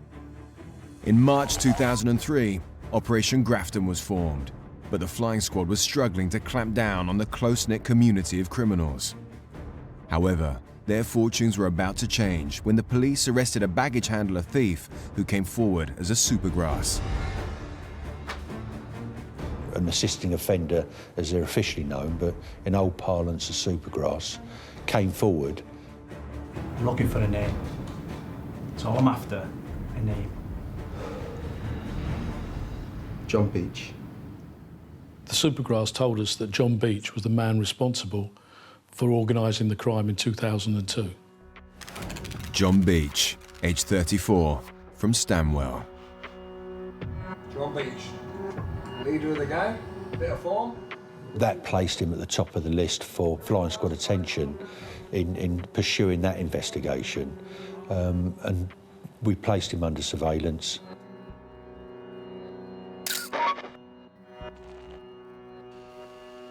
He was a very important criminal spider sitting at the centre of a large criminal web. With John Beach named as a key player in Heathrow's criminal underworld, the investigation was slowly uncovering more background information. Beach worked for a logistics company around Heathrow Airport. Their business was arranging truck movements and drivers to move goods out of the airport to various locations. He's worked with the baggage handlers, he's familiar with the security systems, and has been involved at various levels of criminality in and around Heathrow Airport over a number of years, and is well connected with the criminal fraternity that operate in and around Heathrow Airport. The police reviewed their records, examining the crimes that had occurred over the last 2 years at Heathrow. In almost every case, the details of where these shipments would be at any one time, how they were moving, who was driving and where they were going, was either known directly to John Beach or to somebody else that they suspected of feeding information to John Beach. He was the main player in organising not just the crime, but the individuals that were recruited with their various individual skills. And then bringing in the smaller bit part players just to commit the crime on the day. So clearly, John Beach is the problem. You know, we know he has criminal tendencies. He's now becoming very, very successful. If we take out Beach, it'll be like decapitating the snake. Operation Grafton now needed to establish John Beach's criminal network. That was done by painstaking hours and hours of surveillance, monitoring his movements, seeing who he was meeting, doing the research on those individuals, identifying them, placing them under surveillance. And on a day-to-day, week-on-week basis, we built a picture up. It was associating with other well-known criminals in and around that area. John Beach was seen having various meetings with criminals known to the police. Chris Smith, aged 28, from Slough. And Martin Nolan, aged 28, from Berkshire. Nolan was already a suspect for some robberies as far as the police were concerned. There were links there that led them to think that Nolan was actively involved in some truck hijacks. He'd been involved in some cash robberies, they thought. Of course, now this really jacked up the police interest. Martin Nolan was John Beach's right-hand man. He was a middle-of-the-road type criminal, one that had grew up with criminality and was escalating into far more serious offences. He was known to police, both in Thames Valley and the Metropolitan Police area, and was at that stage on bail for armed robbery. Chris Smith was Martin Nolan's lieutenant, and as such was carrying out his instructions. The police were certain these men were planning a major robbery. We know that Beach has got access to information about valuable cargoes. Now he's meeting regularly with people we suspect are actively involved in armed robberies. John Beach was very clever regarding all his meetings. Whilst under surveillance, the criminals would be recorded meeting together in various different secluded places where it was difficult for the police to conduct observations on them. They would meet in public houses where it was very difficult for somebody from the outside to come into the public house without being compromised. We knew that he was targeting a higher commodity goods coming into the country, so we knew that they would have to go into a warehouse and that would focus our attention. The trick was which warehouse. At such a crucial stage in the operation, the flying squad needed to establish the target warehouse. It was during the arduous undercover surveillance that officers were about to witness and film something extraordinary. The three men were seen gathering around the side of a white panel truck, which was covered along its sides in road dirt. And at one point, Nolan takes his finger and he starts to draw a diagram in the dirt on the side of the truck, which shows certain locations. And it was only when the lads back in the office were poring over the video footage and trying to work out what it was he was talking about. And it came to a couple of the lads in the office that, from their local knowledge, that he was actually drawing out the Swissport location. This was the first time we identified that they had a target in mind. Video footage down here that we'd like you to have a look at. Clearly he thought if he just drew it in the side of a truck, the truck would be gone, the evidence would be lost, but what he didn't take into account was that somewhere a long way back, Scotland Yard surveillance teams were actually captured him drawing that map.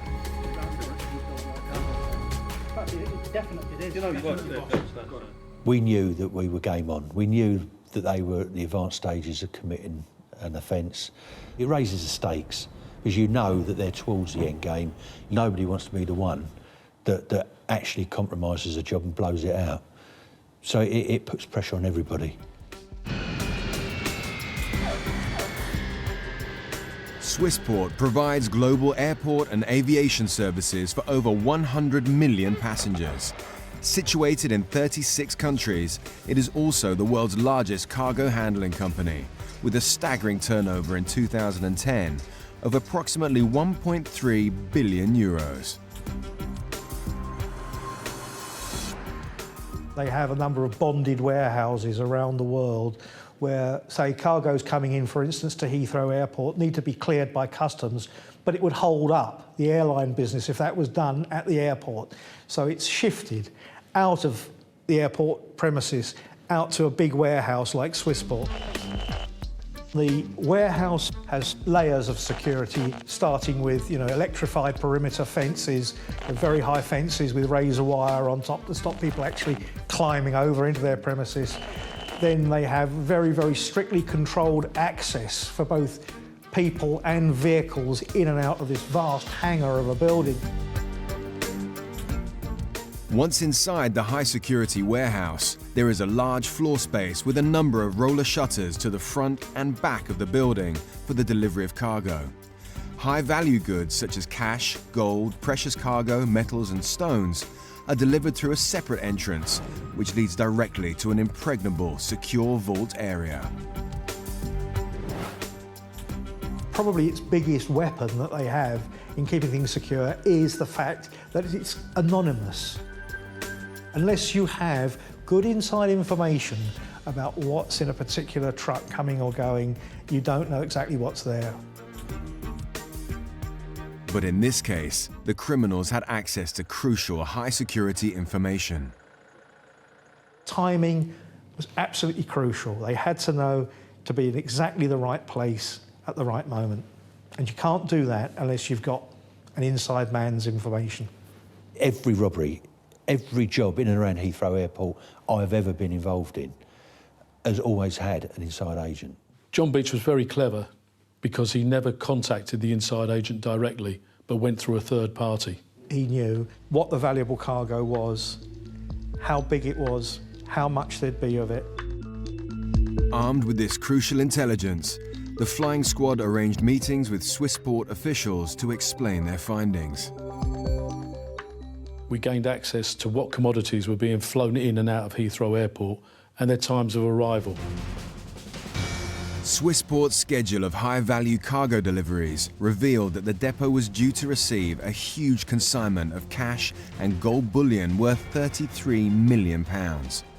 These would be arriving separately on planes and delivered to the warehouse on the same day. The police were fairly confident they knew which day the robbers were going to strike, because the police, of course, also knew which day the gold bullion and the 3.5 tons of cash money were going to be arriving almost simultaneously at Swissport. Once we had established that there was gold and large value consignment of cash coming into the country on the day, we very quickly put an operational plan in place to surround the area with covert officers. When we were looking at the arrest phase for this operation, a number of options are available. One is to keep it completely covert and wait for the villains to come on plot.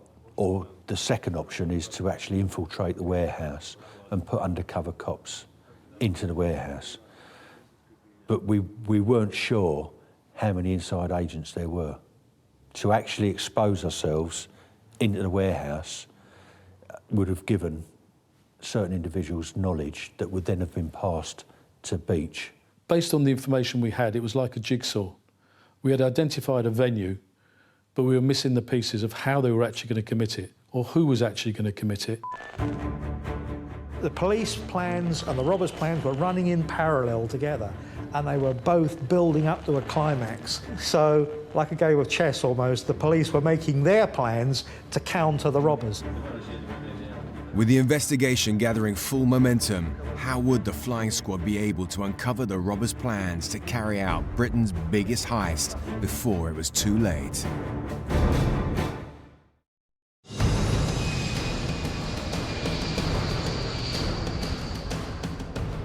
Career criminal John Beach had expertly brought together his criminal associates Martin Nolan and Chris Smith to plan Britain's biggest heist. But little did they know that their every movement was being watched. In 2004, after a lengthy covert operation using specialized surveillance and intelligence, the flying squad were piecing together the robbers' plans to steal an estimated £33 million of cash and gold from Swissport, a high-security cargo handling company at Heathrow. But the identity of the other gang members and how they were plotting to carry out the heist was still unknown. To counter any of the robbers' plans, the flying squad decided they would have to deploy a pavement ambush, the most dangerous part of their police work.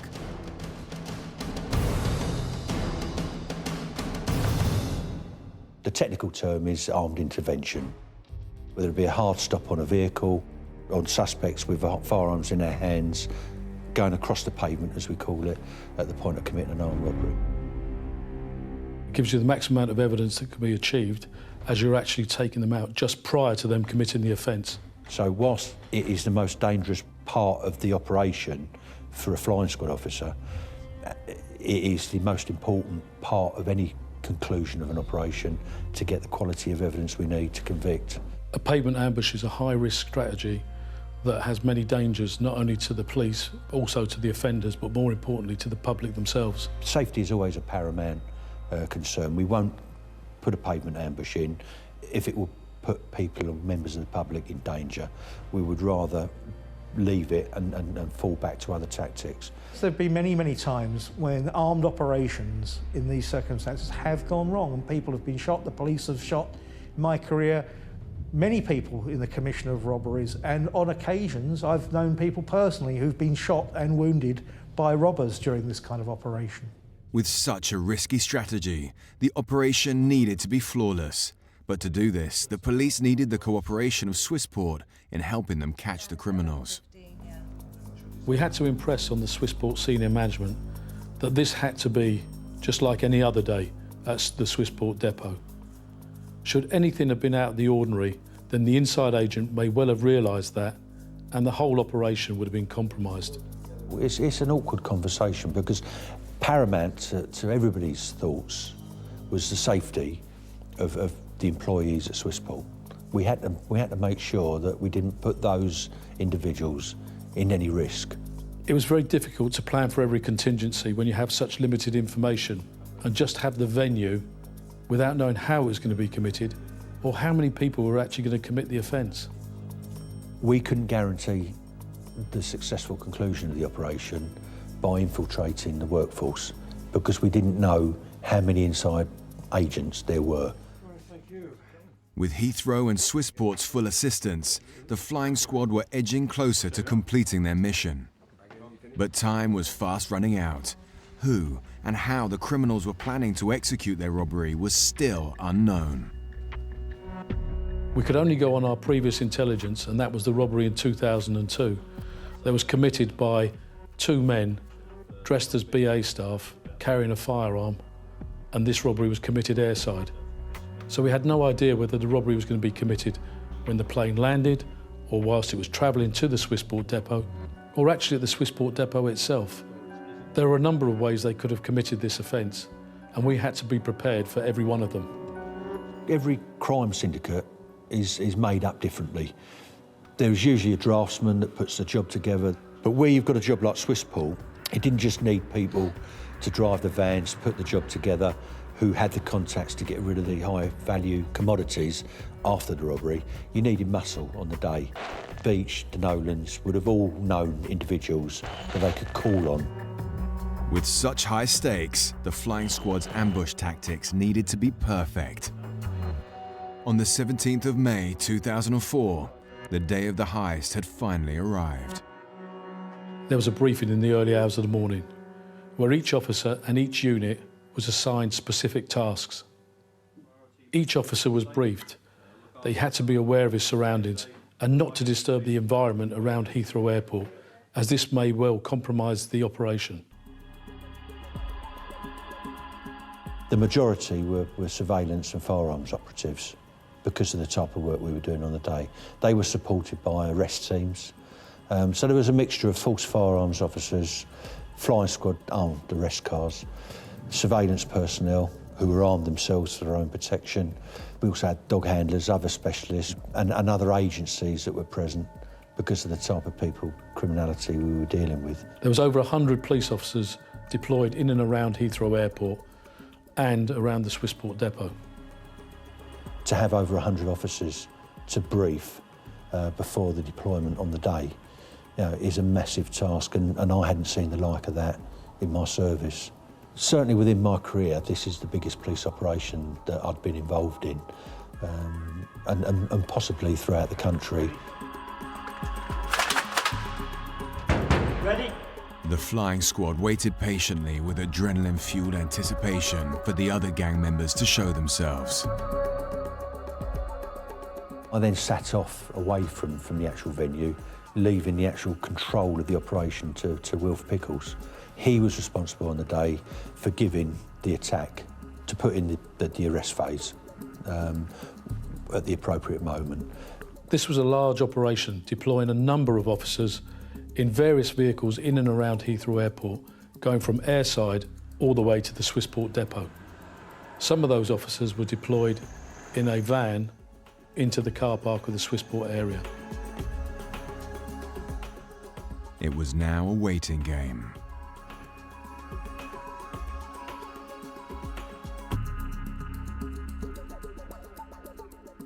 I was sitting a distance away from the venue with a reporter and a photographer from a national newspaper who had been authorised to cover the robbery.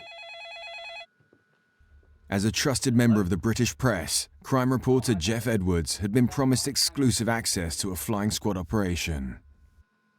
So I contacted my photographer, Roger Allen, and obviously very excited about what might be coming. We all met early in the morning in North London with Superintendent Phillips, and we all got in a flying squad car and we drove west to close to Heathrow Airport. Whilst sitting away from Swissport, waiting for the events to unfold, it's always a nerve-wracking experience. You know that we've got an operation that's likely to result in arrests. It's just knowing when you're apprehensive, if something goes wrong, if the villains get spooked because they see a cop. Both the police and my photographer and me were all kind of, we're quite buzzing really with what might be going to happen. Early in the morning, the first plane landed at Heathrow. The cargo that arrived first was the cash, which arrived on a flight from somewhere in Europe, and it was quickly moved from the cargo hold of the plane into a secure truck, and it then drove about 2 miles across the airport to Swissport. And all the way, it was shadowed covertly by the police to make sure it arrived safely. When the cash arrived at the depot, it was taken from the van by the custodians and put into the vault. I'm being updated all the time on different sources of intelligence. There's a lot of communication, a lot of information coming in that you need to monitor. Mr. Phillips had several different phones, I seem to recall, with him, and one or other of his phones would ring and people would say to him, the first cargo has landed and it's been moved to the warehouse and all's quiet. And, he turned around to me and he said, it's arrived at Swissport and it's got inside. There's no sign of the robbers. This doesn't look good. I think, if it was going to happen, it would have happened by now. And I think that fairly shortly, I'm going to instruct my people to pack up for the day and go home. As the police started contemplating whether the heist was actually going to happen, at approximately 9:30 a.m, a white van arrived at the Swissport depot. Chris Smith and the robbers turned up in a van that had been stolen and was using false index plates on the van. They gained access to Swissport by using forged papers. The robbers' van parked in the Swissport car park. What they were unaware of was that a police van with firearms officers inside was only a few metres away from them. And in fact, it was quite ironic that neither the police or the robbers were aware of each other's existence.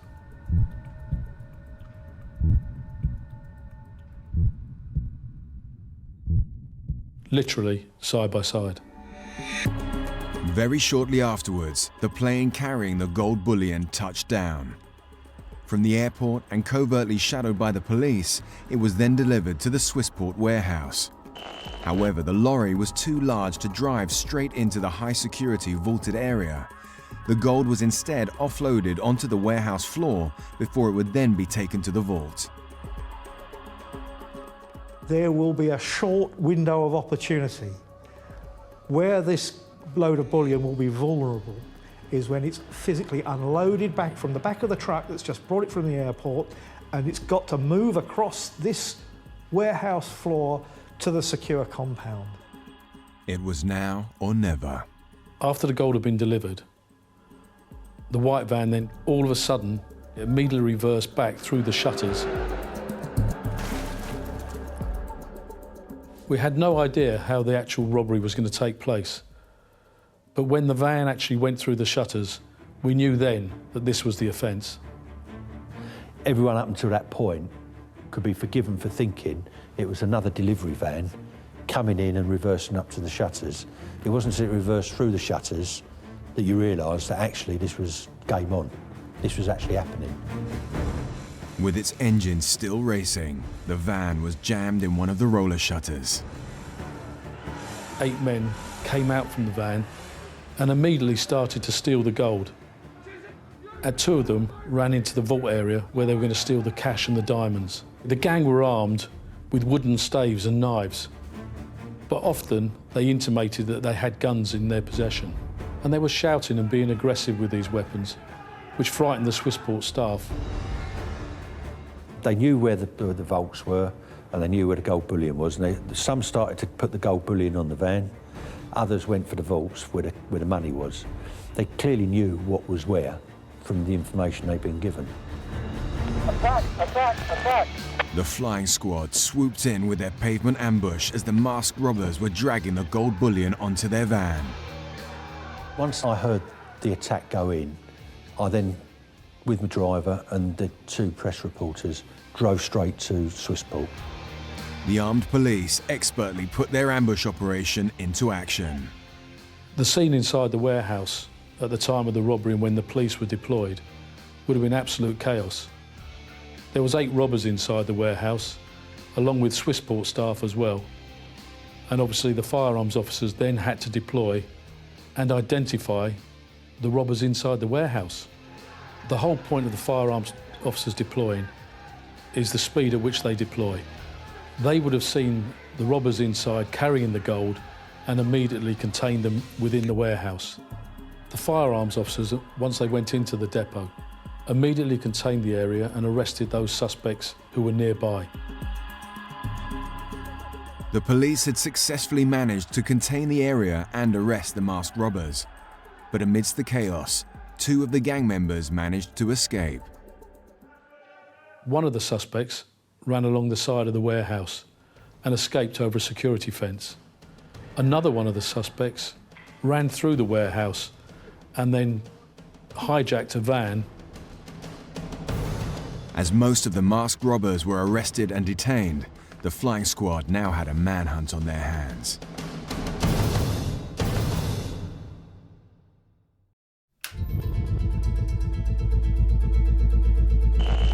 The flying squad were planning to foil a gang of masked robbers as they attempted to carry out Britain's biggest heist at the world's largest cargo handling company, Swissport. But despite having pieced together crucial information, they were unable to identify the other gang members or how they were planning to carry out the robbery. Instead, the flying squad had to prepare for every eventuality. Much to everyone's surprise, when a white van containing 8 masked robbers reversed at high speed into the Swissport warehouse shutters, the flying squad immediately deployed their pavement ambush. They quickly captured and detained most of the criminals, but during the raid, 2 of the gang members had managed to escape. As we swept into the yard, off to our right, I could see a roller shutter door, and jammed halfway through this roller shutter door was a white Mercedes Sprinter van that had obviously been smashed backwards through the door as the door was shutting, so it was sort of jammed in there. Barry said to me, "Jeff, wait here, I'm just going to make sure everything's okay." And he sort of jumped off the police car, ducked under the barrier. When I walked into the warehouse, it was just a scene of utter devastation. You've got the van that smashed through the shutters, and then you've got, in the good old-fashioned way, the villains laid out on the floor with handcuffs on. Within 60 seconds, he was out, big smile on his face, and he said, "Come inside." He said, "I've got something really interesting to show you." We've got them, they're all laid out. The actual expression he used, I love it, he said, "They're all laid out like ham salads."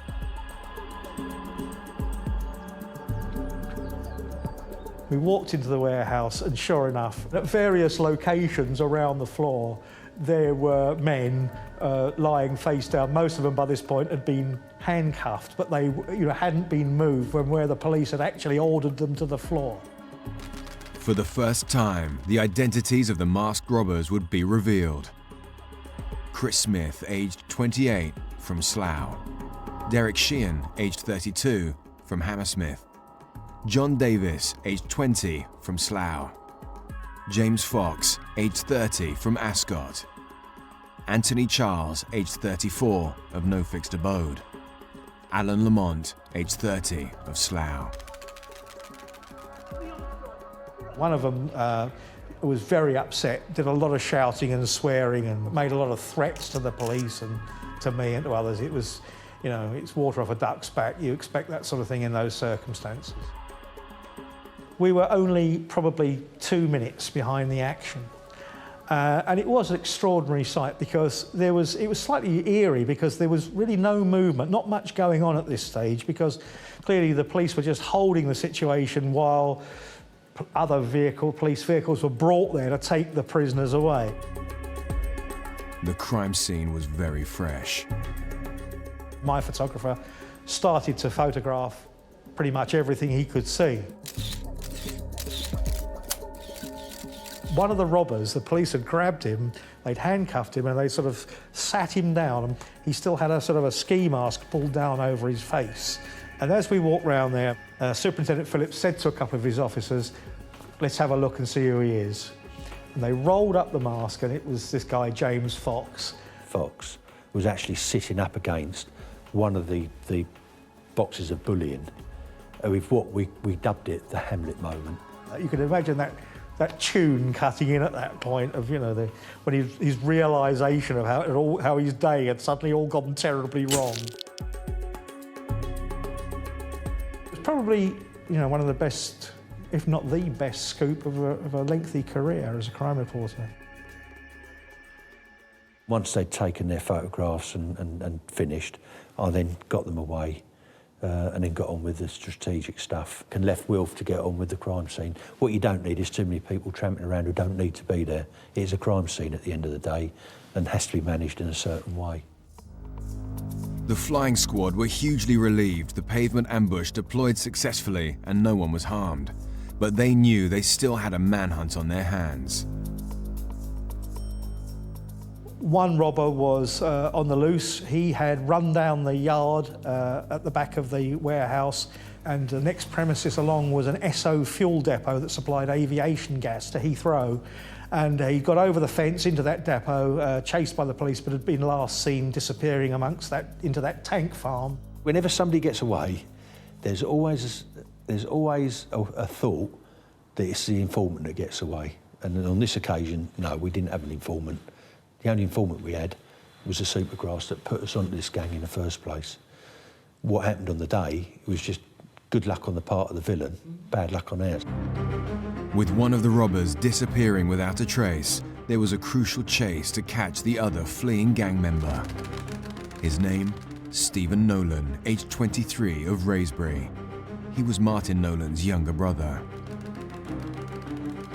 He forced the driver out of the cab, jumped in the cab of this 2.5-ton white truck, gunned the engine, gone racing out of the yard, smashed through the drop-down barrier on the exit, tore off into the side streets around Heathrow, hotly followed by the police, and there was a hair-raising car chase. Went on for about 15 minutes until Nolan drove onto a small housing estate nearby, crashed the truck into a wall, jumped out and ran fairly predictably to the house of his girlfriend. Within minutes, the police had surrounded the flats and he was arrested.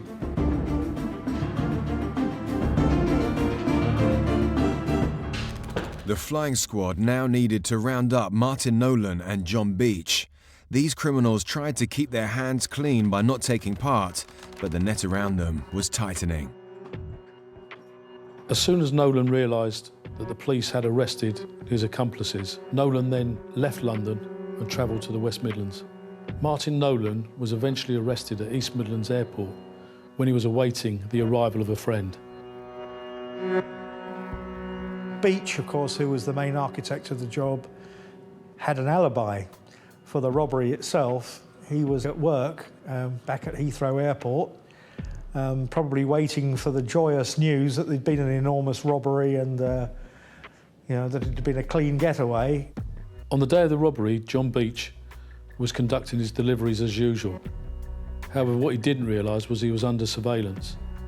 And as soon as the robbery took place, he received a telephone call, and one of the surveillance officers noted that he appeared agitated when he took that call. After the robbery, Beach got back in his van and drove past the Swissport depot. In July 2004, 2 months after the foiled Swissport robbery attempt, the flying squad arrested John Beach once they had evidence of his involvement in the 2002 robbery at Heathrow Airport. He was charged for both offences.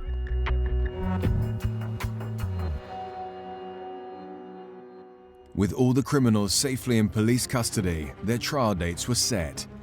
The men pleaded guilty to conspiracy to rob Swissport, except Martin Nolan and John Beach. You have been found guilty. Whilst Martin Nolan was found guilty, the jury were unable to reach a verdict on John Beach. In his 2006 retrial, John Beach was finally found guilty for both the Swissport and the £4.5 million airside robbery in 2002. Following the successful outcome of the Swissport investigation, organised crime in and around Heathrow Airport fell by a dramatic 84%.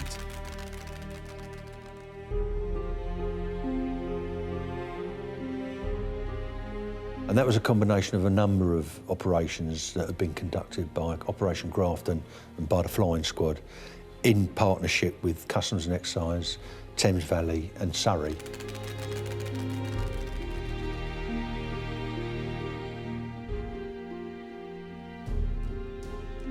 but predominantly the high-profile operation that really drove down, got the deterrent message out that the Met Police had actually got a grip of crime in that area was Swissport.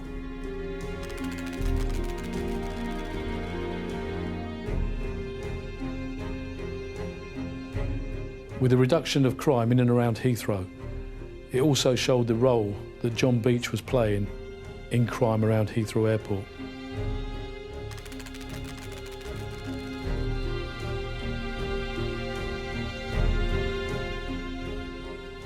If the gang had got away with all the gold and all the money that was available to them that morning, it would have been, without any question, Britain's biggest ever heist.